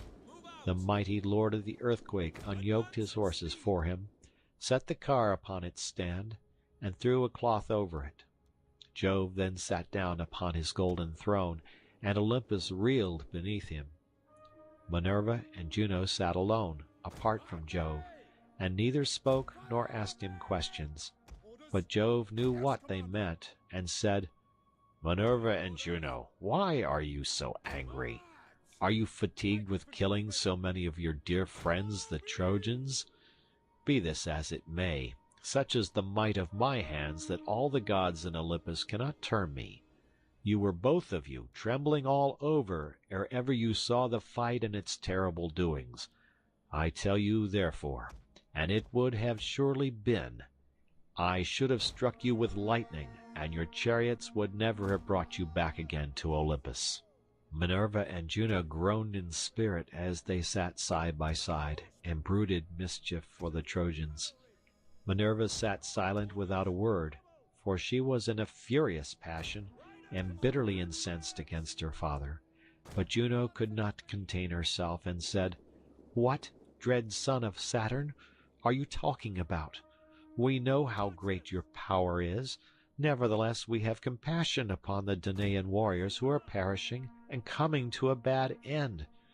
We will, however, since you so bid us, refrain from actual fighting, but we will make serviceable suggestions to the Argives, that they may not all of them perish in your displeasure." And Jove answered, "Tomorrow morning, Juno, if you choose to do so, you will see the son of Saturn destroying large numbers of the Argives.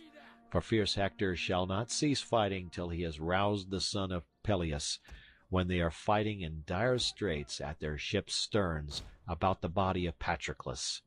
Like it or no, this is how it is decreed. For aught I care, you may go to the lowest depths beneath earth and sea, where Iapetus and Saturn dwell in lone Tartarus, with neither ray of light nor breath of wind to cheer them. You may go on and on till you get there, and I shall not care one whit for your displeasure. You are the greatest vixen living." Juno made him no answer. The sun's glorious orb now sank into Oceanus, and drew down night over the land. Sorry indeed were the Trojans when light failed them, but welcome and thrice prayed for did darkness fall upon the Achaeans. Then Hector led the Trojans back from the ships, and held a council on the open space near the river, where there was a spot clear of corpses. They left their chariots and sat down on the ground to hear the speech he made them. He grasped a spear 11 cubits long, the bronze point of which gleamed in front of it, while the ring round its spearhead was of gold. Spear in hand he spoke. "Hear me," said he, "Trojans, Dardanians, and allies. I deemed but now that I should destroy the ships and all the Achaeans with them ere I went back to Ilius. But darkness came on too soon. It was this alone that saved them and their ships upon the seashore. Now therefore let us obey the behests of night, and prepare our suppers. Take your horses out of their chariots, and give them their feeds of corn. Then make speed to bring sheep and cattle from the city.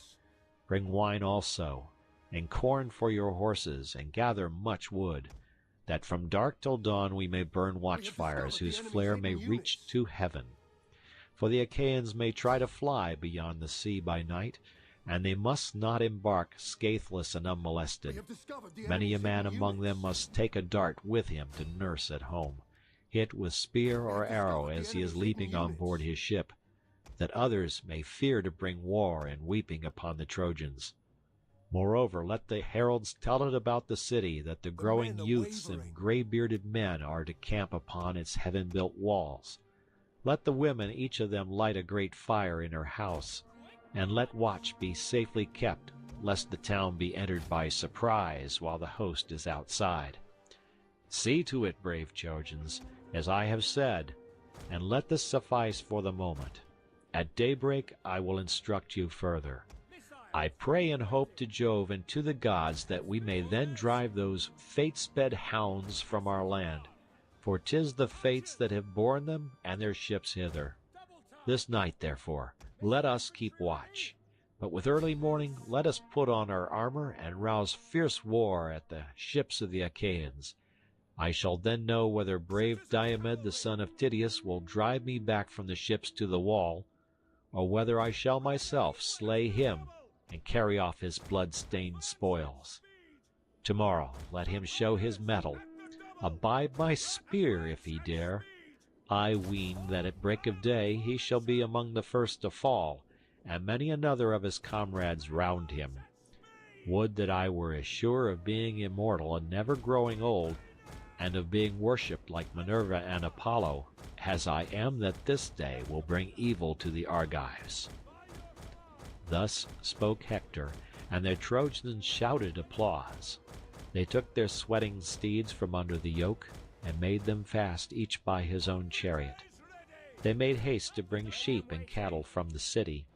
They brought wine also, and corn from their houses, and gathered much wood. They then offered unblemished hecatombs to the immortals, and the wind carried the sweet savour of sacrifice to heaven. But the blessed gods partook not thereof, for they bitterly hated Ilius with Priam and Priam's people.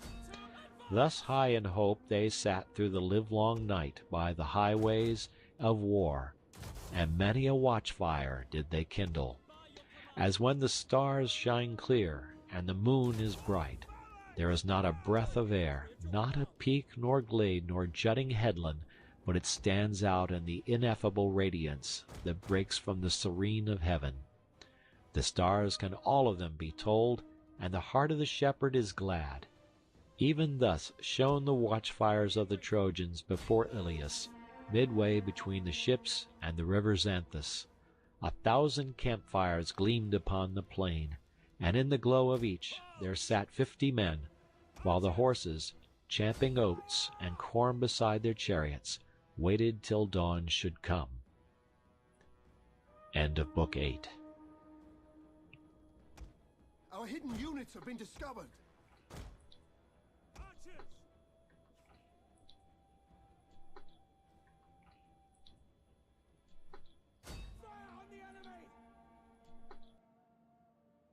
Book 9.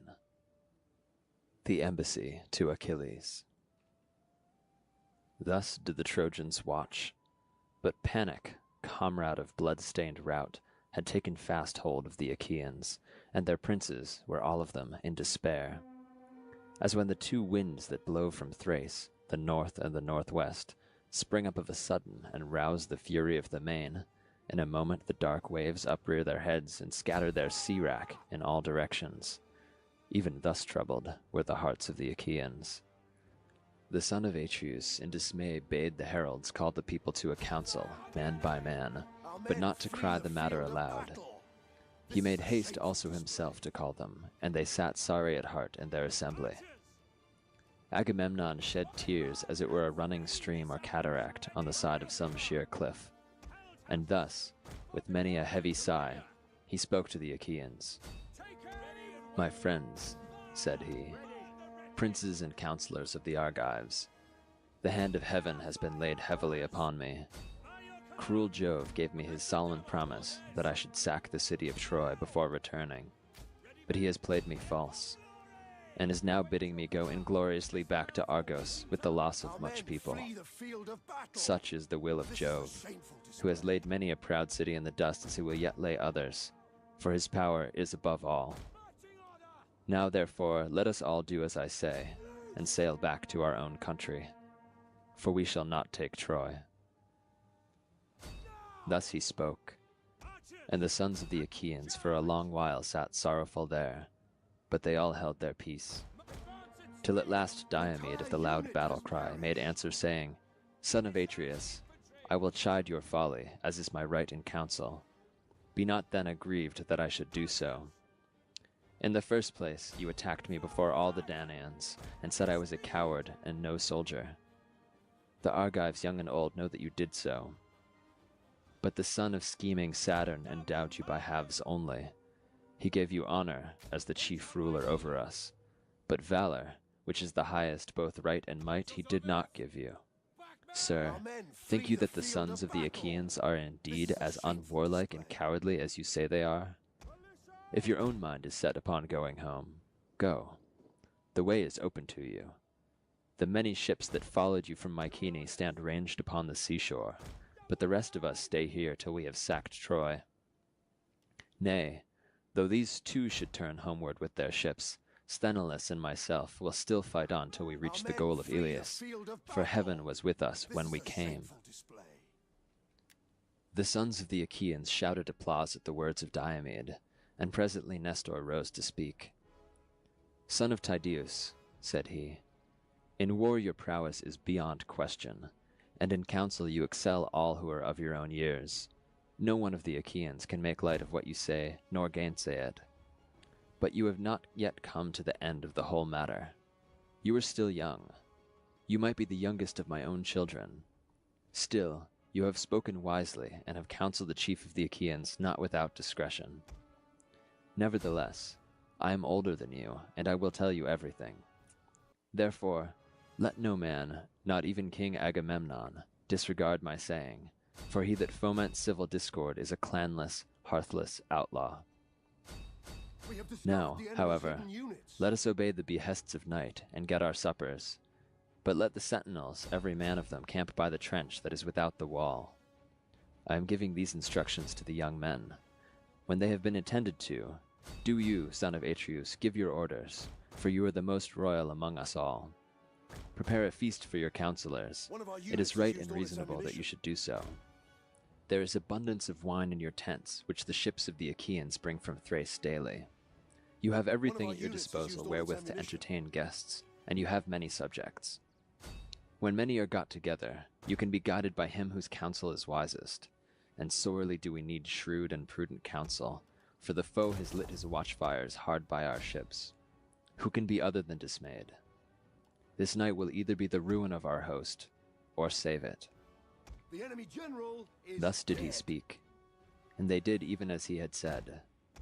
The sentinels went out in their armor under command of Nestor's son Thrasymedes, a captain of the host, and the bold warriors Ascalaphus and Ialmenus. There were also Meriones, Apharius, and Deipyrus, and the son of Creon, noble Lycomedes. There were 7 captains of the sentinels, and with each there went 100 youths armed with long spears. They took their places midway between the trench and the wall, and when they had done so, they lit their fires, and got every man his supper. The son of Atreus then bade many counsellors of the Achaeans to his quarters prepared in a great feast in their honor. They laid their hands on the good things that were before them, and as soon as they had had enough to eat and drink, old Nestor, whose counsel was ever truest, was the first to lay his mind before them. He, therefore, with all sincerity and goodwill, addressed them thus. With yourself, most noble son of Atreus, king of men, Agamemnon, will I both begin my speech and end it, for you are king over much people. Jove, moreover, has vouchsafed you to wield the scepter and to uphold righteousness, that you may take thought for your people under you. Therefore it behooves you above all others both to speak and to give ear, and to out the counsel of another who shall have been minded to speak wisely. All turns on you and on your commands. Therefore I will say what I think will be best. No man will be of a truer mind than that which has been mine from the hour when you, sir, angered Achilles by taking the girl Briseis from his tent against my judgment. I urged you not to do so, but you yielded to your own pride, and dishonored a hero whom heaven itself had honored. For you still hold the prize that had been awarded to him. Now, however, let us think how we may appease him, both with presents and fair speeches that may conciliate him. And King Agamemnon answered, Our men flee the Sir, field of you have battle. reproved my folly This is a justly. shameful display. I was wrong. I own it. One whom heaven befriends is in himself a host, and Jove has shown that he befriends this man by destroying much people of the Achaeans. I was blinded with passion, and yielded to my worser mind. Therefore I will make amends, and will give him great gifts by way of atonement. I will tell them in the presence of you all. I will give him 7 tripods that have never yet been on the fire, and 10 talents of gold. I will give him 20 iron cauldrons, and 12 strong horses that have won races and carried off prizes. Rich indeed, both in land and gold, is he that has as many prizes as my horses have won me. I will give him 7 excellent workwomen, lesbians, whom I chose for myself when he took Lesbos, all of surpassing beauty.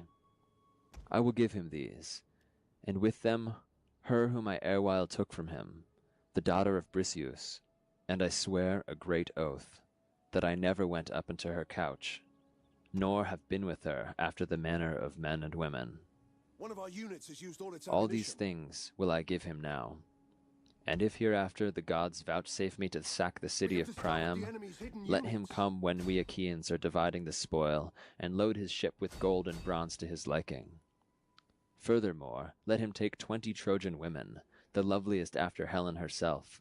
Then, when we reach Achaean Argos, wealthiest of all lands, he shall be my son-in-law, and I will show him like honor with my own dear son Orestes, who is being nurtured in all abundance. I have 3 daughters, Chrysothemis, Laodice, and Iphianassa. Let him take the one of his choice, freely and without gifts of wooing, to the house of Peleus. I will add such dower to boot as no man ever yet gave his daughter, and will give him 7 well-established cities, Cardamyle, Anope, and Here, where there is grass, Holy Ferry and the rich meadows of Anthea, Epia also, and the vine-clad slopes of Pedasus, all near the sea, and on the borders of sandy Pylos. The men that dwell there are rich in cattle and sheep. They will honor him with gifts as though he were a god, and be obedient to his comfortable ordinances. All this will I do, if he will now forgo his anger. Let him then yield. It is only Hades who is utterly ruthless and unyielding, and hence he is of all gods the one most hateful to mankind. Our general is Moreover, under attack. I am older and more royal than himself. Therefore, let him now obey me. Then Nestor answered, Most noble son of Atreus, king of men Agamemnon, the gifts you offer are no small ones. Let us then send chosen messengers who will make go to the tent of Achilles, son of Peleus, without delay. Let those go whom I shall name. Let Phoenix, dear to Jove, lead the way. Let Ajax and Ulysses follow, and let the heralds Odius and Eurybates go with them. Now bring water for our hands, and bid all keep silence while we pray to Jove, the son of Saturn, if so be that he may have mercy upon us. Thus did he speak, and his saying pleased them well.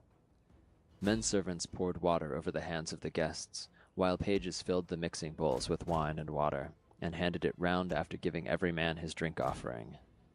Then, when they had made their offerings, and had drunk each as much as he was minded, the envoy set out from the tent of Agamemnon, son of Atreus, and Nestor, looking first to one, and then to another, but most especially at Ulysses, was instant with them that they should prevail with the noble son of Peleus.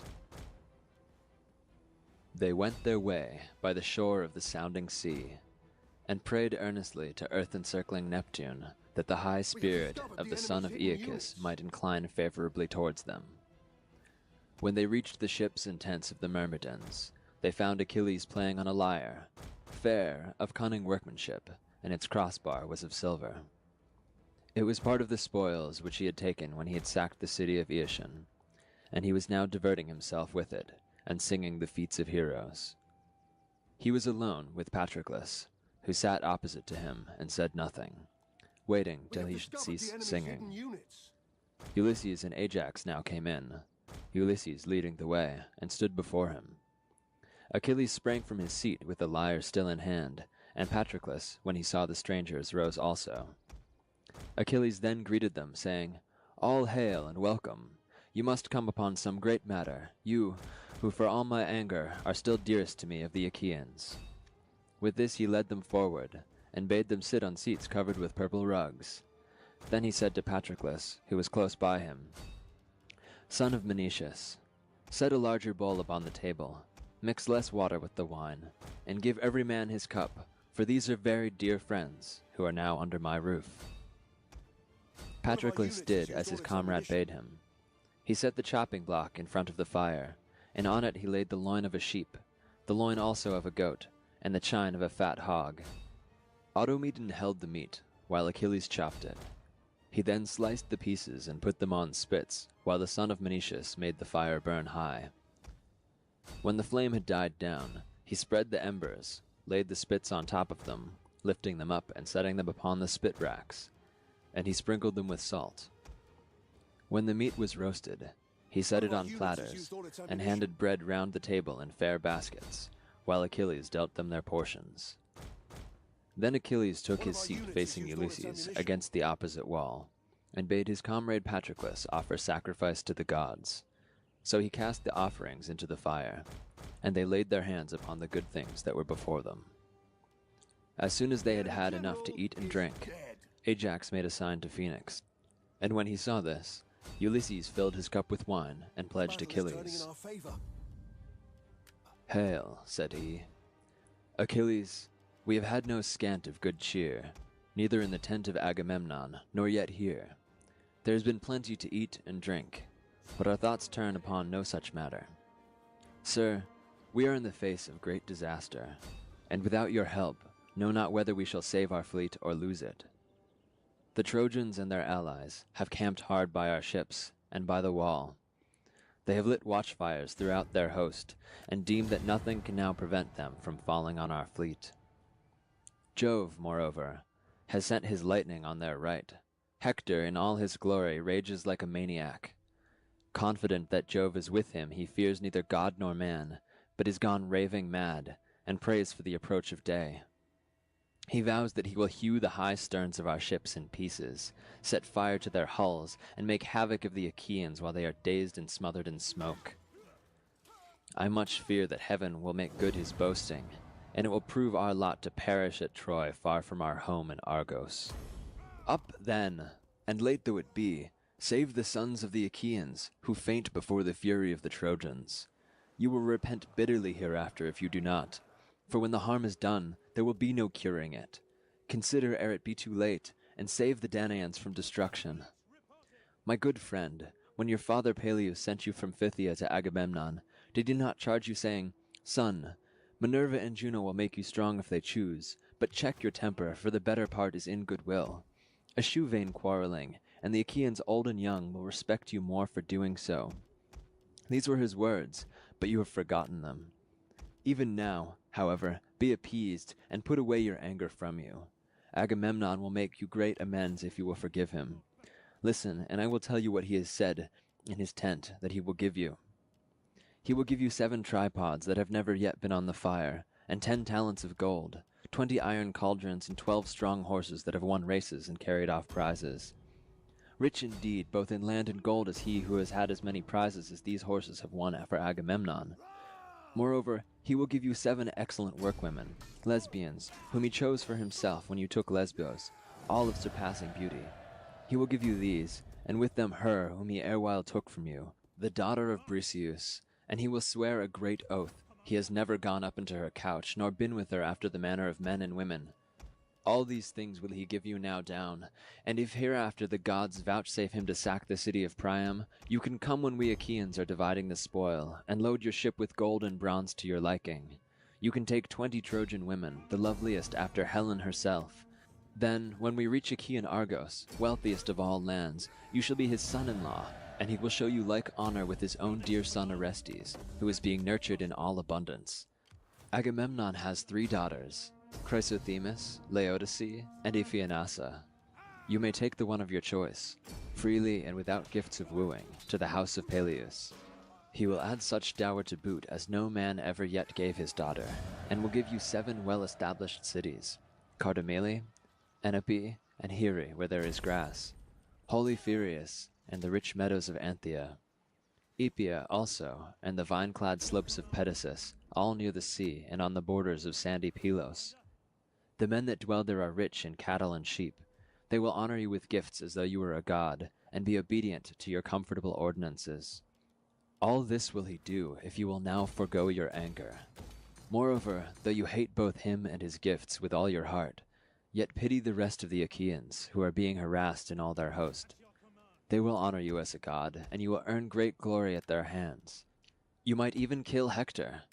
He will come within your reach, for he is infatuated, and declares that not a Danaan whom the ships have brought can hold his own against him.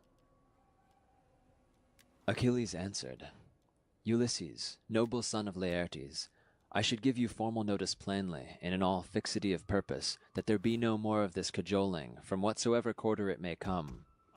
Him do I hate even as the gates of hell, who says one thing while he hides another in his heart. Therefore, I will say what I mean. I will be appeased neither by Agamemnon son of Atreus, nor by any of the other Danaans, for I see that I have no thanks for all my fighting. He that fights fares no better than he that does not. Coward and hero are held in equal honor, and death deals like measure to him who works and to him who is idle. I have taken nothing by all my hardships, with my life ever in my hand. As a bird when she has found a morsel takes it to her nestlings, and herself fares hardly, even so many a long night have I been wakeful, and many a bloody battle have I waged by day against those who are fighting for their women. With my ships I have taken 12 cities, and 11 round about Troy have I stormed with my men by land. I took great store of wealth from every one of them, but I gave all up to Agamemnon son of Atreus. He stayed where he was by his ships, yet of what came to him he gave little and kept much himself. Nevertheless, he did distribute some meeds of honor among the chieftains and kings, and these have them still. For me alone of the Achaeans did he take the woman in whom I delighted. Let him keep her and sleep with her. Why, pray, must the Argives needs fight the Trojans? What made the son of Atreus gather the host to bring them? Was it not for the sake of Helen? Are the sons of Atreus the only men in the world who love their wives? Any man of common right feeling will love and cherish her who is his own, as I this woman, with my whole heart, though she was but a fruitling of my spear. Agamemnon has taken her from me. He has played me false. I know him. Let him tempt me no further, for he shall not move me. Let him look to you, Ulysses, and the other princes to save his ships from burning. He has done much without me already. He has built a wall. He has dug a trench deep and wide all round it, and he has planted it with stakes. But even so he stays not the murderous might of Hector. So long as I fought the Achaeans, Hector suffered not the battle range far from the city walls. He would come to the Scaean gates and the oak tree, but no further. Once he stayed to meet me, and hardly did he escape my onset.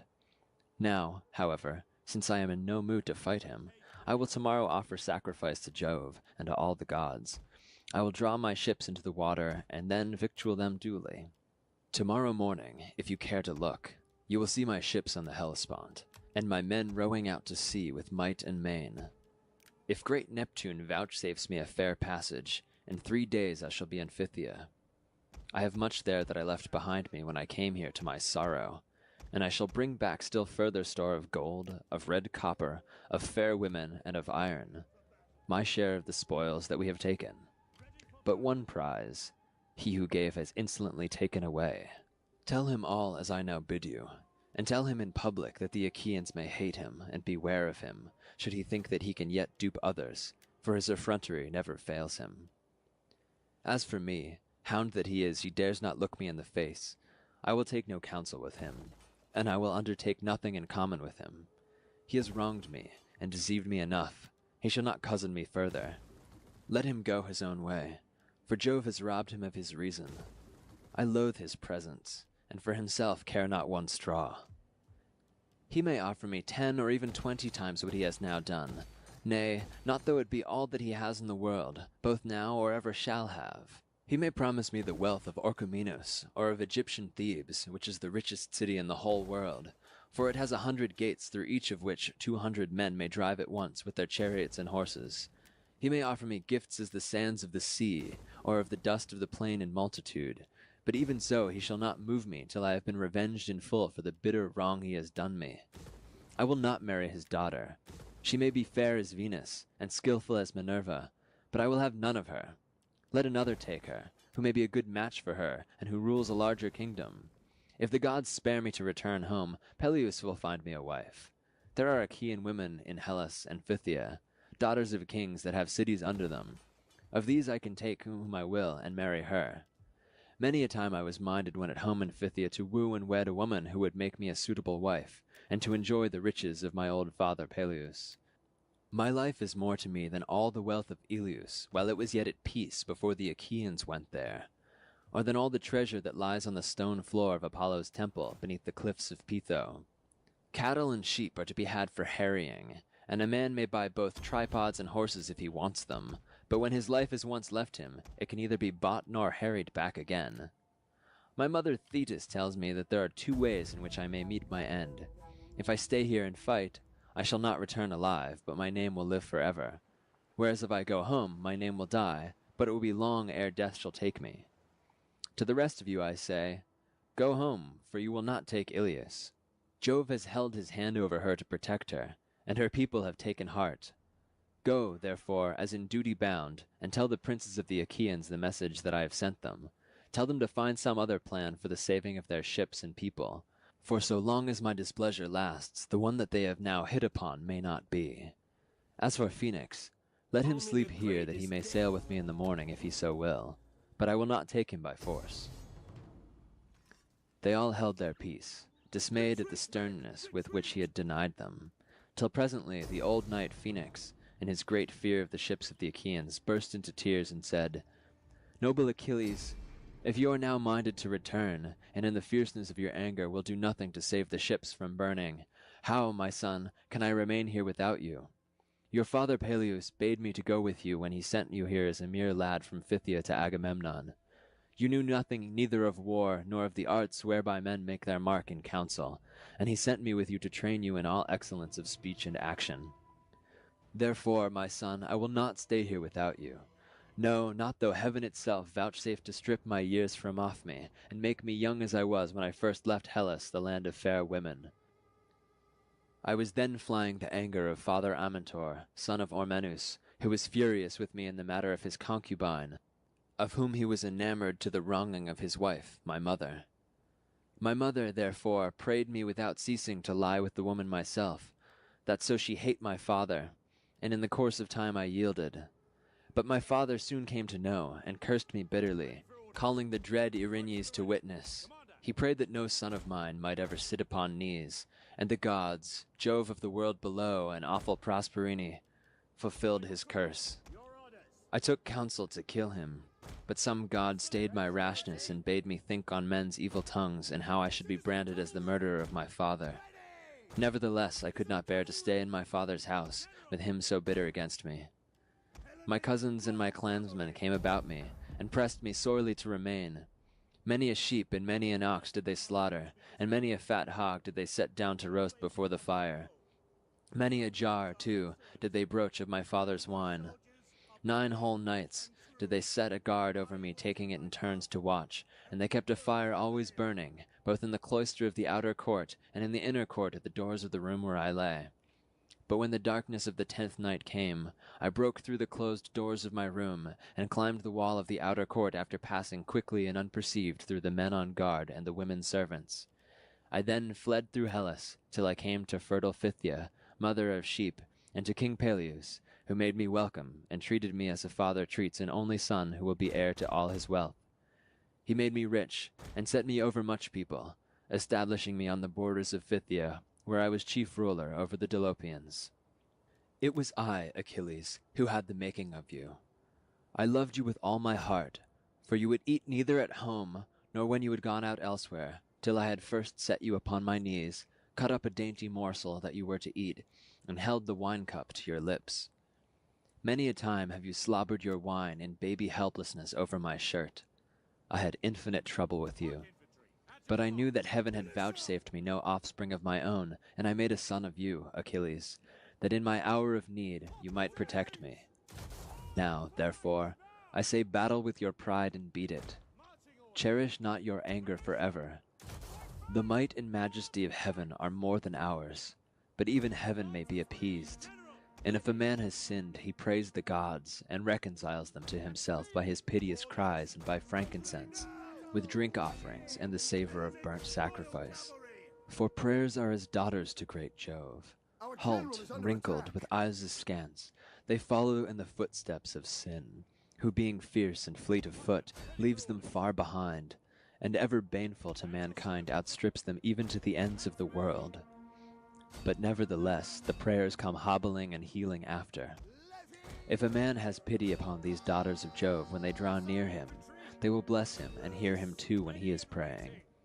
But if he deny them, and will not listen to them, they go to Jove, the son of Saturn, and pray that he may presently fall into sin, to his ruing bitterly hereafter. Therefore, Achilles, give these daughters of Jove due reverence, and bow before them as all good men will bow. Were not the son of Atreus offering you gifts and promising others later, if he were still furious and implacable? I am not he that would bid you throw off your anger and help the Achaeans, no matter how great their need. But he is giving much now, and more hereafter. He has sent his captains to urge his suit, and he has chosen those who of all the Argives are most acceptable to you. Make not then their words and their coming to be of none effect. Your anger has been righteous so far. We have heard in song how heroes of old time quarreled when they were aroused to fury, but they could still be won by gifts, and fair words could soothe them. I have an old story in my mind, a very old one, but you are all friends, and I will tell us. The Curetes and the Aetolians were fighting and killing one another round Calydon, the Aetolians defending the city, and the Curetes trying to destroy it. For Diana of the Golden Throne was angry and did them hurt, because Oeneus had not offered her his harvest firstfruits. The other gods had all been feasted with hecatombs, but to the daughter of great Jove alone he had made no sacrifice. He had forgotten her, or somehow or other it had escaped him, and this was a grievous sin. Thereon, the archer goddess in her displeasure sent a prodigious creature against him, a savage wild boar with great white tusks that did much harm to his orchard lands, uprooting apple trees in full bloom and throwing them to the ground. But Meleager, son of Oeneus, got huntsmen and hounds from many cities and killed it, for it was so monstrous that not a few were needed, and many a man did it stretch upon his funeral pyre. On this the goddess set the Curetes and the Aetolians fighting furiously about the head and skin of the boar. So long as Meleager was in the field, things went badly for the Curetes, and for all their numbers they could not hold their ground under the city walls. But in the course of time, Meleager was angered as even a wise man will sometimes be. He was incensed with his mother Althea, and therefore stayed at home with his wedded wife, fair Cleopatra, who was daughter of Marpessa, daughter of Euneus, and of Ides, the man then living. He it was who took his bow and faced King Apollo himself, for fair Marpessa's sake. Her father and mother then named her Alcyone, because her mother had mourned with the plaintive strains of the halcyon bird when Phoebus Apollo had carried her off. Meleager then stayed at home with Cleopatra, nursing the anger which he felt by reason of his mother's curses. His mother, grieving for the death of her brother, prayed the gods and beat the earth with her hands, calling upon Hades and on awful Proserpine. She went down upon her knees, and her bosom was wet with tears as she prayed that they would kill her son. And Erinyes, that walks the darkness and knows no ruth, heard her from Erebus. Then there was the din of battle about the gates of Calydon, and the dull thump of the battering against their walls. Thereon the elders of the Aetolians besought Meleager. They sent the chiefest of their priests, and begged him to come out and help them, promising him a great reward. They bade him choose 50 plough-gates, the most fertile in the plain of Calydon, the one half vineyard, the other open ploughland. The old warrior Oeneus implored him, standing at the threshold of his room and beating the doors in supplication. His sisters and his mother herself besought him sore, but he the more refused them. Those of his comrades who were nearest and dearest to him also prayed him, but they could not move him till the foe was battering at the very doors of his chamber, and the Curetes had scaled the walls and were setting fire to the city. Then at last his sorrowing wife detailed the horrors that befall those whose city is taken. She reminded him how the men are slain, and the city is given over to the flames, while the women and children are carried into captivity. When he heard all this, his heart was touched, and he donned his armor to go forth. Thus, of his own inward motion he saved the city of the Aetolians. But they now gave him nothing of those rich rewards that they had offered earlier, and though he saved the city, he took nothing by it. Be not then, my son, thus minded. Let not heaven lure you into any such course. When the ships are burning, it will be a harder matter to save them. Take the gifts and go, for the Achaeans will then honor you as a god, whereas if you fight without taking them, you may beat the battle back, but you will not be held in like honor. And Achilles answered, Phoenix, old friend and father, I have no need of such honor. I have honor from Jove himself, which will abide with me at my ships while I have breath in my body, and my limbs are strong. I say further, and lay my saying to your heart, vex me no more with this weeping and lamentation, all in the cause of the son of Atreus. Love him so well, and you may lose the love I bear you. You ought to help me rather in troubling those that trouble me. Be king as much as I am, and share like honor with myself. The others shall take my answer. Stay here yourself, and sleep comfortably in your bed. At daybreak we will consider whether to remain or go. On this he nodded quietly to Patroclus, as a sign that he was to prepare a bed for Phoenix, and that the others should take their leave. Ajax, son of Telamon, then said, Ulysses, noble son of Laertes, let us be gone, for I see that our journey is vain. We must now take our answer, unwelcome though it be, to the Danaans who are waiting to receive it. Achilles is savage and remorseless. He is cruel, and cares nothing for the love his comrades lavished upon him more than on all the others. He is implacable. And yet if a man's brother or son has been slain, he will accept a fine by way of amends from him that killed him, and the wrongdoer having paid in full remains in peace among his own people.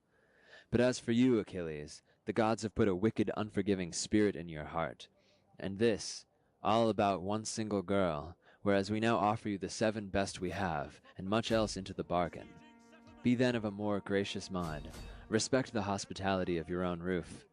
We are with you as messengers from the host of the Danaans, and would fain be held nearest and dearest to yourself of all the Achaeans. Ajax, replied Achilles, noble son of Telamon, you have spoken much to my liking, but my blood boils when I think it all over, and remember how the son of Atreus treated me with contumely as though I were some vile tramp, and that too in the presence of the Argives. Go, then, and deliver your message. Say that I will have no concern with fighting till Hector, son of noble Priam, reaches the tents of the Myrmidons in his murderous course, and flings fire upon their ships. For all his lust of battle, I take it he will be held in check when he is at my own tent and ship. On this they took every man his double cup, made their drink offerings, and went back to the ships, Ulysses leading the way. But Patroclus told his men and the maidservants to make ready a comfortable bed for Phoenix. They therefore did so with sheepskins, a rug, and a sheet of fine linen. The old man then laid himself down and waited till morning came. But Achilles slept in an inner room, and beside him the daughter of Phorbas, lovely Diomede, whom he had carried off from Lesbos. Patroclus lay on the other side of the room, and with him fair Iphis, whom Achilles had given him when he took Scyros, the city of Aeneus. When the envoys reached the tents of the son of Atreus, the Achaeans rose, pledged them in cups of gold, and began to question them. King Agamemnon was the first to do so. Tell me, Ulysses, said he, will he save the ships from burning, or did he refuse, and is he still furious? Ulysses answered, Most noble son of Atreus, king of men, Agamemnon, Achilles will not be calmed, but is more fiercely angry than ever, and spurns both you and your gifts. He bids you take counsel with the Achaeans to save the ships and host as you best may. As for himself, he said that at daybreak he should draw his ships into the water. He said further that he should advise every one of them to sail home likewise, for that you will not reach the goal of Ilius. Jove, he said, has laid his hand over the city to protect it, and the people have taken heart. This is what he said. and the others who were with me can tell you the same story. Ajax and the 2 heralds, men, both of them, who may be trusted. The old man Phoenix stayed where he was to sleep, for so Achilles would have it, that he might go home with him in the morning, if he so would, but he will not take him by force.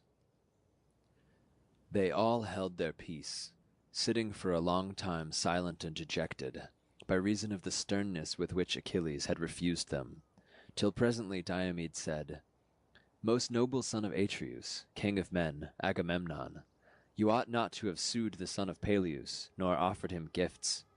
He is proud enough as it is, and you have encouraged him in his pride still further. Let him stay or go as he will. He will fight later when he is in the humour, and heaven puts it in his mind to do so. Now, therefore, let us all do as I say. We have eaten and drunk our fill. Let us then take our rest, for in rest there is both strength and stay.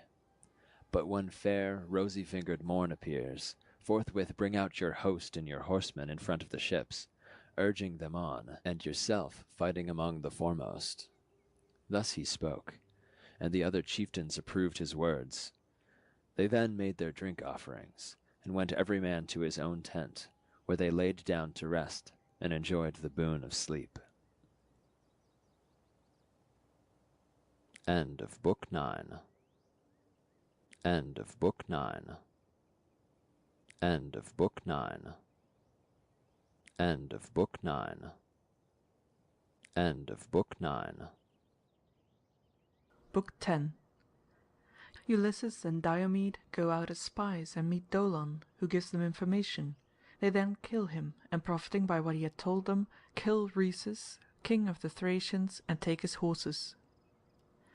Now the other princes of the Achaeans slept soundly the whole night through, but Agamemnon, son of Atreus, was troubled, so that he could get no rest. As when fair Juno's lord flashes his lightning in token of great rain or hail, or snow when the snowflakes whiten the ground, or again as a sign that he will open the wide jaws of hungry war, even so did Agamemnon heave many a heavy sigh, for his soul trembled within him. When he looked upon the plain of Troy, he marvelled at the many watchfires burning in front of Ilius, and at the sound of pipes and flutes, and of the hum of men. But when presently he turned towards the ships and hosts of the Achaeans, he tore his hair by handfuls before Jove on high, and groaned aloud for the very disquietness of his soul. In the end he deemed it best to go at once to Nestor son of Neleus, and see if between them they could find any way of the Achaeans from destruction. He therefore rose, put on his shirt, bound his sandals about his comely feet, flung the skin of a huge tawny lion over his shoulders, a skin that reached his feet, and took his spear in his hand. Neither could Menelaus sleep, for he too boded ill for the Argives who for his sake had sailed from far over the seas to fight the Trojans. He covered his broad back with the skin of a spotted panther, put a casque of bronze upon his head, and took his spear in his brawny hand. Then he went to rouse his brother, who was by far the most powerful of the Achaeans,